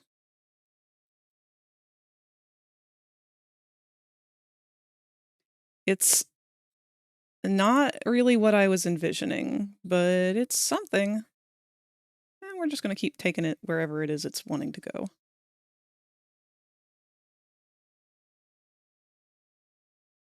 Osaka Bean is White Toe's partner. Oh, good to know. Satani yells at me to raid more. I need that. You do, yes! Raiding is like one of the best ways to get to meet other people. I love going through the browse category and just finding a totally new person to raid out to, just so I can compliment their work. It's so fun. That, and it's helped me discover a lot of new medias of art, too. In fact, are they still streaming? No, they are not.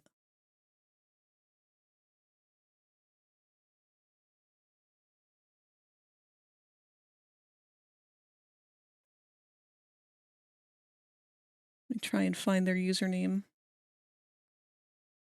But there's one person that I follow, and have followed for a bit now. They were live earlier today.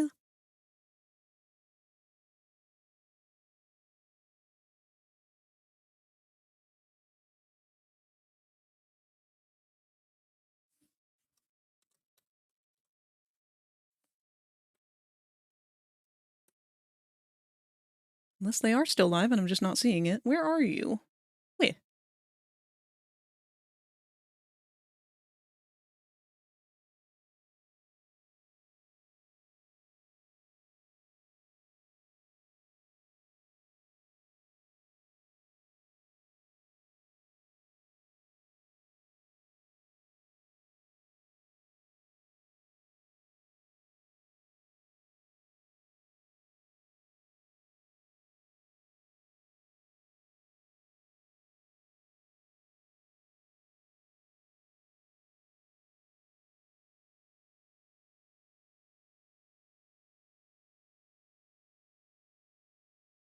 What the heck? They're not showing up in my list.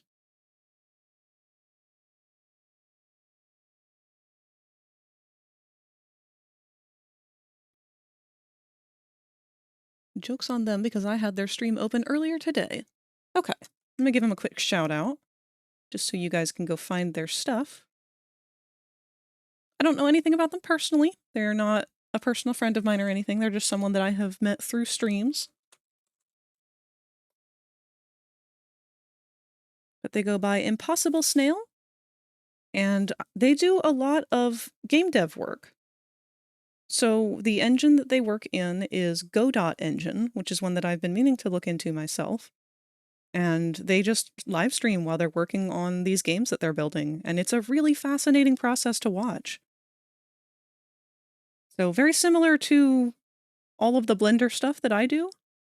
Very much the same kind of category, except instead of the creation part of the models, it's more so the programming and all that fun stuff. Godot, you say? Yeah!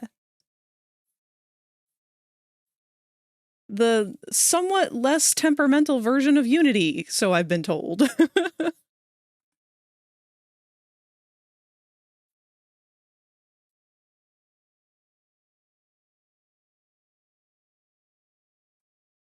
But they seem like a cool person. They've been very open to letting me ask questions and get an idea for their process, and their art style's very cool too.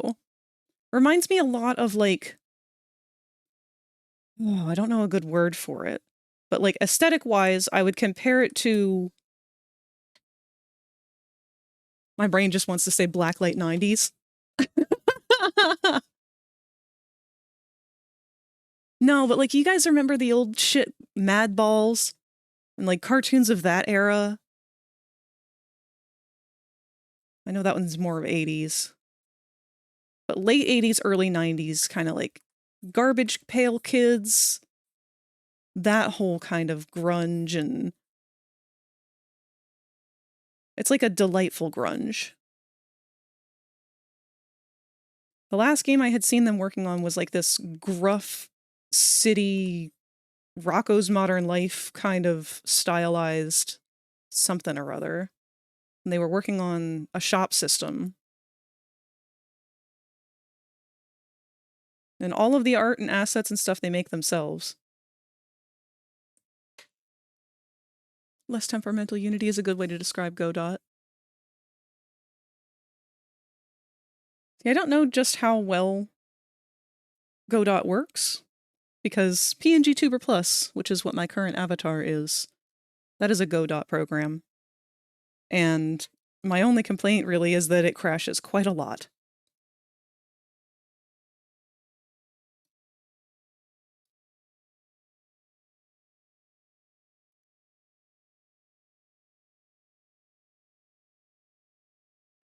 Like that creepy, scary biker mouse art. I can't remember the name. The style has a name, I just can't think of it. Oh, I think you're thinking of Ratfink. Not quite, but very similar. It's in the same realm as that. Weh! Welcome back, Soulstone. Peeking back in to remind you that you're awesome. Your art looks amazing. Thank you so much. I hope that your stream is going well.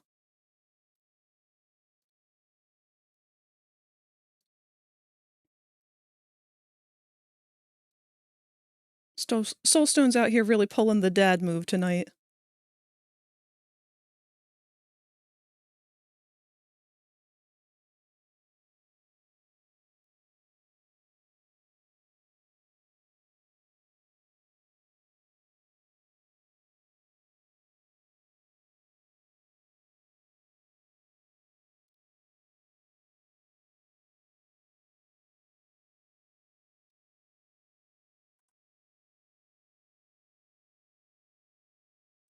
Music?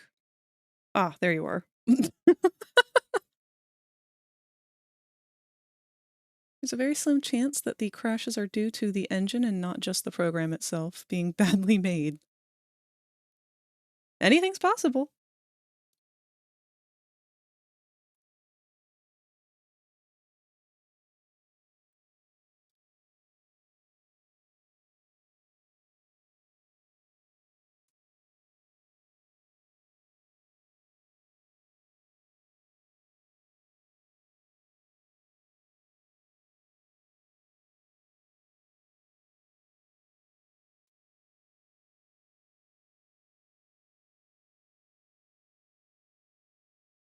You deserve love and appreciation. You all do. Every single one of us here.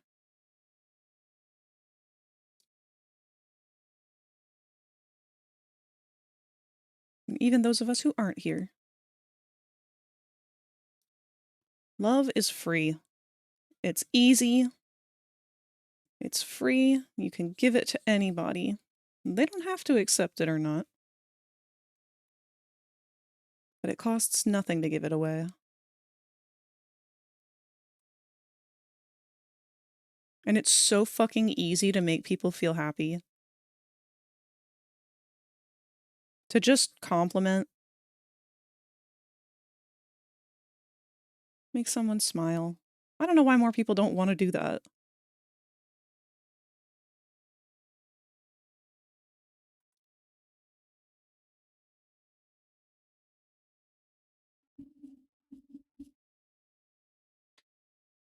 Prove it. Appreciate every single person watching the stream individually. All right.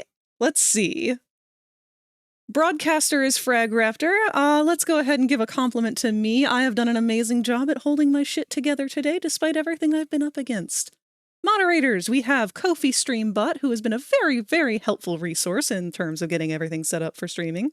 Saribot, who has done a fantastic job at making sure that the bots leave us alone. Stream Elements, who has also been a super helpful resource in getting everything going on the stream. We have some chatbots with us right now. We have Saribot once again. You've already gotten your compliments. You've also already gotten your compliments, Stream Elements.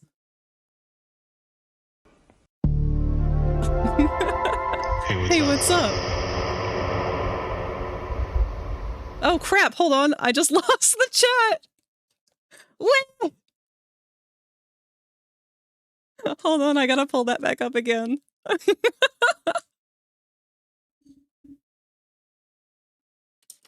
Where did it go?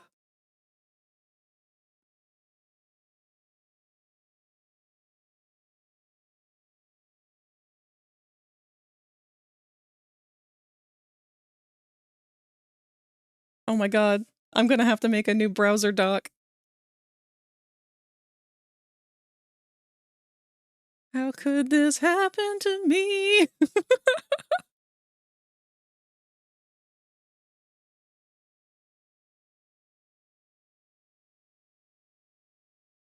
If you become lightheaded Weh. from thirst, feel free to pass out. Thank you to whoever redeemed that.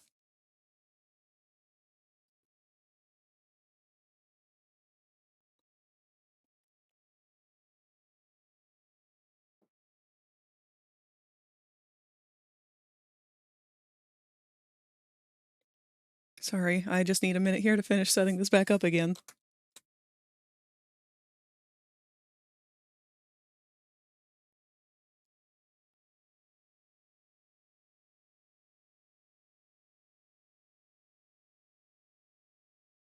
There you are. Wait.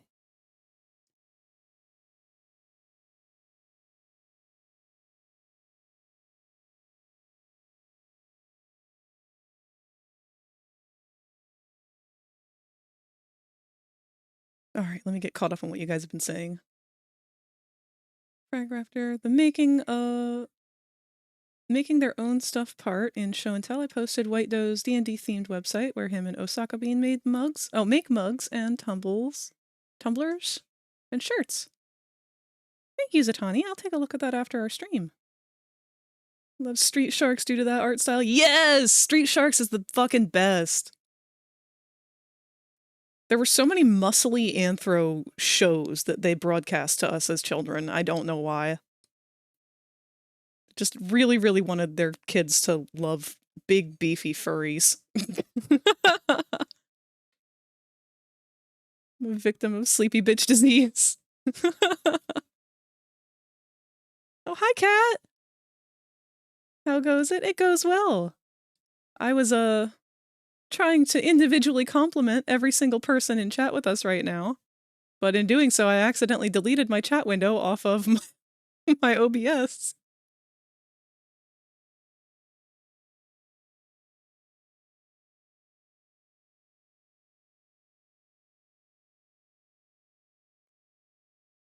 But that's okay, we got it back now.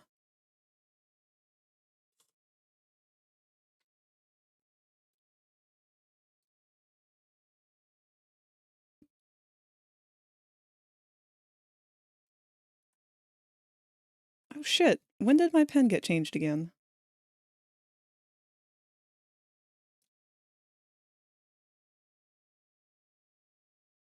I probably did that in all of my haste of trying to fix things.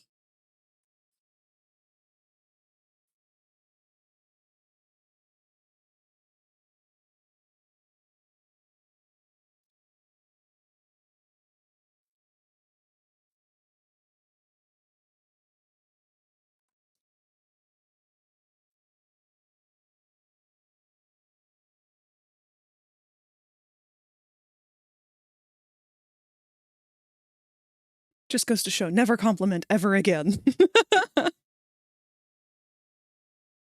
Me entering my Disney villain arc.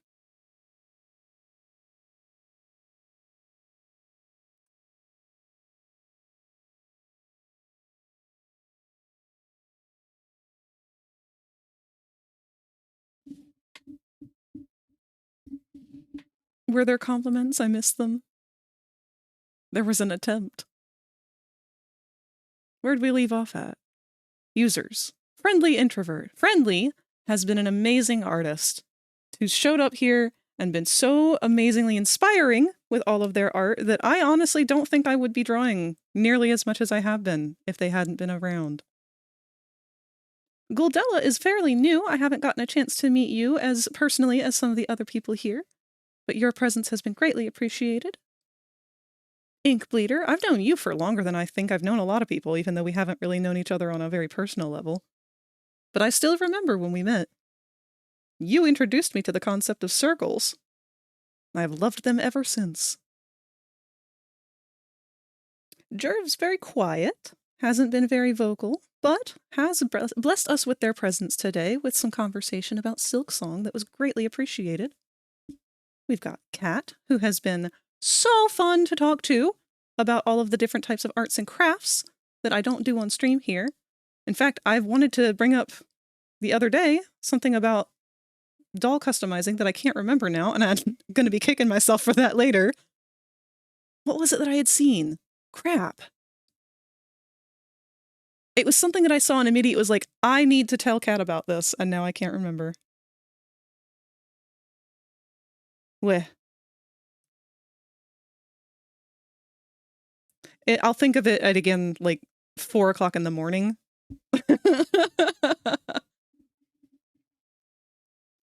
Katsu, who has been here for almost every single stream, just about, is a delightfully playful presence. A little bit mischievous at times, but we appreciate that. We need some mischief to keep things interesting. Kevin, where do I begin? You know what? No, Kevin, you've already gotten all your compliments for the day. You're done.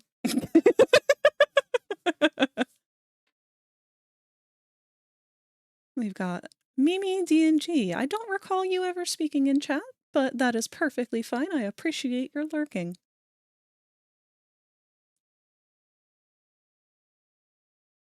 Yes, cutting Kevin off. Kevin's had enough. You've hit your limit. You're drunk on power.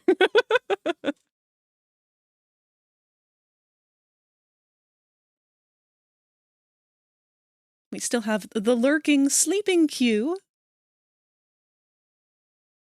I think Q holds the record for attendance when it comes to streams at this point. Even now, they're here when they're asleep.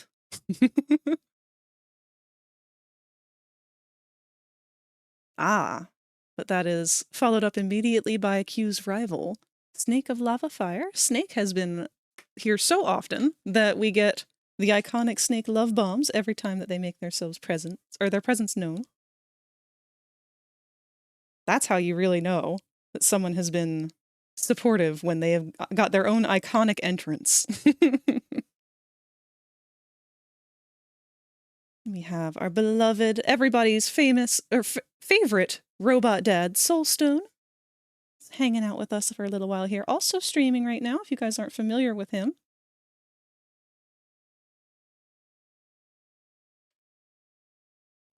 We've got Void, who is always an inspiration every time that they are around. And Sparky. Sparky has been treating all of us through treating me specifically. I'm taking all of the credit.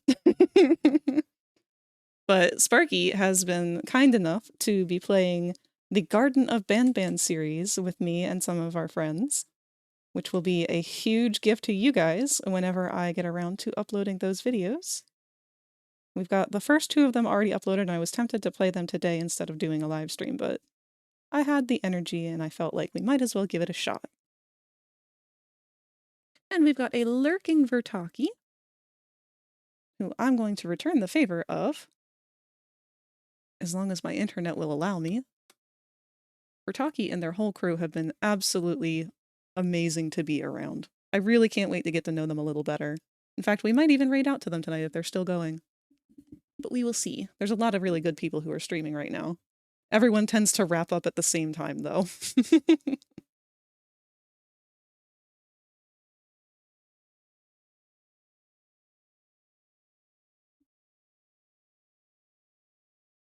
There you are, Mimi.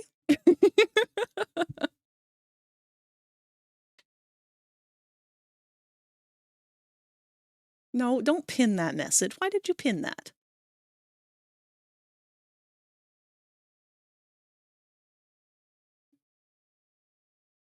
Okay. Sure. Sorry to pin that message, Mimi. It doesn't need to be there.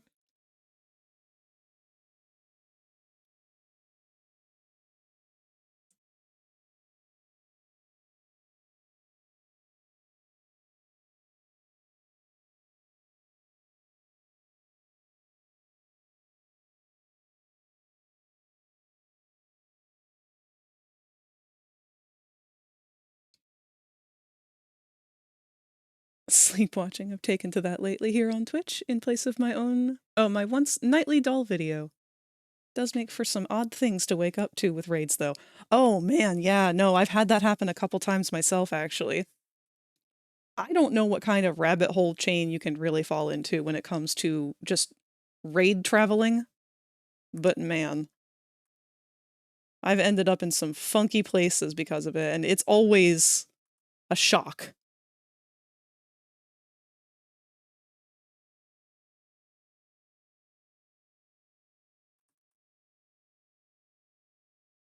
What is the weirdest thing you guys have ever seen anybody streaming?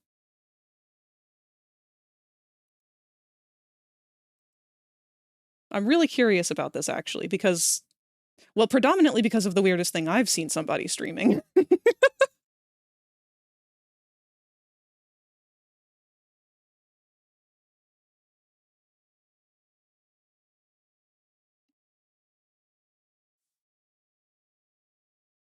Is that all I am to you? Someone that plays Banban? Sparky, how dare. You're also a stapler.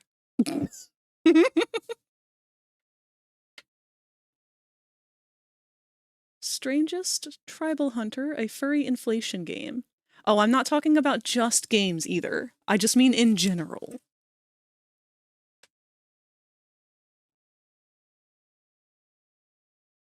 Oof. I don't know about those rings, buddy. Hold on. Can we scooch the... Oh. Can we scooch these up some? There you go. Yeah, your shoulder was kind of just falling down a little bit.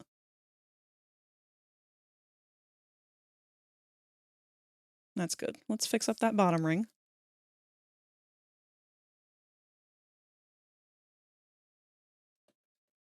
He said strangest, that's the strangest. Weirdest thing, honestly, it wasn't the contents of the stream so much as the VTuber design that caught me off guard. Uh-oh. There have definitely been some unique VTuber designs that have been a little questionable against the TOS.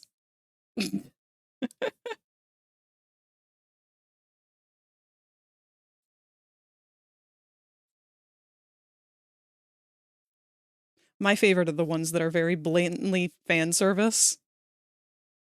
Like the ones that are just like somebody with their feet kicked up towards the camera. Like, we know.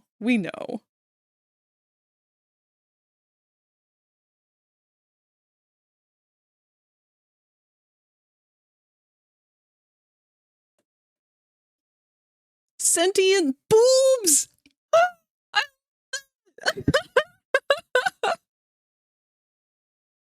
That's so good!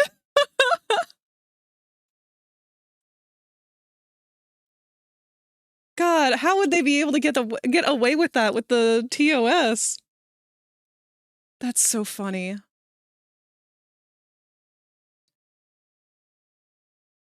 Welcome back, Lewis. We're talking about what the strangest or weirdest thing is that you've ever witnessed someone live streaming here on Twitch.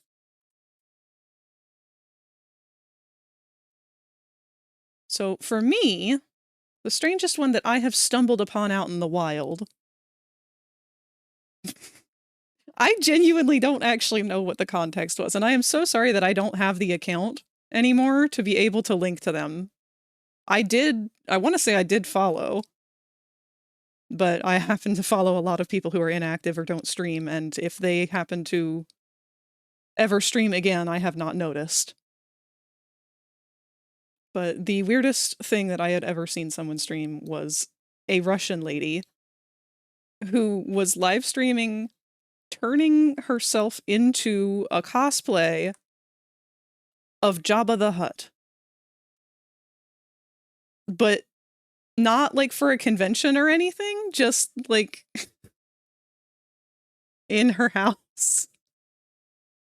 I guess for funsies with whatever she had lying around. And there was a lot. It was a lot to take in. But it sure was a fantastical process to watch. And she was having fun with it. My God, was she having fun with it?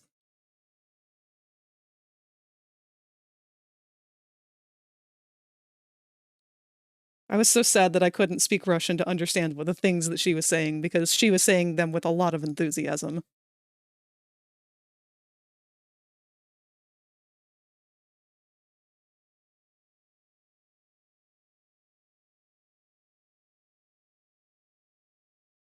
And there was like a political furry goat rant Sona who'd put his feet on his desk and they'd slowly get smellier. Ah, no! It's always the feet people.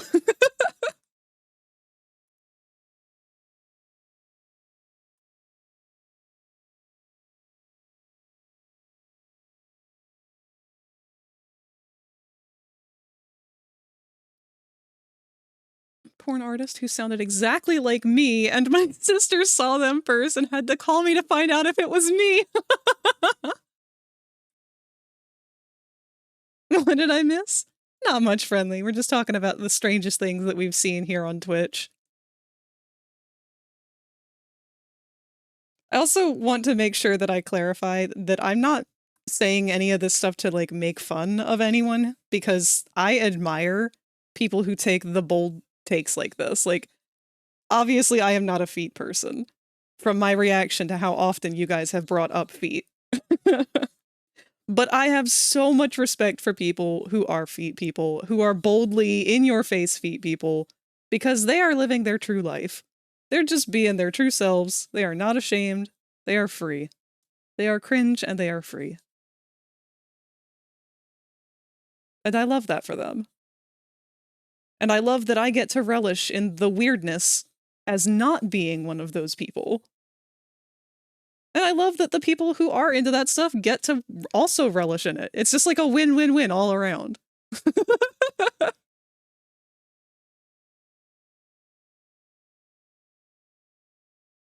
Goat feet dude had really shitty opinions. Like, dude literally thought that child labor would help save America. Oh my God.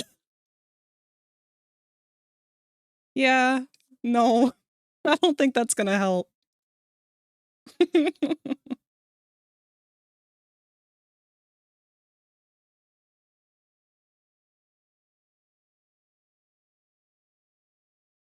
Just because we're not into it doesn't mean it's bad. Exactly. And I think that we should be able to find joy in things without having to mock or make fun of them. That's something that I feel like is a dying art. Because we live in a culture nowadays where, I don't know, meanness is seen as synonymous with humor a lot of the time, and I'm not a big fan of that. Like, I think you can make fun of something without making fun of something. I think that it's perfectly fine to make jokes about something without it being harmful. But you need to be respectful about it. That's kind of the art of comedy, and that's why comedy isn't for everybody, because if your jokes come at the expense of harming others and punching down, fuck you.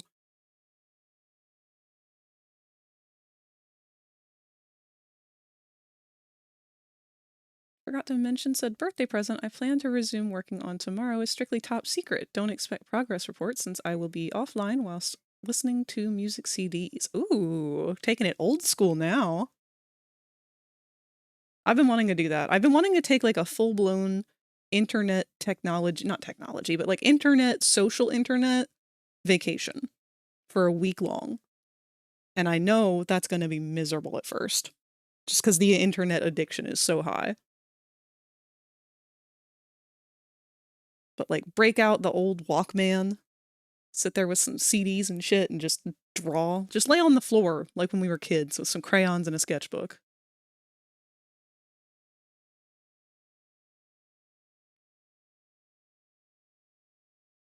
Did you see the 2 comms that I posted? No, I didn't.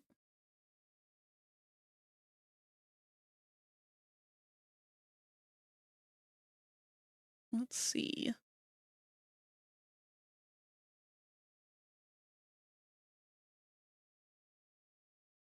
Where did you post them, Inkbleeder? Oh, no, I saw the first one. I didn't see the second one there. Yeah, I love those. That first one I thought was like legitimately that would be on like some package art or something. Like that's the perfect character design for things like that. I could see that being like a logo character of some kind of snowboarding company or something. That's really fucking cool.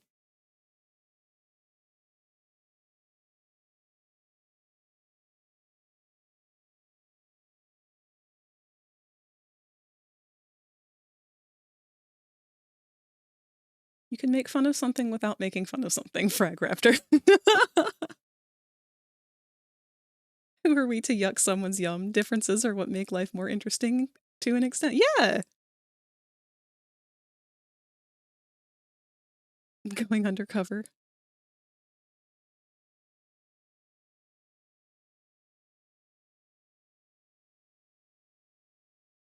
Looks like we've got James Bond here.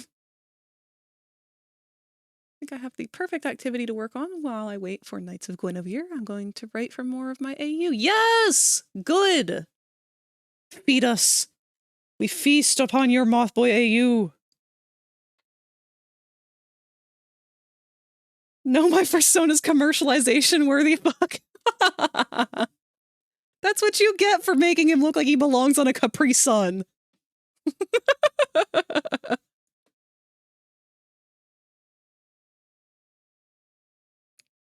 Get marketable.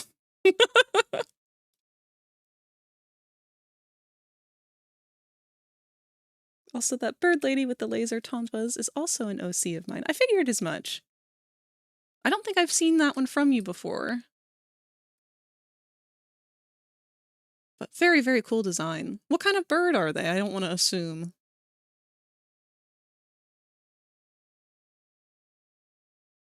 My brain's saying magpie, but I feel like that's probably not right.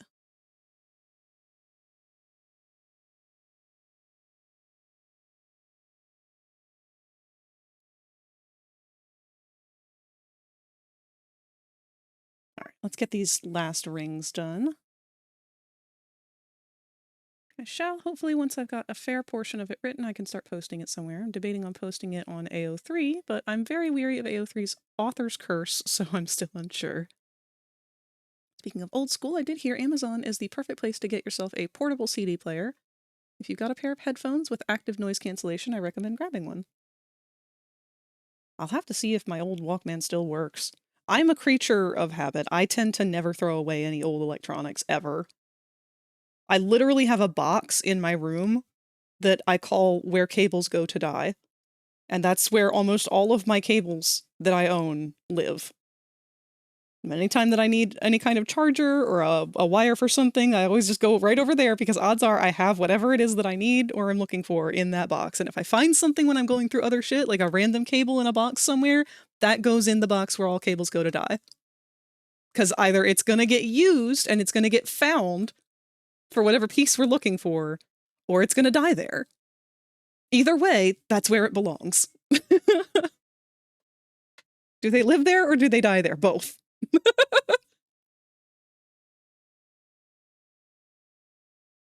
Cable in there will always save the day. Never throw away. Exactly. Like, no joke, there's batteries in there from, like, a phone that I had when I was in middle school or high school or whatever, whenever phones were beginning to be a thing.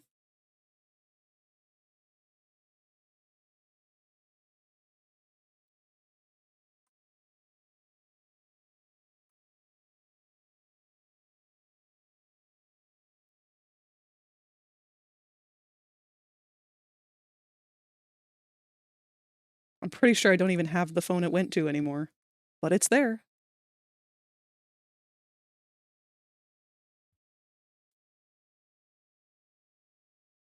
You ever done a Bluetooth-themed aux adapter? Might be compatible with a Walkman.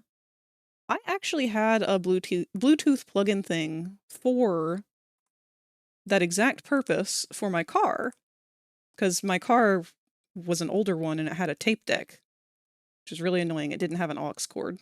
But to remedy it, I got a little plug-in that was a Bluetooth connector. And that worked at first. And then one day, about maybe 2 weeks into owning it, I went out to my car to get up and go somewhere, and I noticed that the plug-in looked a little funny. And so when I went to take it out of the plug-in, the plastic container around it popped. And turns out that there was some kind of battery or something inside of it that had inflated, exploded, was about to explode. I didn't really keep it around long enough to find out. And I've just kind of been a little too afraid to get another one. But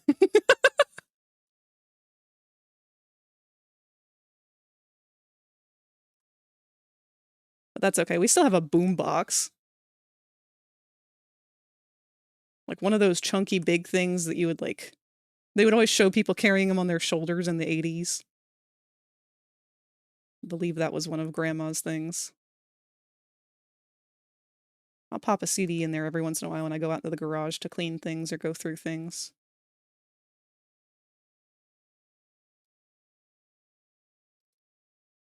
Used to listen to a lot of Jimmy Buffett. Got any parrot heads in the audience with us today?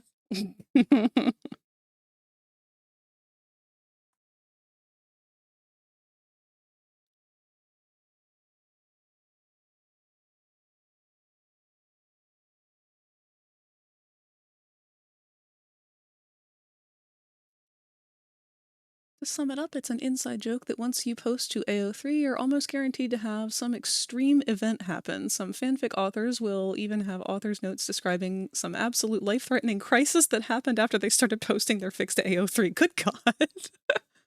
To explain why there was a delay in between chapter updates. Ah, I see. Used to have a Bluetooth plugin that goes into a SIG lighter. It's Bluetooth onto a radio frequency. Yeah, it was something like that, kinda.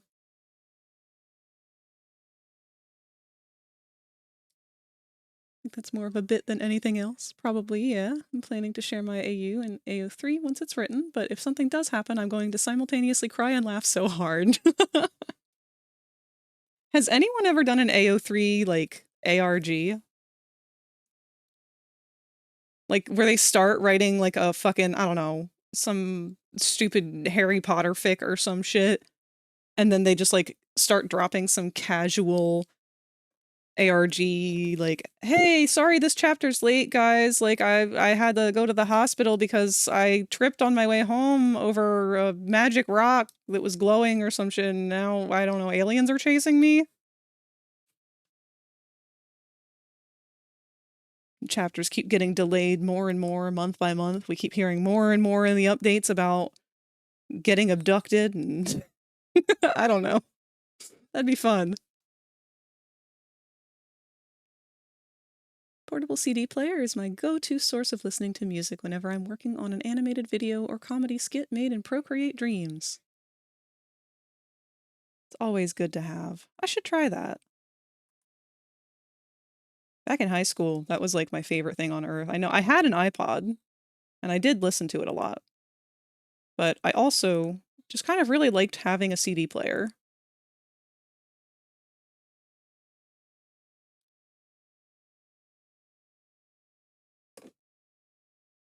I remember being really upset when one day it stopped working.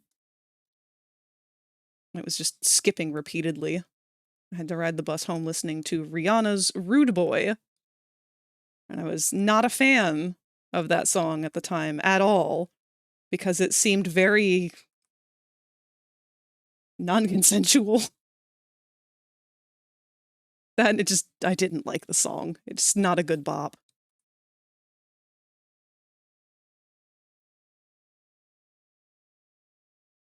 Do people do ARGs on AO3? I don't know. I've actually never really read on AO3. Not for any particular reason. I haven't gone out of my way to avoid it. It's just not one of those things that I had thought much of.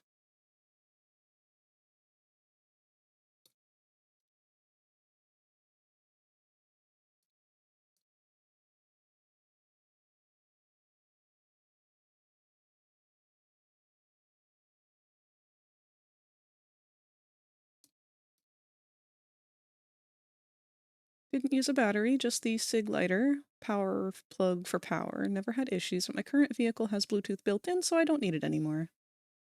Good. I'm pretty sure whatever it was that I was using was some bullshit that I got at like Five Below or something that most likely was a fire hazard to begin with.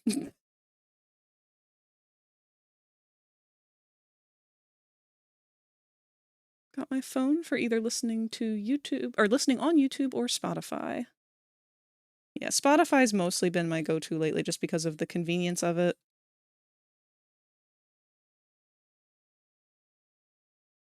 But I have like all but the most recent Tupperware Remix Party CDs. And my old car used to have a 6 CD drive, which was awesome because I could put every single one of the CDs in and just like at the push of a button, switch to all different songs. Could blast through those albums on a road trip like crazy.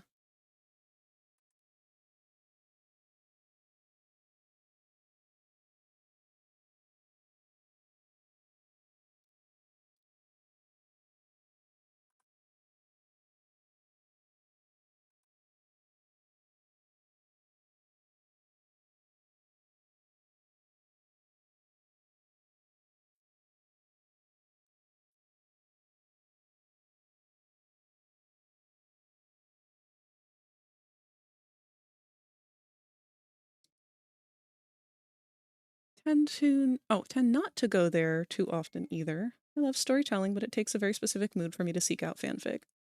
Honestly, it's not even because of the fanfics I think that I have not really gravitated to. I think it's just because I'm not much of a reader.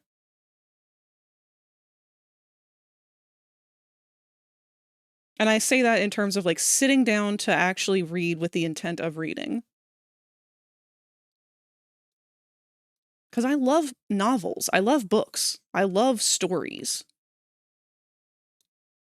But I have to pretty much exclusively listen to them on audiobook because if I don't, I will just be too anxious to pay attention.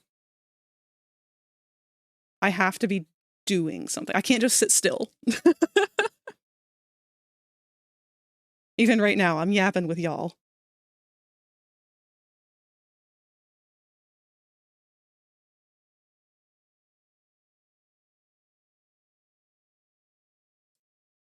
Been looking into it recently, still getting used to the way that you use the searching tool, but I'm kind of enjoying it so far. Anyway, we've got to get back to writing. Mothboy must have angst. Get on my level. Only time I read fanfic was on old Balto Lion King fan sites. Oh my god. Now you're just dating yourself. Twerp best band ever. They really are. I love them so much.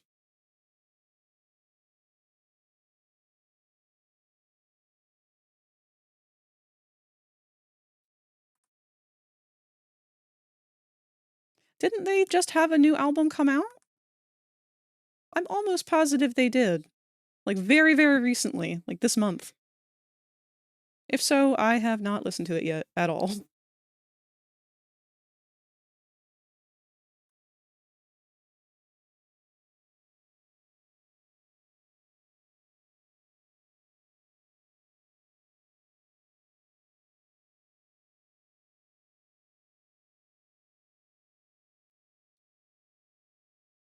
Low-key, I've been considering having audio versions of my fanfics for exactly that reason. I want to be accessible for more readers. The trouble is I don't actually know what makes a good audiobook. I don't know. I mean, I love having a good voice for the narrator. But at the same time, that doesn't really make the difference for me. It doesn't make or break a story. Unless it's a bad narrator. Part of the reason why I'm not a big fan of the Fazbear Fright books, just outside of the writing itself, is because they have the same person voicing every single one of them. And it is also the person who voices Gregory in Security Breach. And that's fine. They did a fantastic job as Gregory. I don't want to listen to Gregory for 6 hours at a time for each book. I'm sorry, I just don't. Because that's just her regular talking voice.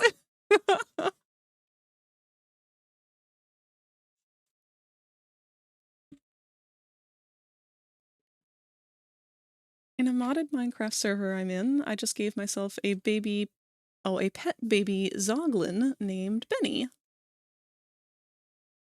If you want pics of my house in-game, I'd be happy to share. Please do, Katsu, because our group has kind of started going off on like a Minecraft binge again, and I'm sure they would love to see. I made a personal artwork. Gotta have impressions for the narrator. Keeping in line with this stream, gotta love the progress that you've made on this Popple drawing. Thank you so much! Hopefully we can wrap him up pretty soon here. I didn't think he would take the whole stream, but I'm not opposed to that, honestly. It's been overdue to have a reference for him. And considering how little I wanted to draw today, I think this has gone pretty well. I'm happy with it. Well, we've got our ads starting up again in 1 minute.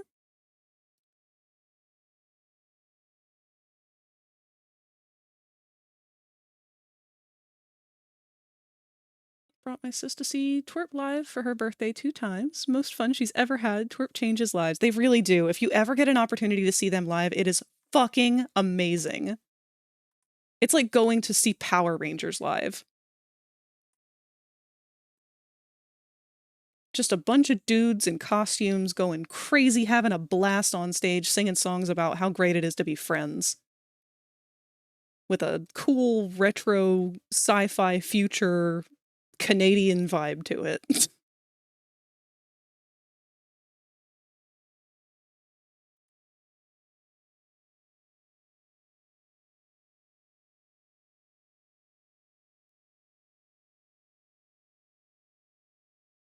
When you're open, I should have you draw said alien bird OC with her alien goat girlfriend. Aw!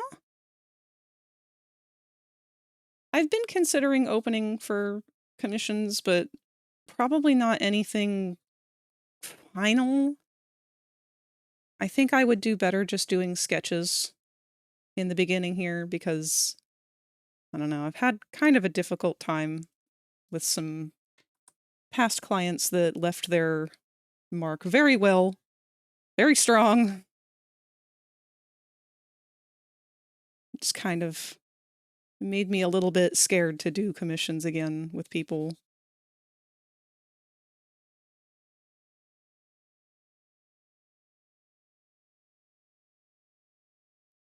That and I just put too much pressure on myself.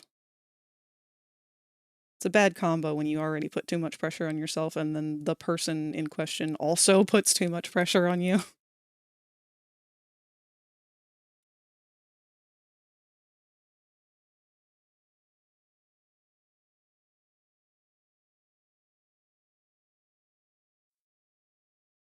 All right, we got our rings. Let's give him some feet.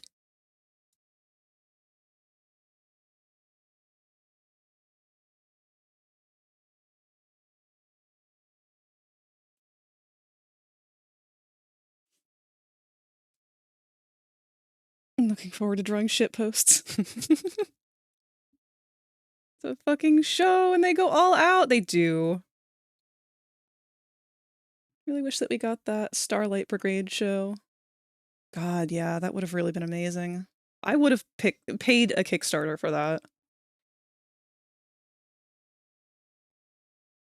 In-stream sketches? Yeah, something along those lines.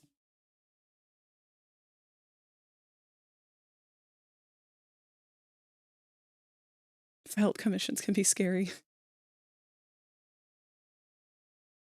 Got a Y2K ad for Taco Bell? What the fuck? I'm jealous!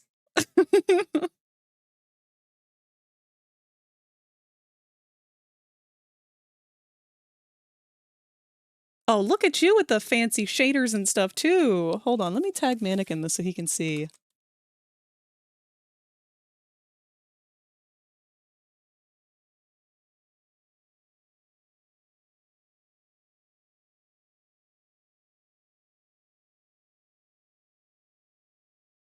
This is beautiful, Katsu. God, what is it about Minecraft and just being so cozy?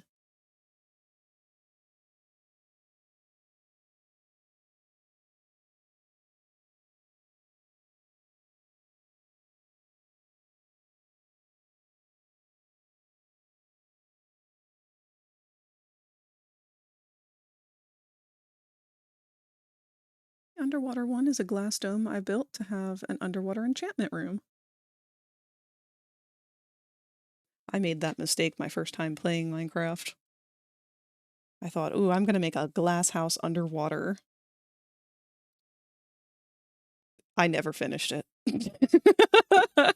I got so frustrated with the water and trying to like get it out once I had built the bowl in the water. Of course, this was a long time ago. Like well over. Jesus, how many years now?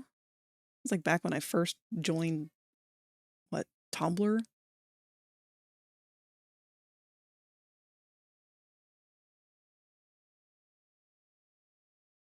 Removing the water sucked. Yeah. Kind of been wanting to play Vintage Story. Go for it. Treat yourself. Get a little cozy gaming.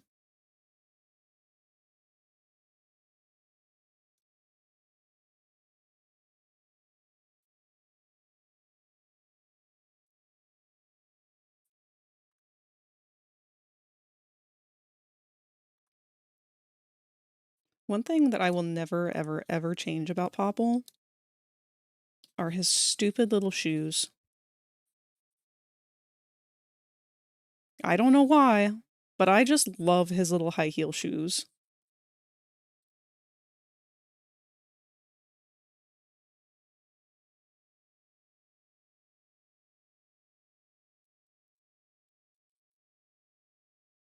Every time I draw them, it reminds me of like the old Powerpuff Girls art style.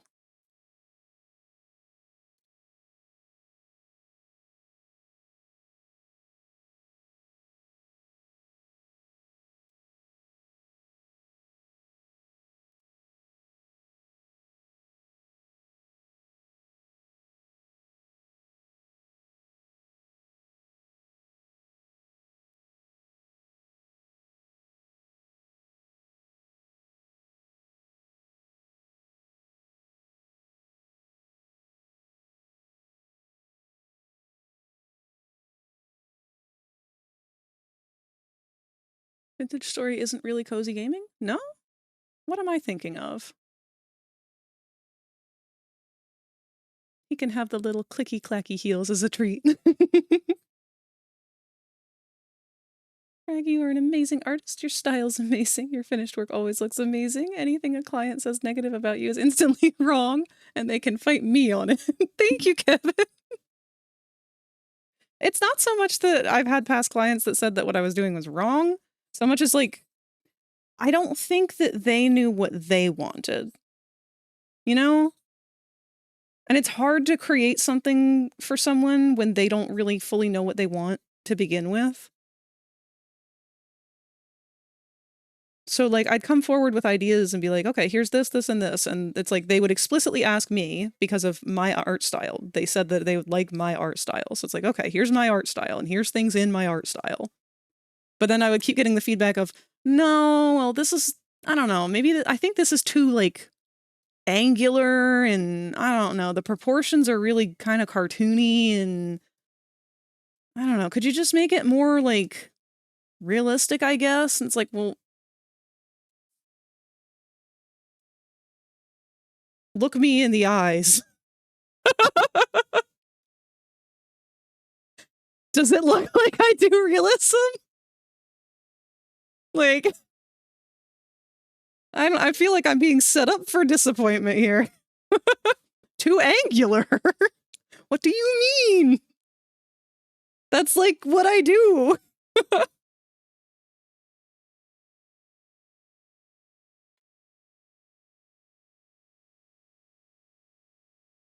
Vintage Story turns up the survival and crafting stages to a large degree. Vintage Story started off as a Minecraft mod, but the creators found Minecraft code too limiting, so they went and made their own game. Oh, okay.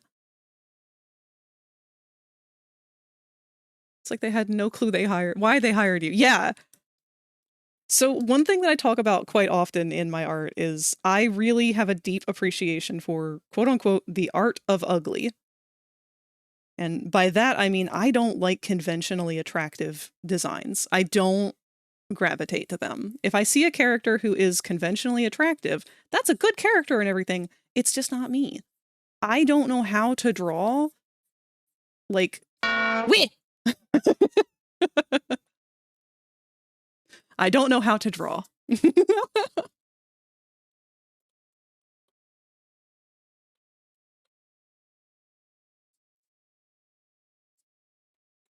All right, so I'm going to Google attractive male cartoon characters.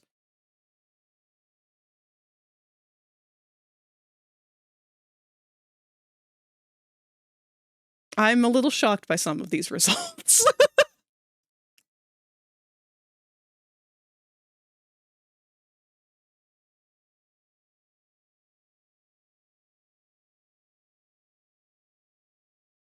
You know what? We'll just go with Disney characters.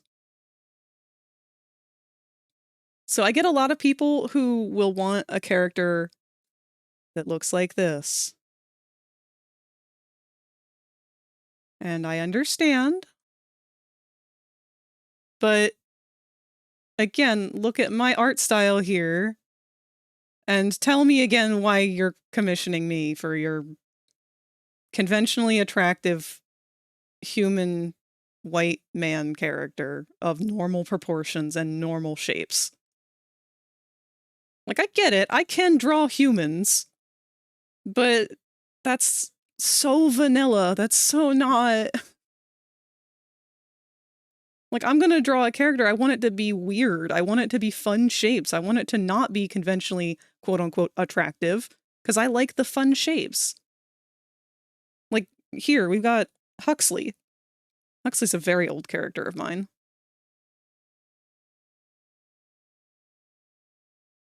Like, that's normal to me.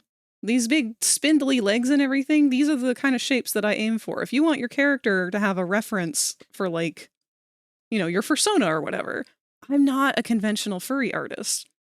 Your character's gonna look like this. Don't come at me expecting a conventionally attractive furry boy with, like, a perky butt and handsome muscles and everything. Like, nah. You're gonna get the gremlin. You're gonna get the spindly little thing that someone found in the garbage outside of the fucking Wendy's. And then you're gonna get mad at me because I didn't make your character some Disney Prince hunk all middle slider man.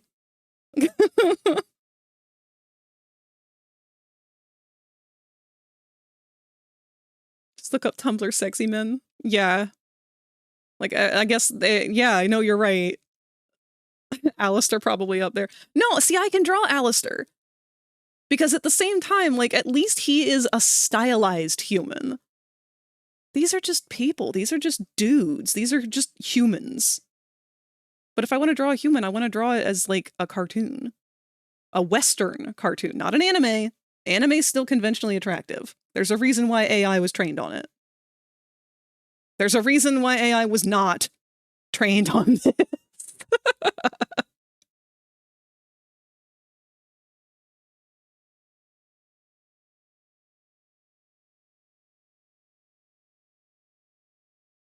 Frag be sipping that variety. Give them the blockiest chiseled beefcake. How the hell am I getting My Little Pony fan to draw their raunchy ponies? You would be amazed at how on topic that is, Kevin.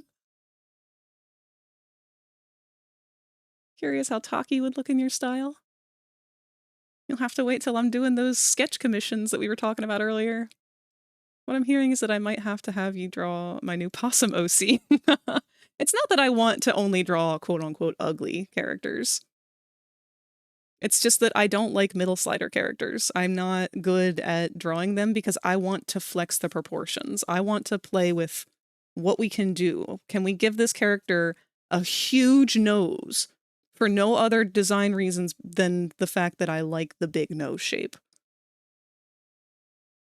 Because if I draw like a normal dude, and this is actually the problem I've had with my own story that I've been writing. This is sad, but this is a really, really old sketch of what was going to be one of the main characters. His name's Zigzag. But I don't know, he just felt really, really static. Really boring. Like any white male human could fit this role. And that just kind of, even when I tried to like push his features a little more with the crook nose and the saggy eyes, he's still very generic. And that works for a main character, but... Oh, see, here's the twist. He doesn't stay this way for long. Do I have any pictures of what he really looks like in the story?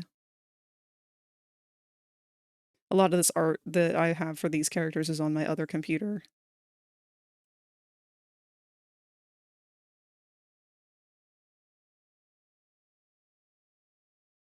I'm gonna have to go look it up sometime. Here, Huxley's got a human version. So that's more so of like how usually my humans would look and everything, but I feel like I get a lot of same face syndrome. I don't get to play around with shapes that much. People always want the same shape. They want the same, like, good proportions. We've got our human head. We've got our chiseled jawline. We've got our nose right in the middle where it should be, normally shaped. We want our normal eyes and right here.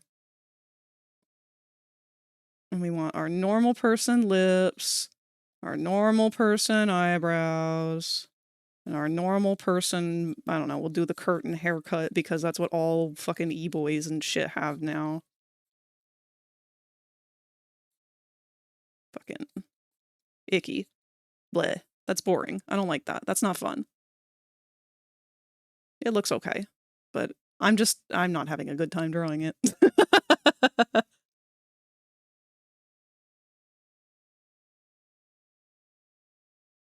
Hi, Miles Edgeworth. No, no way. No, we're closing this forever. No.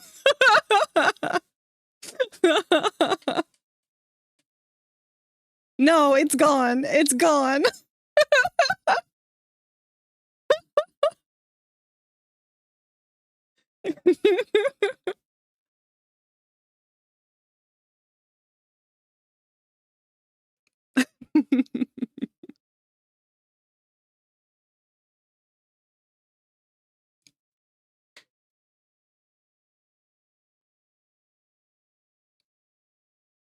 I gotta get around to practicing humans more. Honestly, I need to figure out how I want to draw them now, because styles have changed so much that I can go back to how I used to draw them a little more. But I gotta figure out how I want to do that. Because I don't know if you guys have noticed, but we've had a resurgence of the early 2000s, or the late 90s, early 2000s, even to mid 2000s, I'd say. Kind of grittier art style. A lot of angles have been coming back. The softness of the Steven Universe and Adventure Time era is starting to wear off. It was being kept alive by Gumball for a very long time, but now we are finally embracing more of the, like, I don't know, Avatar: The Last Airbender, more so in that direction. Teenage Mutant Ninja Turtles, things like that. They had a lot of strong influence, but it was really, really frowned upon for a while to be drawing that way. Curves were desirable. We solved the mystery, everyone. Miles Edgeworth is mid. Did you get shown the sketch Kevin did of Swolvertaki? I can't remember. I don't know if I did, but I did get to see Swolvertaki's avatar the last time I was watching them stream. I wonder if you might enjoy my friend Shazba's art. She has some great facial structures. I would love to see Kat. Is that their username here, or is it somewhere else? Greg, hear me out. I need you to draw Ganon. I really need you to draw Ganon. All forms. Your style would fit him so well. You know I've got a treat for you, Kevin. Hold on 1 second here. Let me go get my sketchbook.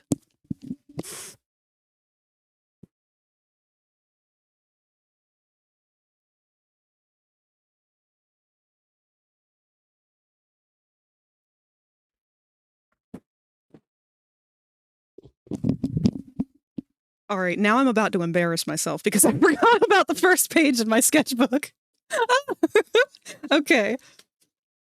So, I love Zelda. I have been a huge Zelda fan my entire life. I actually played the Zelda games, or I watched my mom play the Zelda games before I could even read, because my mom was a huge Zelda fan.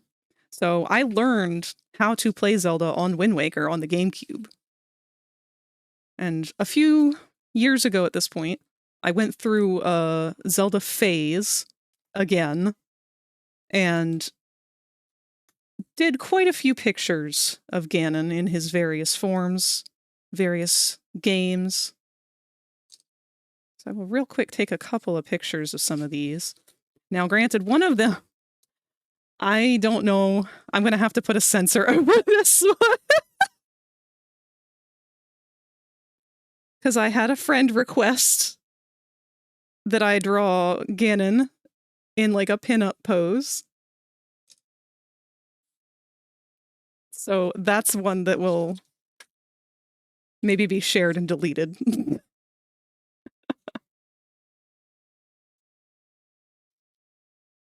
But nah, I've got a lot of old Zelda art. Ganon and Giraheim were my favorite for a while, which is hilarious because I really don't like Skyward Sword at all. I really hate Skyward Sword. Which Ganon? All of them. All right, sexiest Ganon? Wind Waker Ganon. But second sexiest Ganon? This kills me to say it, but Hyrule Warriors Ganon. Take Hyrule Warriors Ganon and merge him with the Ocarina of Time Smash Brothers Ganon model, and that's like, oh, and then give him Wind Waker's robe. That's god tier Ganon.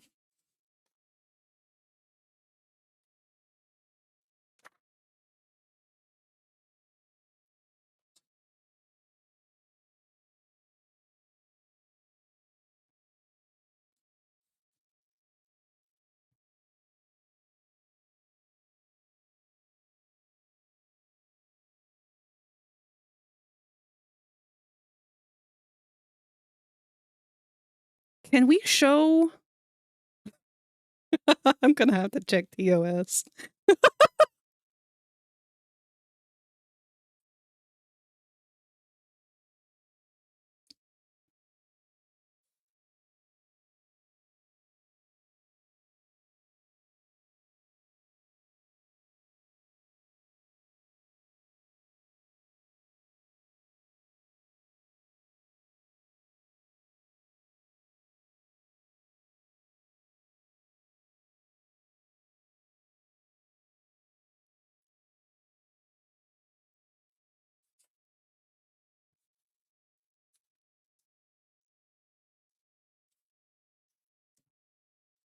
See, this is the consequence of having gone to so many furry cons and stuff. Like, you just get so desensitized to not safe for work.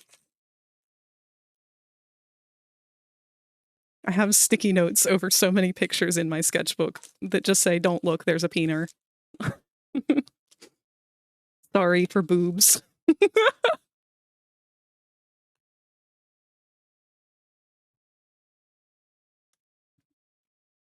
One day maybe I'll do like a sketchbook tour with you guys. I don't know. It's an old sketchbook at this point, so it's got artwork in it from like God knows when. I'm not very responsible when it comes to sketchbooks time frame, like chronological, because I am a serial draw only in the upper left-hand corner on all of the right pages and nowhere else artist. I don't know why I do it, but I do it.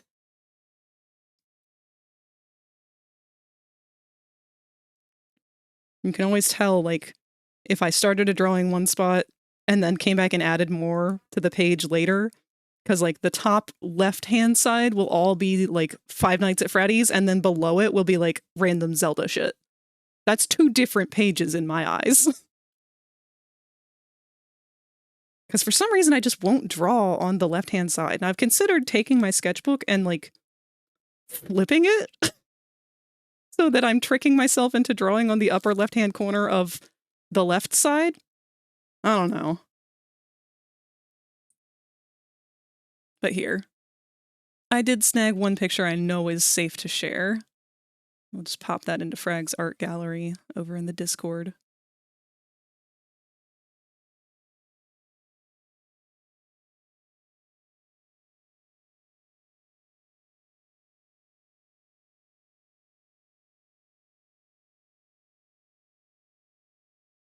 But there's a grumpy Ganon for you. Pig form. But I'll go through and try to find some more stuff another time when we're not live, because I know I'm futzing around. I'm all over the place today, y'all. DM me the lewd.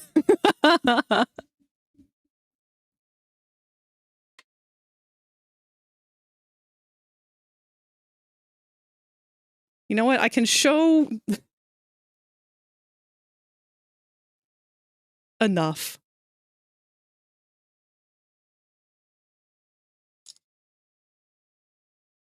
I think it's censored enough that it's considered more of a joke, if nothing else.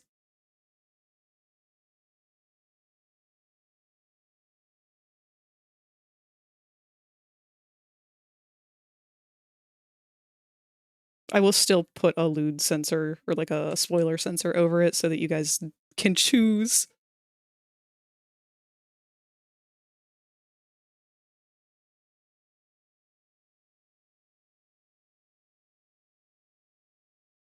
I will also say this is, again, not really in my own art style. I was doing this much more in a style that the person at the time wanted to see it in.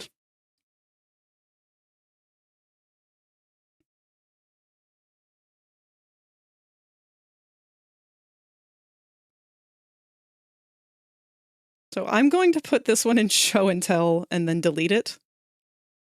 Just because I don't want this to just pop up unwarranted for some people.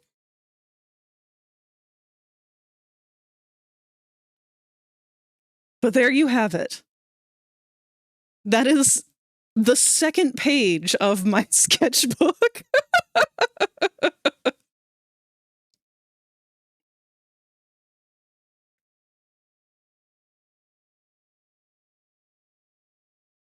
And it was funny because as I was drawing it, my friend had gifted me those stickers. Yeah, you found me. So I was like, oh, this is perfect.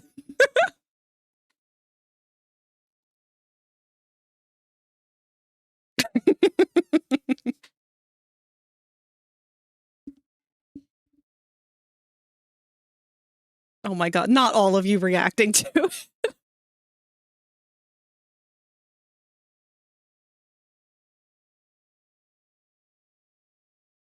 Why was I not into Zelda sooner? Oh yeah, he's the whole reason. Ganondorf, more like Ganondaddy.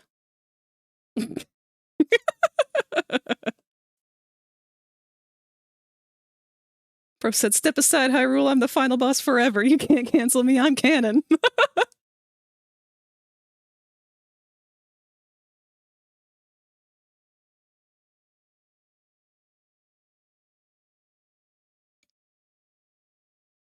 Alright, well, I'm gonna go ahead and delete that now. To those of you who wish to still see it, or save it, or do whatever, go ahead.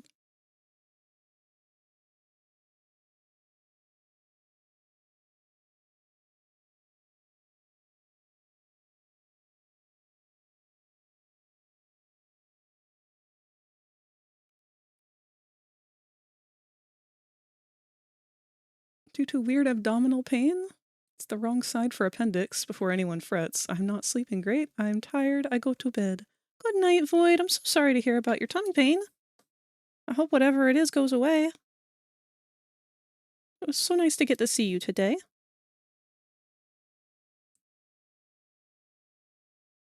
Stomach is hurting from the burger, but they're fully cooked, so, Hope you're not coming down with something, though. Last thing that you need is food poisoning.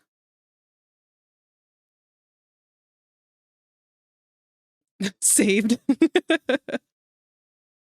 I would like to do a sketchbook tour with y'all sometime.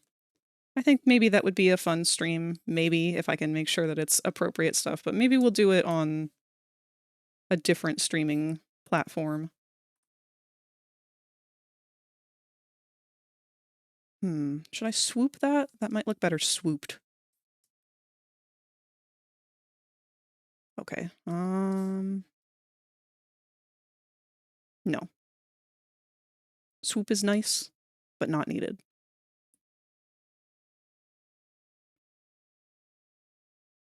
Wouldn't doubt that. The house smelled of smoke all day. Oh.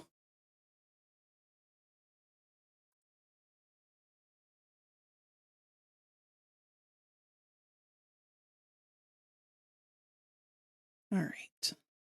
We're gonna get this guy done before we end up having to end stream. We've only got about half an hour here left. But we've got this. I'm just gonna throw... Ooh, sorry, hiccup. I'm just gonna throw flats on him in the end.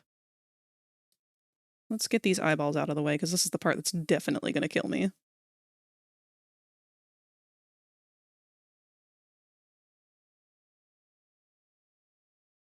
Do we need to use the slow stabilizer for this again? Or do I just need to take my time? Slow stabilizer it is.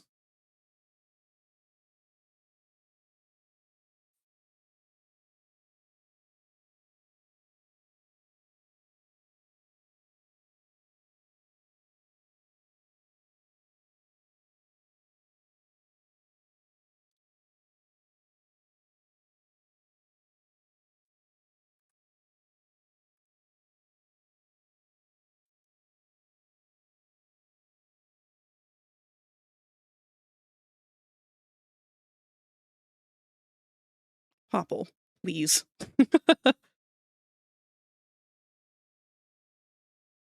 You and your fucking circles.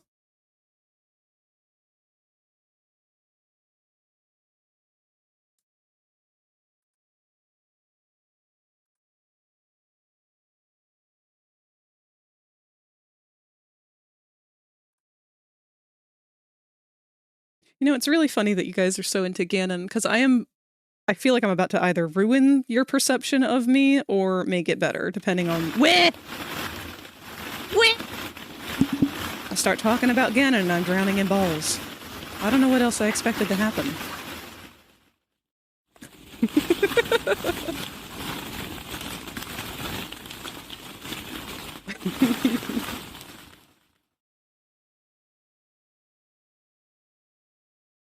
But yes, I'm firmly on the side of Ganon did nothing wrong.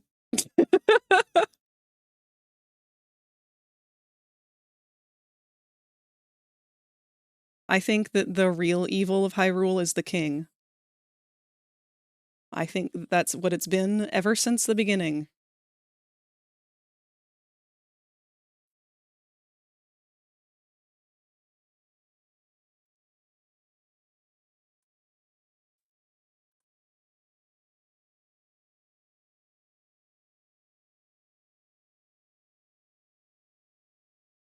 What? A double blessing stream!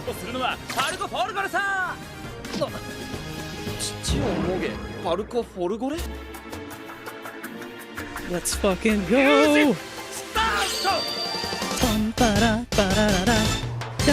Chi chi chi chi whoop-pie! A boing boing! Chi chi chi chi whoop-pie! Boing boing! Hey, come on! Moge, moge, moge, moge! Chi chi wo moge! Moge! And we end off with Kane! Sorry, but Parco Fagore will always take priority.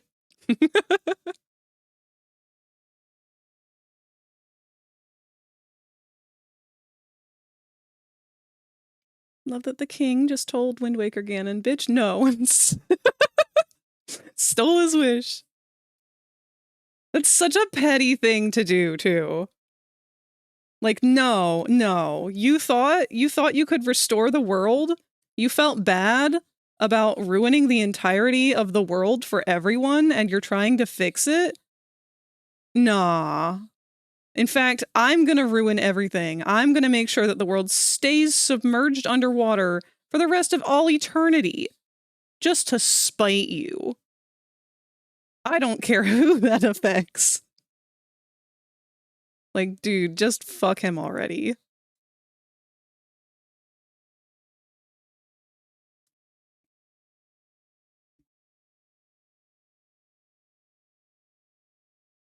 Got the tablet set up? All right.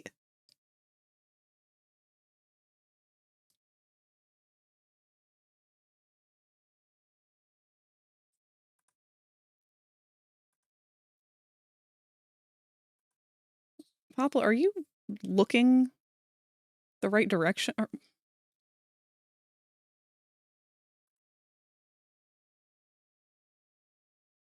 God, you're lucky you're cute.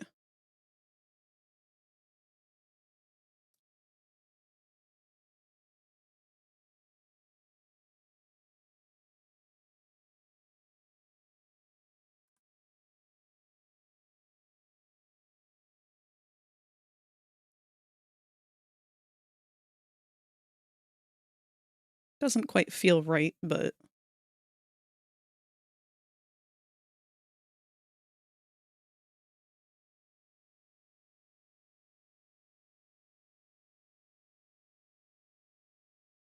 Deadass would love to be in a sandwich between Wind Waker King and Ganon.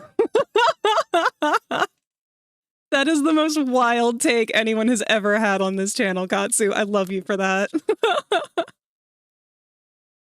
I'm straight, but I want to see Ganon with a heavyweight lifter body. Muscle dad bod. Popple's a mood at the moment. Saw the sewer torture dungeons. Hyrule King had awful priorities.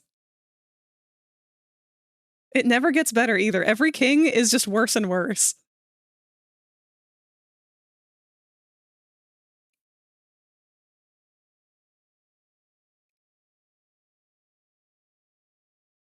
I'm gonna do these in layers so that we can make sure they're all tucked around properly. No weird random spots, you know?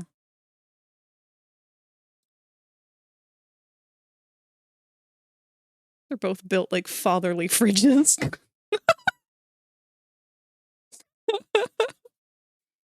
The worst part is all that makes me think of is the one character from Date Everything that Katsu was into too.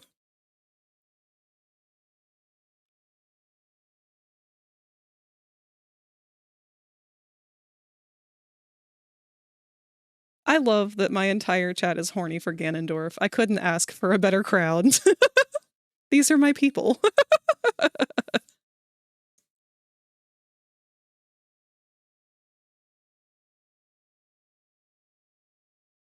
Think taller. Think vending machine. Hush, Yeti Fridge Man is hot.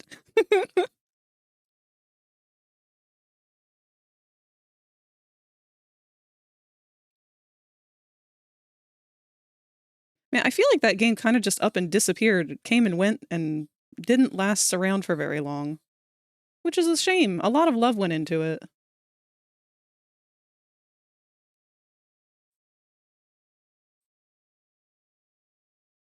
But that could also just be that I'm not in the circles of people who regularly play games like that.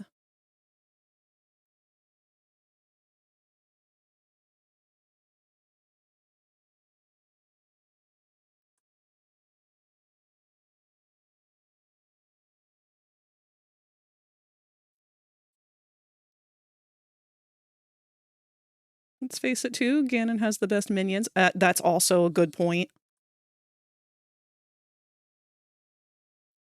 Although in the realm of Zelda, they embrace the monster fucker.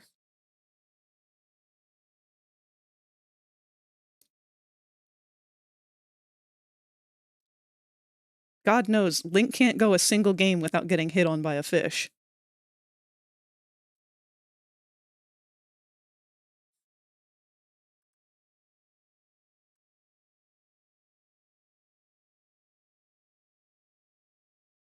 I need to quit pushing so hard.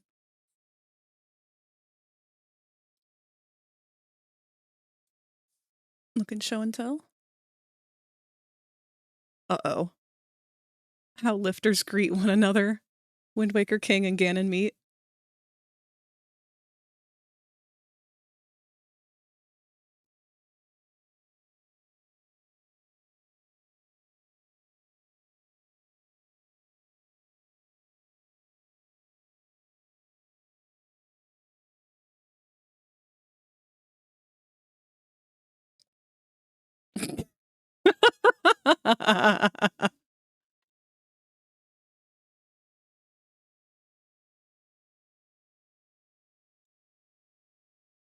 Oh no, it's so true though.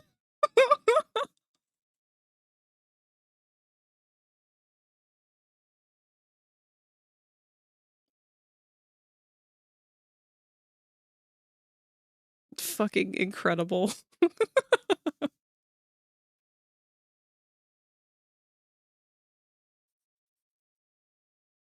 Man, Full Metal Alchemist is another one that I need to go back and actually sit down and watch. I've seen so many clips and bits of it, but I need to go back and give it another genuine sit down. I really liked that one though. At least the parts that I had watched.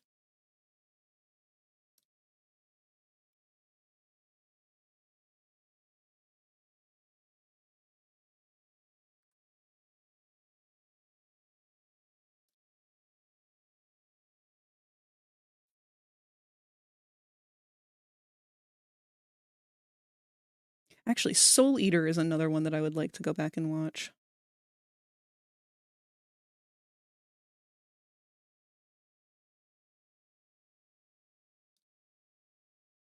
I'm debating if I want to put that other ball back here on the... Oh, wrong brush. Back here, like how we have it on the original. Or under here.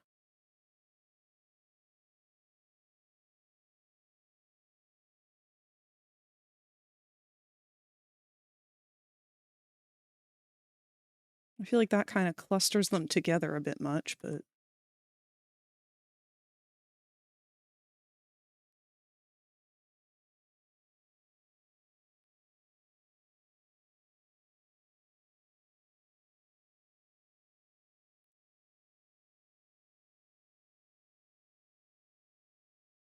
I don't want to deviate too much from the original path. Let's see how that looks without the sketch under it. Oof. Okay, yeah, no. I think we're going to bring these guys back out.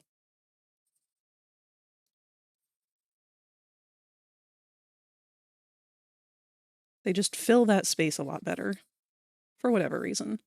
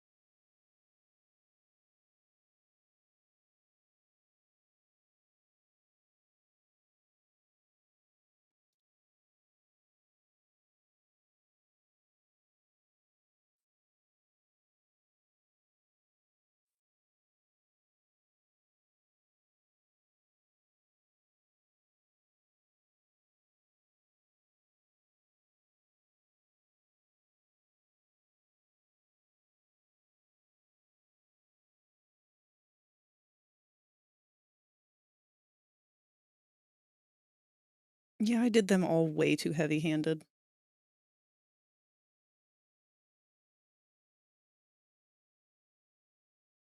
I hate mini blends from Wind Waker. Oh, are they the ones that go, din it, din it, din it, din it? Because I love the noises that they make. Wind Waker had a lot of great sounds. The Kargaroks make an awesome sound when they do their big, like, wind-up chirp. I love the bells on Makar.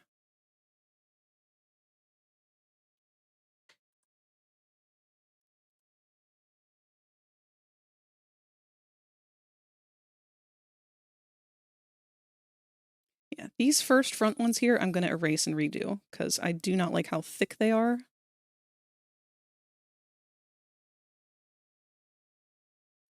They are really distracting and taking away from the other eyeballs.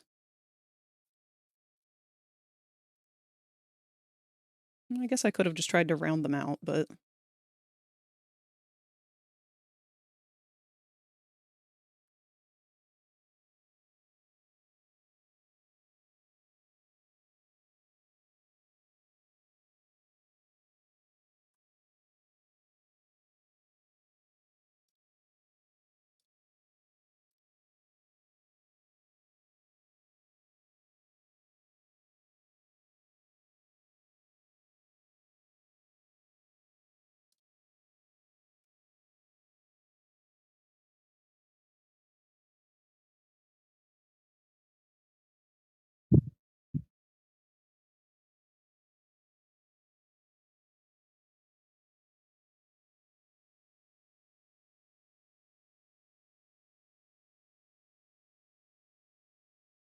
All right.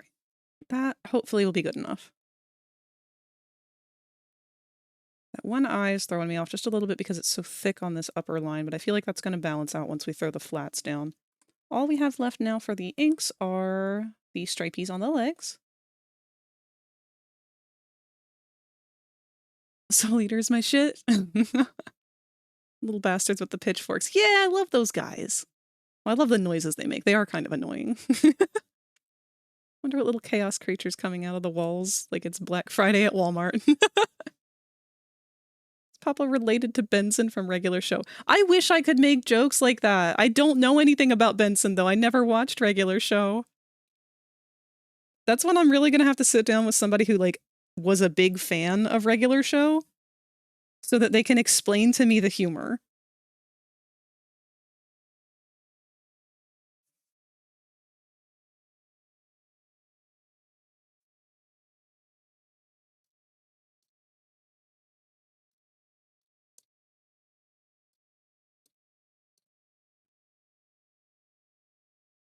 Oh, crap. Oh, no. I've set myself up for failure again.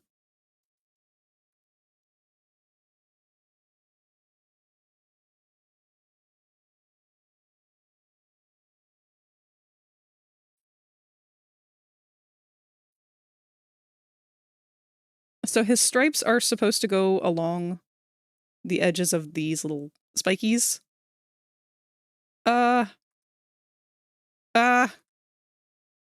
Almost. Okay, we can fix that one.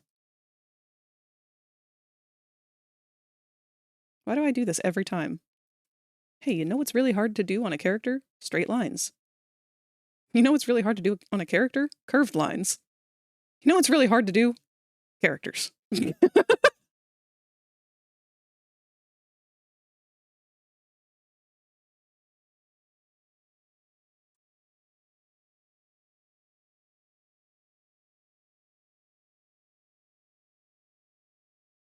I'm okay with it.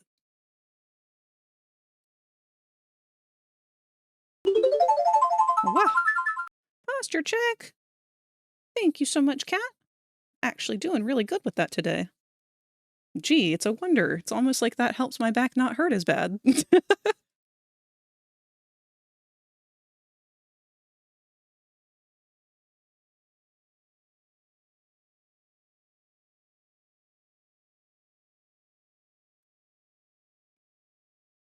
This is it, folks. This is where I die.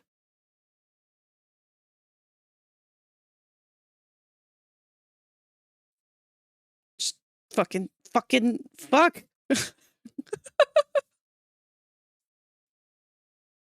It's fine. Leave it. Other leg.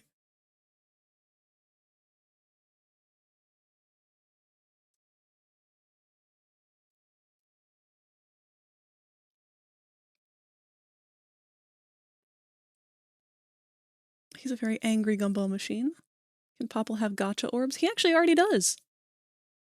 So if anyone ever leaves a tip through the option down below in the About section, there's like a tip on stream button.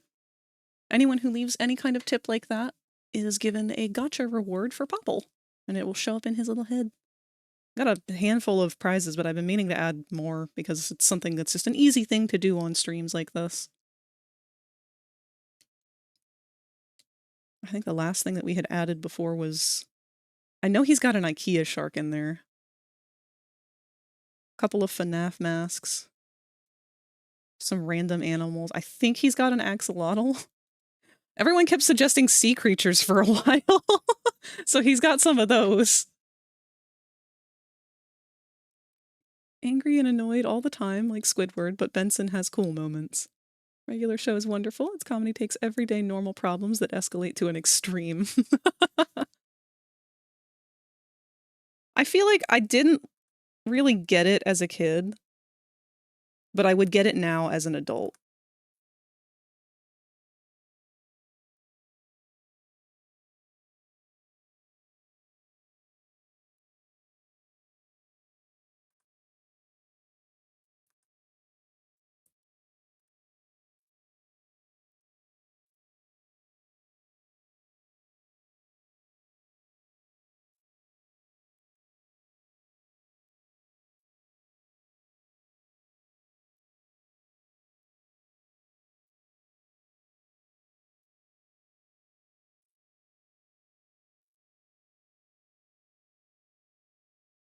Actually, didn't the creators of Adventure, or not Adventure Time, regular show go on to make another show that's more of an adult show? It's supposed to be like the perspective of being first-time parents or something? How old is the frag again? 29? Oh, you're so sweet. No, I'm 31, unfortunately.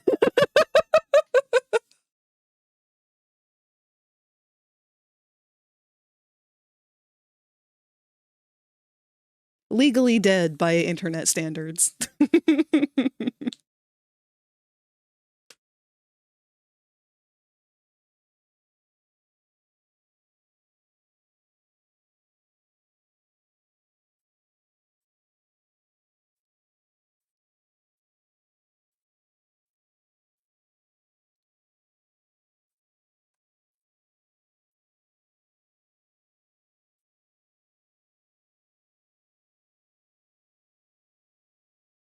Accidentally paused the stream, didn't hear the number. 31.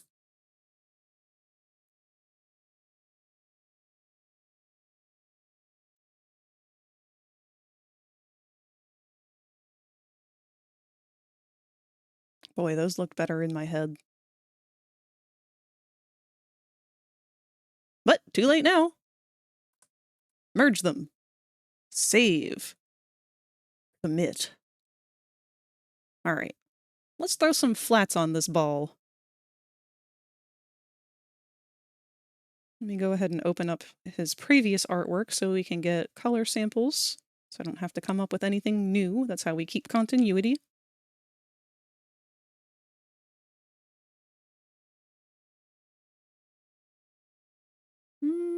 What's a good one? Probably the donate button that we have. That's going to be in a different folder.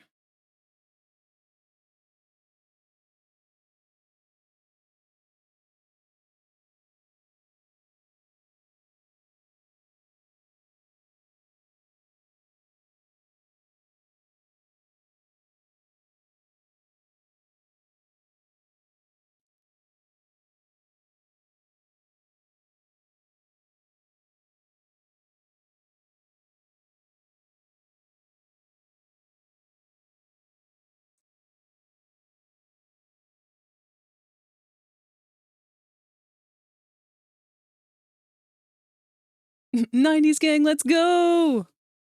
3 years younger than me. Oh shit, I am younger than you then. Huh. That's good to know.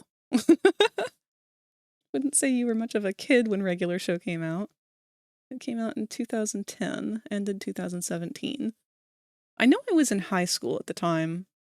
At least I was in high school at the time I remember friends talking about the show.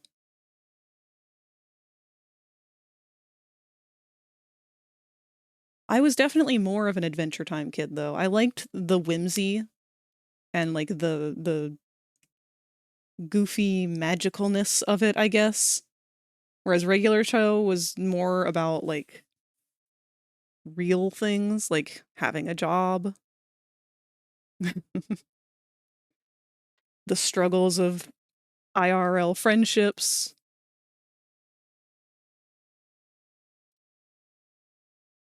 Not that it was bad, it was just different topics. And I had enough going on in life at the time. Was not interested whatsoever in anything IRL related. Popple, when did I get rid of your pupils?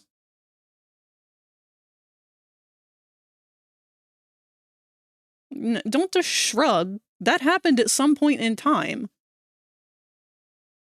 Okay, well, you have them now. Enjoy.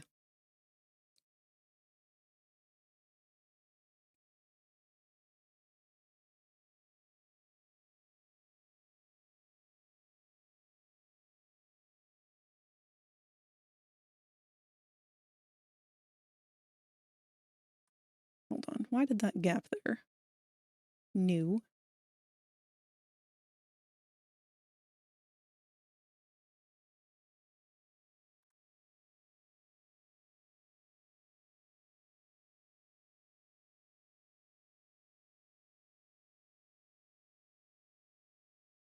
$35, just an older kid, basically. Oh my god, my people! I've been around the Zoomers for so long. I've forgotten that I'm not the only old. I'm so used to being perceived by my peers as, like, the teacher friend.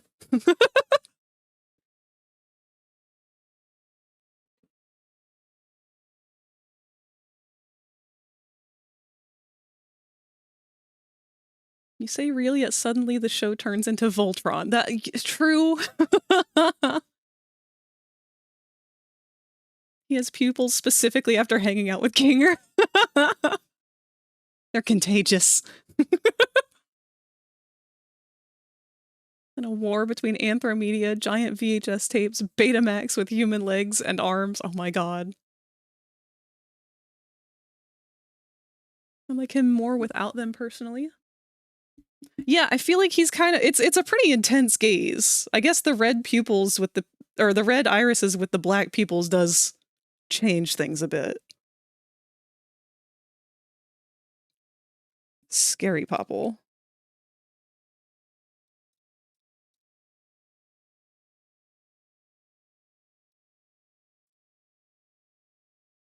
One thing I do kind of regret with Popple is the orange that I picked for him. It's a little bit lighter than I feel like it needed to be, and it kind of gets too similar to the yellow. I've debated changing it for a long time now, but I feel like if I do, I'm going to just be weird about it because I'm going to think, oh, that's always the wrong color.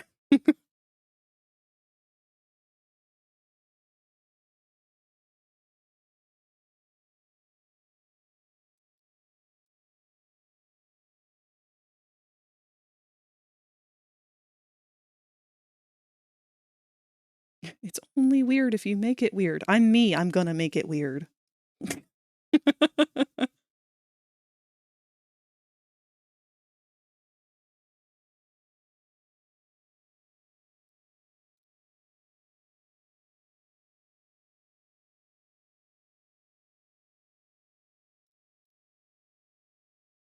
Now we've reached a point where we're going to need a darker color in our background.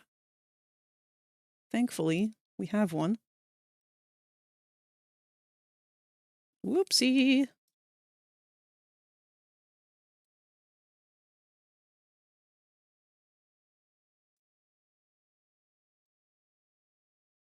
Why did that happen?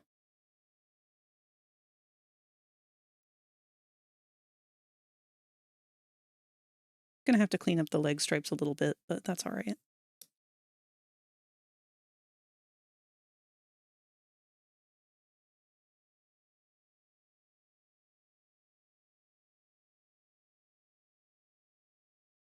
Oh, we've only got about 2 minutes left here.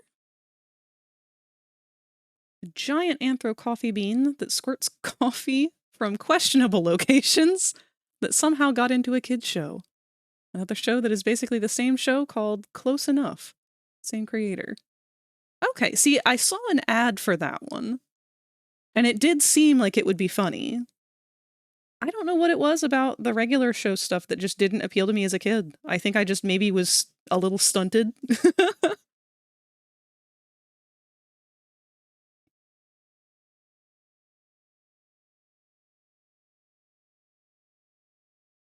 Uh-oh.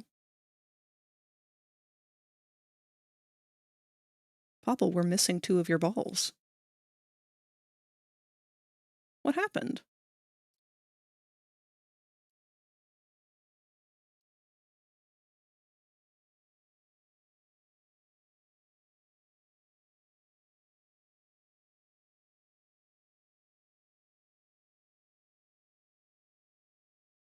Well, I guess I'm gonna have to squeeze Popple's blue balls in here somehow.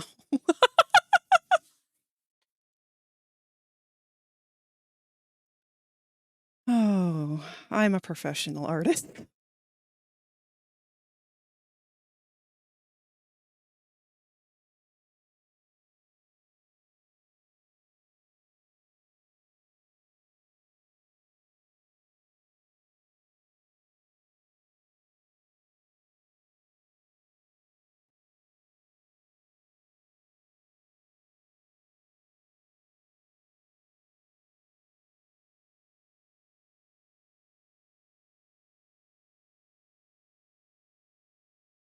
This is art. You will hear a buzzer. When you hear the buzzer, stare at the art. Hi, Zatani. Thank you. Oh, this is beautiful.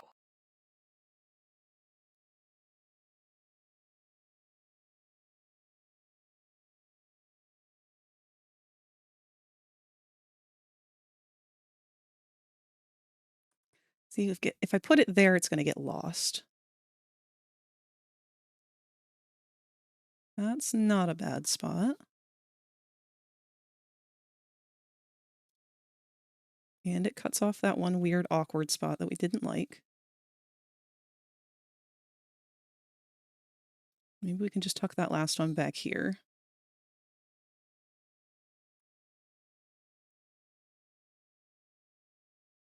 I feel like everything gets thrown off to the side with that, though.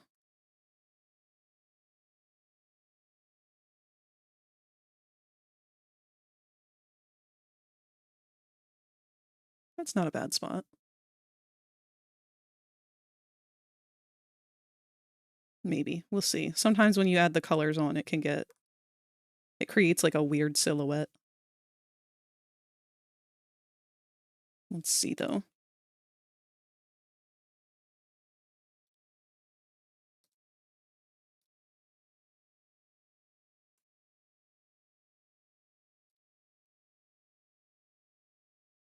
Oh, that's good. That's perfect. I like that. Let's give him a little bit of an eye shine.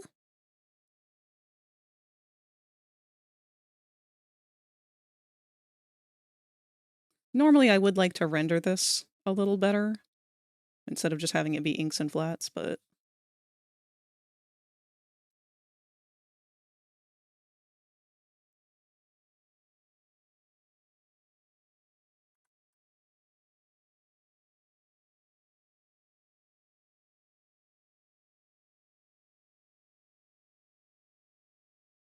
all right. While we are on this ad break here, let's fix up the last spot here in his leggies.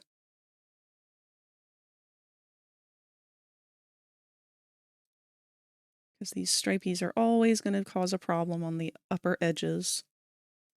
Siza has a really good selection tool system compared to a lot of the others, but it does still have its little hiccups from time to time like this, where it just misses a couple of pixels.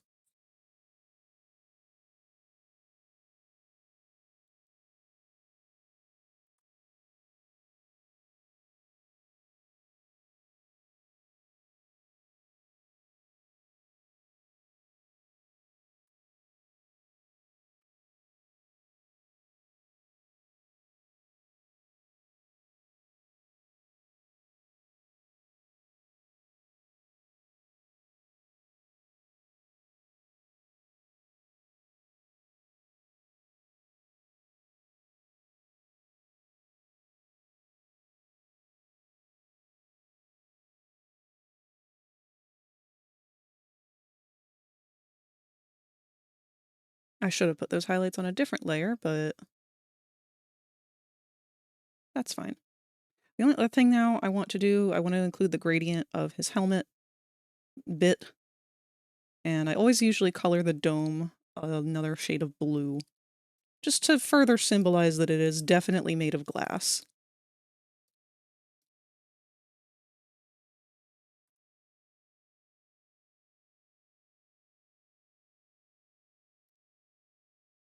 So usually I can really quick just do a couple of swipes with my airbrush tool of the inside dome part. That gives us a hint of depth. And then we go with a lighter shade of blue for the outside layer. Just like that.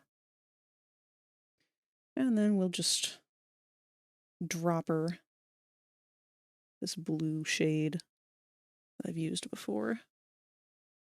I don't know why I didn't do it on the outside part of that picture.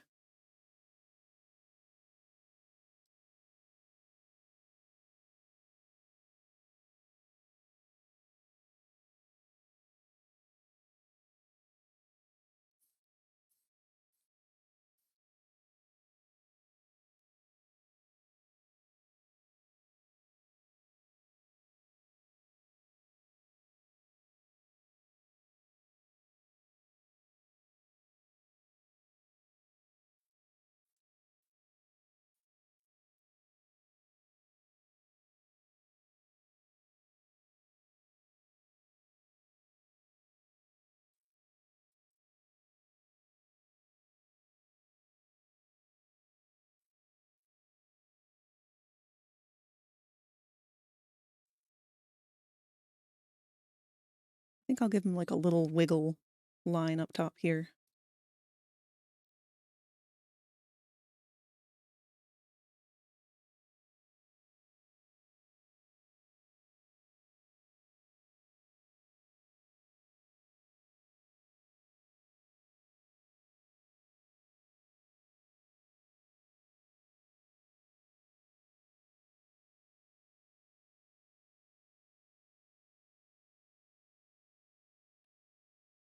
And I think that just about does it.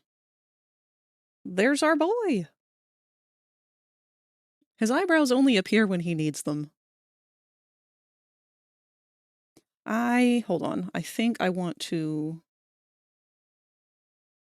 not have that be the case there. I thought I liked that, and I like it better on the other side of the dome. Yeah. But there we have it. Popple finally has a reference. Or at least enough of a reference that people can know what the fuck he looks like anyway. Let's scooch him up a little bit, because he is right on the bottom of the canvas. I'll try and make it look fancier, like more of a legit kind of reference later on.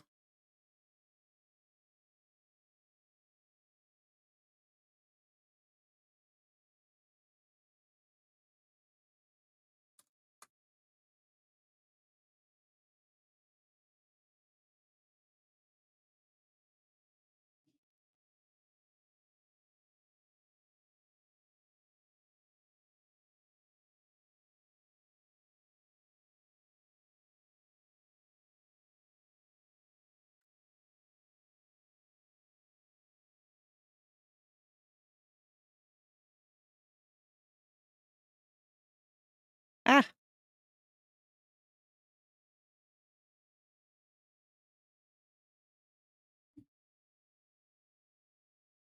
There we are. Give him just a little bit of a shadow so that he's not just kind of floating in the void.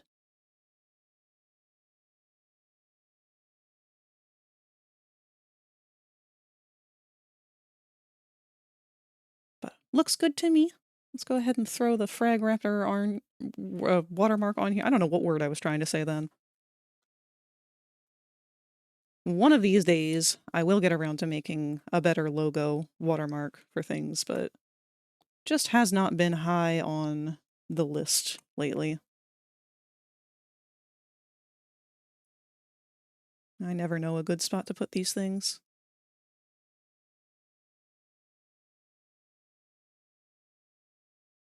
We'll just pop it down here and then do an outline on it.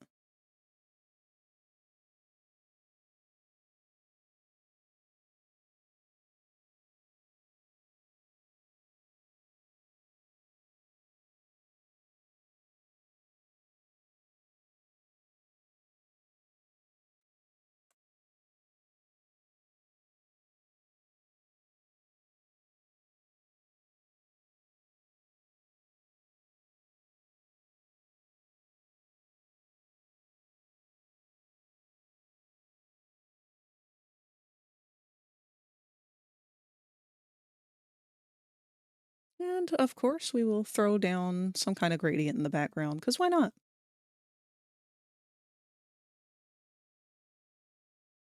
Real question is, what colors would work for him? We don't want to drown him out. I guess we could just use the same that we have for the background of the stream. Why not?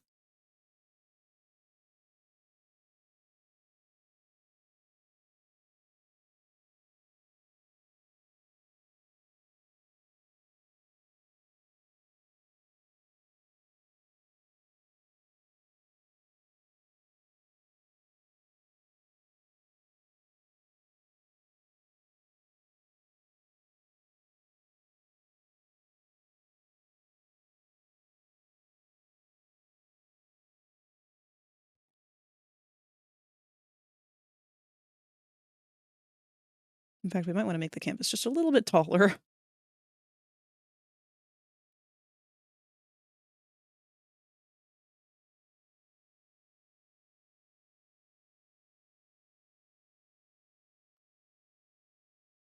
There we go.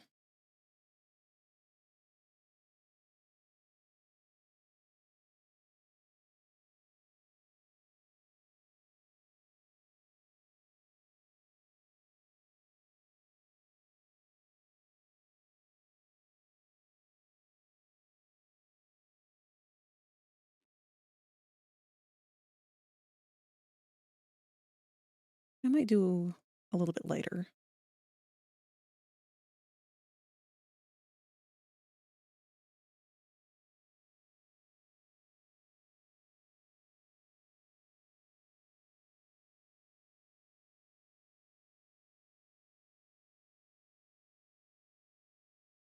There we go. Hold on, hold on. We can take this a step further.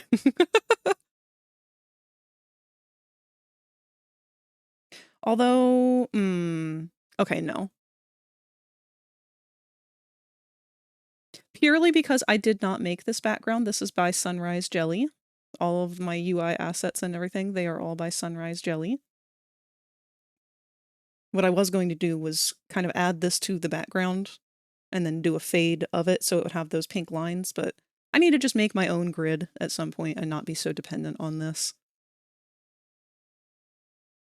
What we can do is take some of our stars with a scatter brush, though. That'll look nice.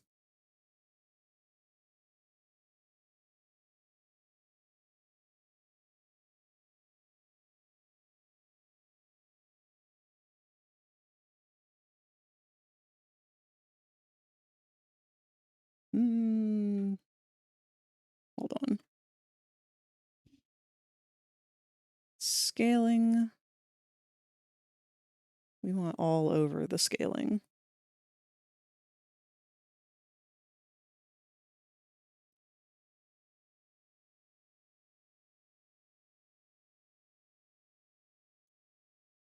Why are they spread out so far? Hold on.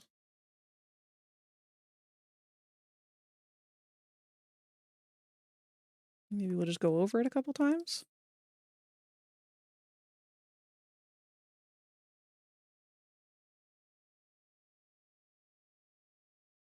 They keep putting them behind him. I want it more so on the sides.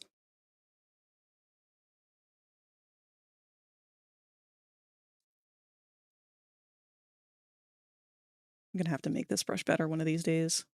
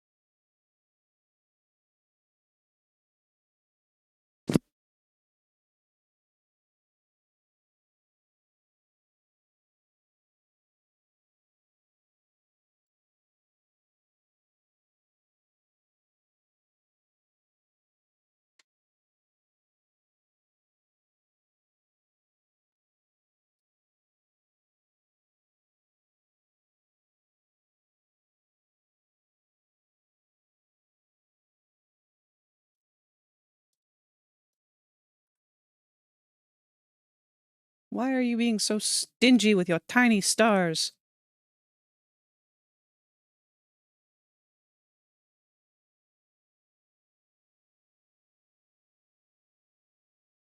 Good enough. We will lighten them up. I don't know, maybe set them to screen? No. Overlay?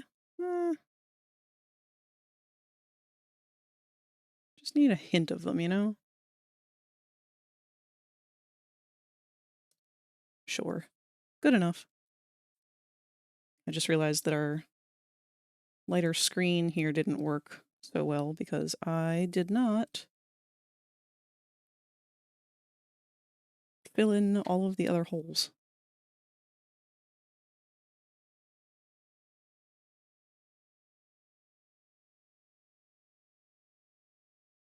What am I doing? Duh.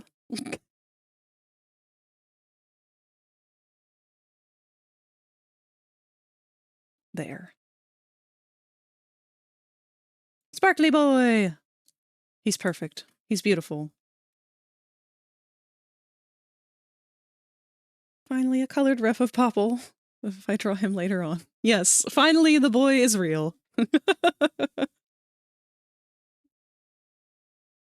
So I will post this one up probably tomorrow, since it's awfully late tonight. I hate to post art really late at night because I feel like it just never gets seen. But I'm super happy with this. And in fact, it is a very large canvas. Let me shrink it down. We don't need it to be this big.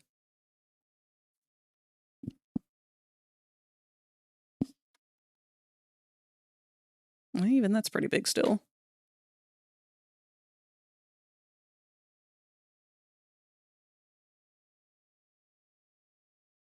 There.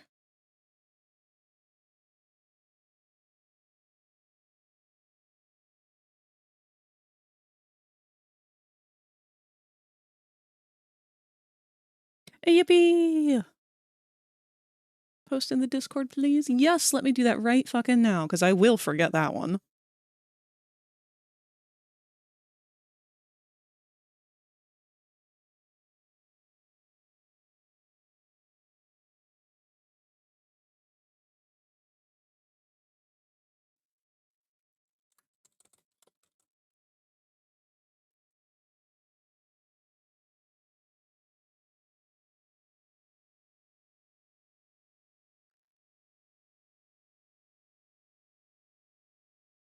There we are.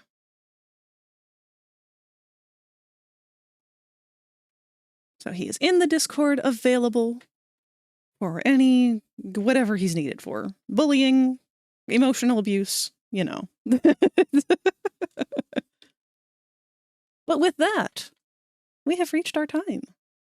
In fact, we've gone over our time. By 20 minutes, Jesus Christ. Okay. Let me move my tablet out of the way of the keyboard here so that we can wrap things up for the night. Oof. I'm gonna have to loosen up the bolts on my tablet stand. It's getting cold out, so they're getting tighter. All right.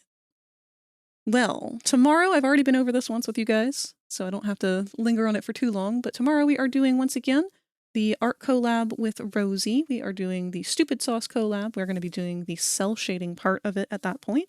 It's our final render. And if we happen to clean up that and finish it up early, then we will be doing gaming for the remainder of the stream. Hopefully we will start with Peak, but I don't know what else we might move into. It's kind of a wild card for that. And then 3D Thursday, I have no idea what we're going to do. Because I've just about finished Doughy entirely. All of the Unity work went by really fast with him. So he is pretty much done and ready to package. So aside from just taking our stock images and whatnot, there's not a whole lot left that I can work on with him. So we might end up just working on Freddy, or maybe doing more texture work with Smoon. Who knows? Honestly, I might be interested in going in and working on the player avatar a little bit again, trying to get those grab pack animations to work a little better. Because it'd be nice to have the whole trio. But we will see where the week takes us. For now, let's find somebody to raid out to. I would say let's raid out to Vertaki. And if we don't have any other options for the time being, we might do just that. But I would like to continue with the art theme for the time being if we can. Who have we got working on art right now?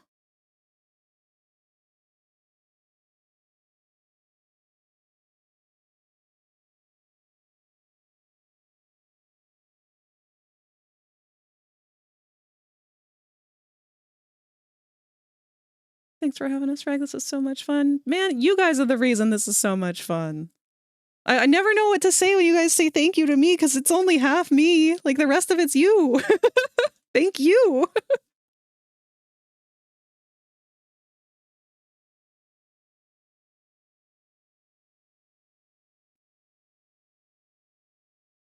Let's see. Monkey Pit is streaming right now, and we haven't rated out to him in a while.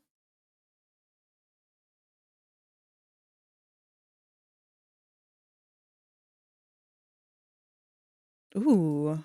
Actually, he's working on something pretty crazy right now. How long's he been going?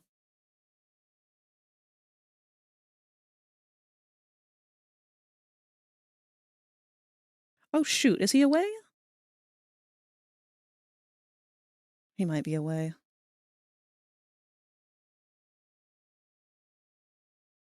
Hold the phone. While I seek out someone to raid to, can one of you tell me what the fuck Blood Bear is? Because that's right next to Silk Song in the amount of people who are streaming it right now. What the fuck is that? Blood Bear.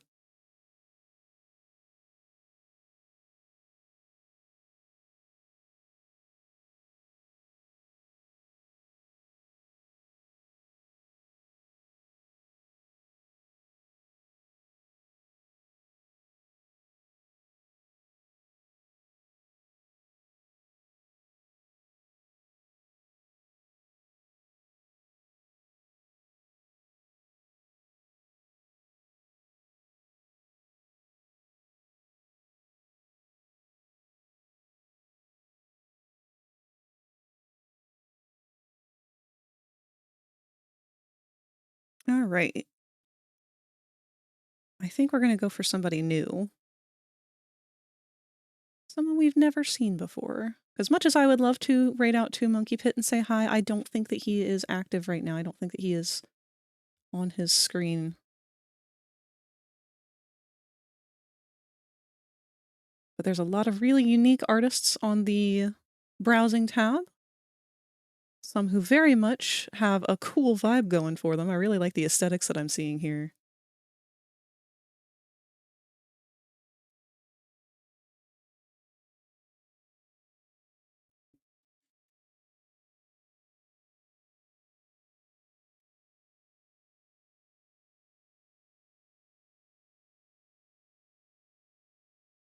All right, we're going to raid out to this new person. I've never seen their stuff before, but I really like their vibe. It looks like their theme that they're going for is very similar to what we were talking about earlier today with the whole Ratfink. But if you took Ratfink and went for more of like a 90s, 2000s sci-fi cartoon thrown in. Got a lot of cool amoeba-looking things. Space creatures crawling around. I like this. This is very colorful and fun.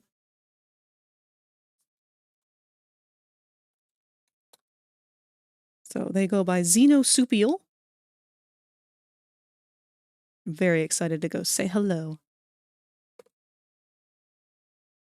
So normally I'd go over to our just chatting window, but we've done a lot of chatting today. We are pretty much ready to wrap things up. Thank you guys so much for hanging out with me today. We made something pretty awesome, even though we didn't think we'd do anything. So, expectations were low. We ended up with something amazing. But yeah, I love you guys so much. I hope to see you again tomorrow. Until then, have a wonderful night and have fun hanging out with Xenosupial. I'll be hanging out with just a little bit, but I do have to take Bronx out and do her nightly stuff, so. See you later. Goodbye.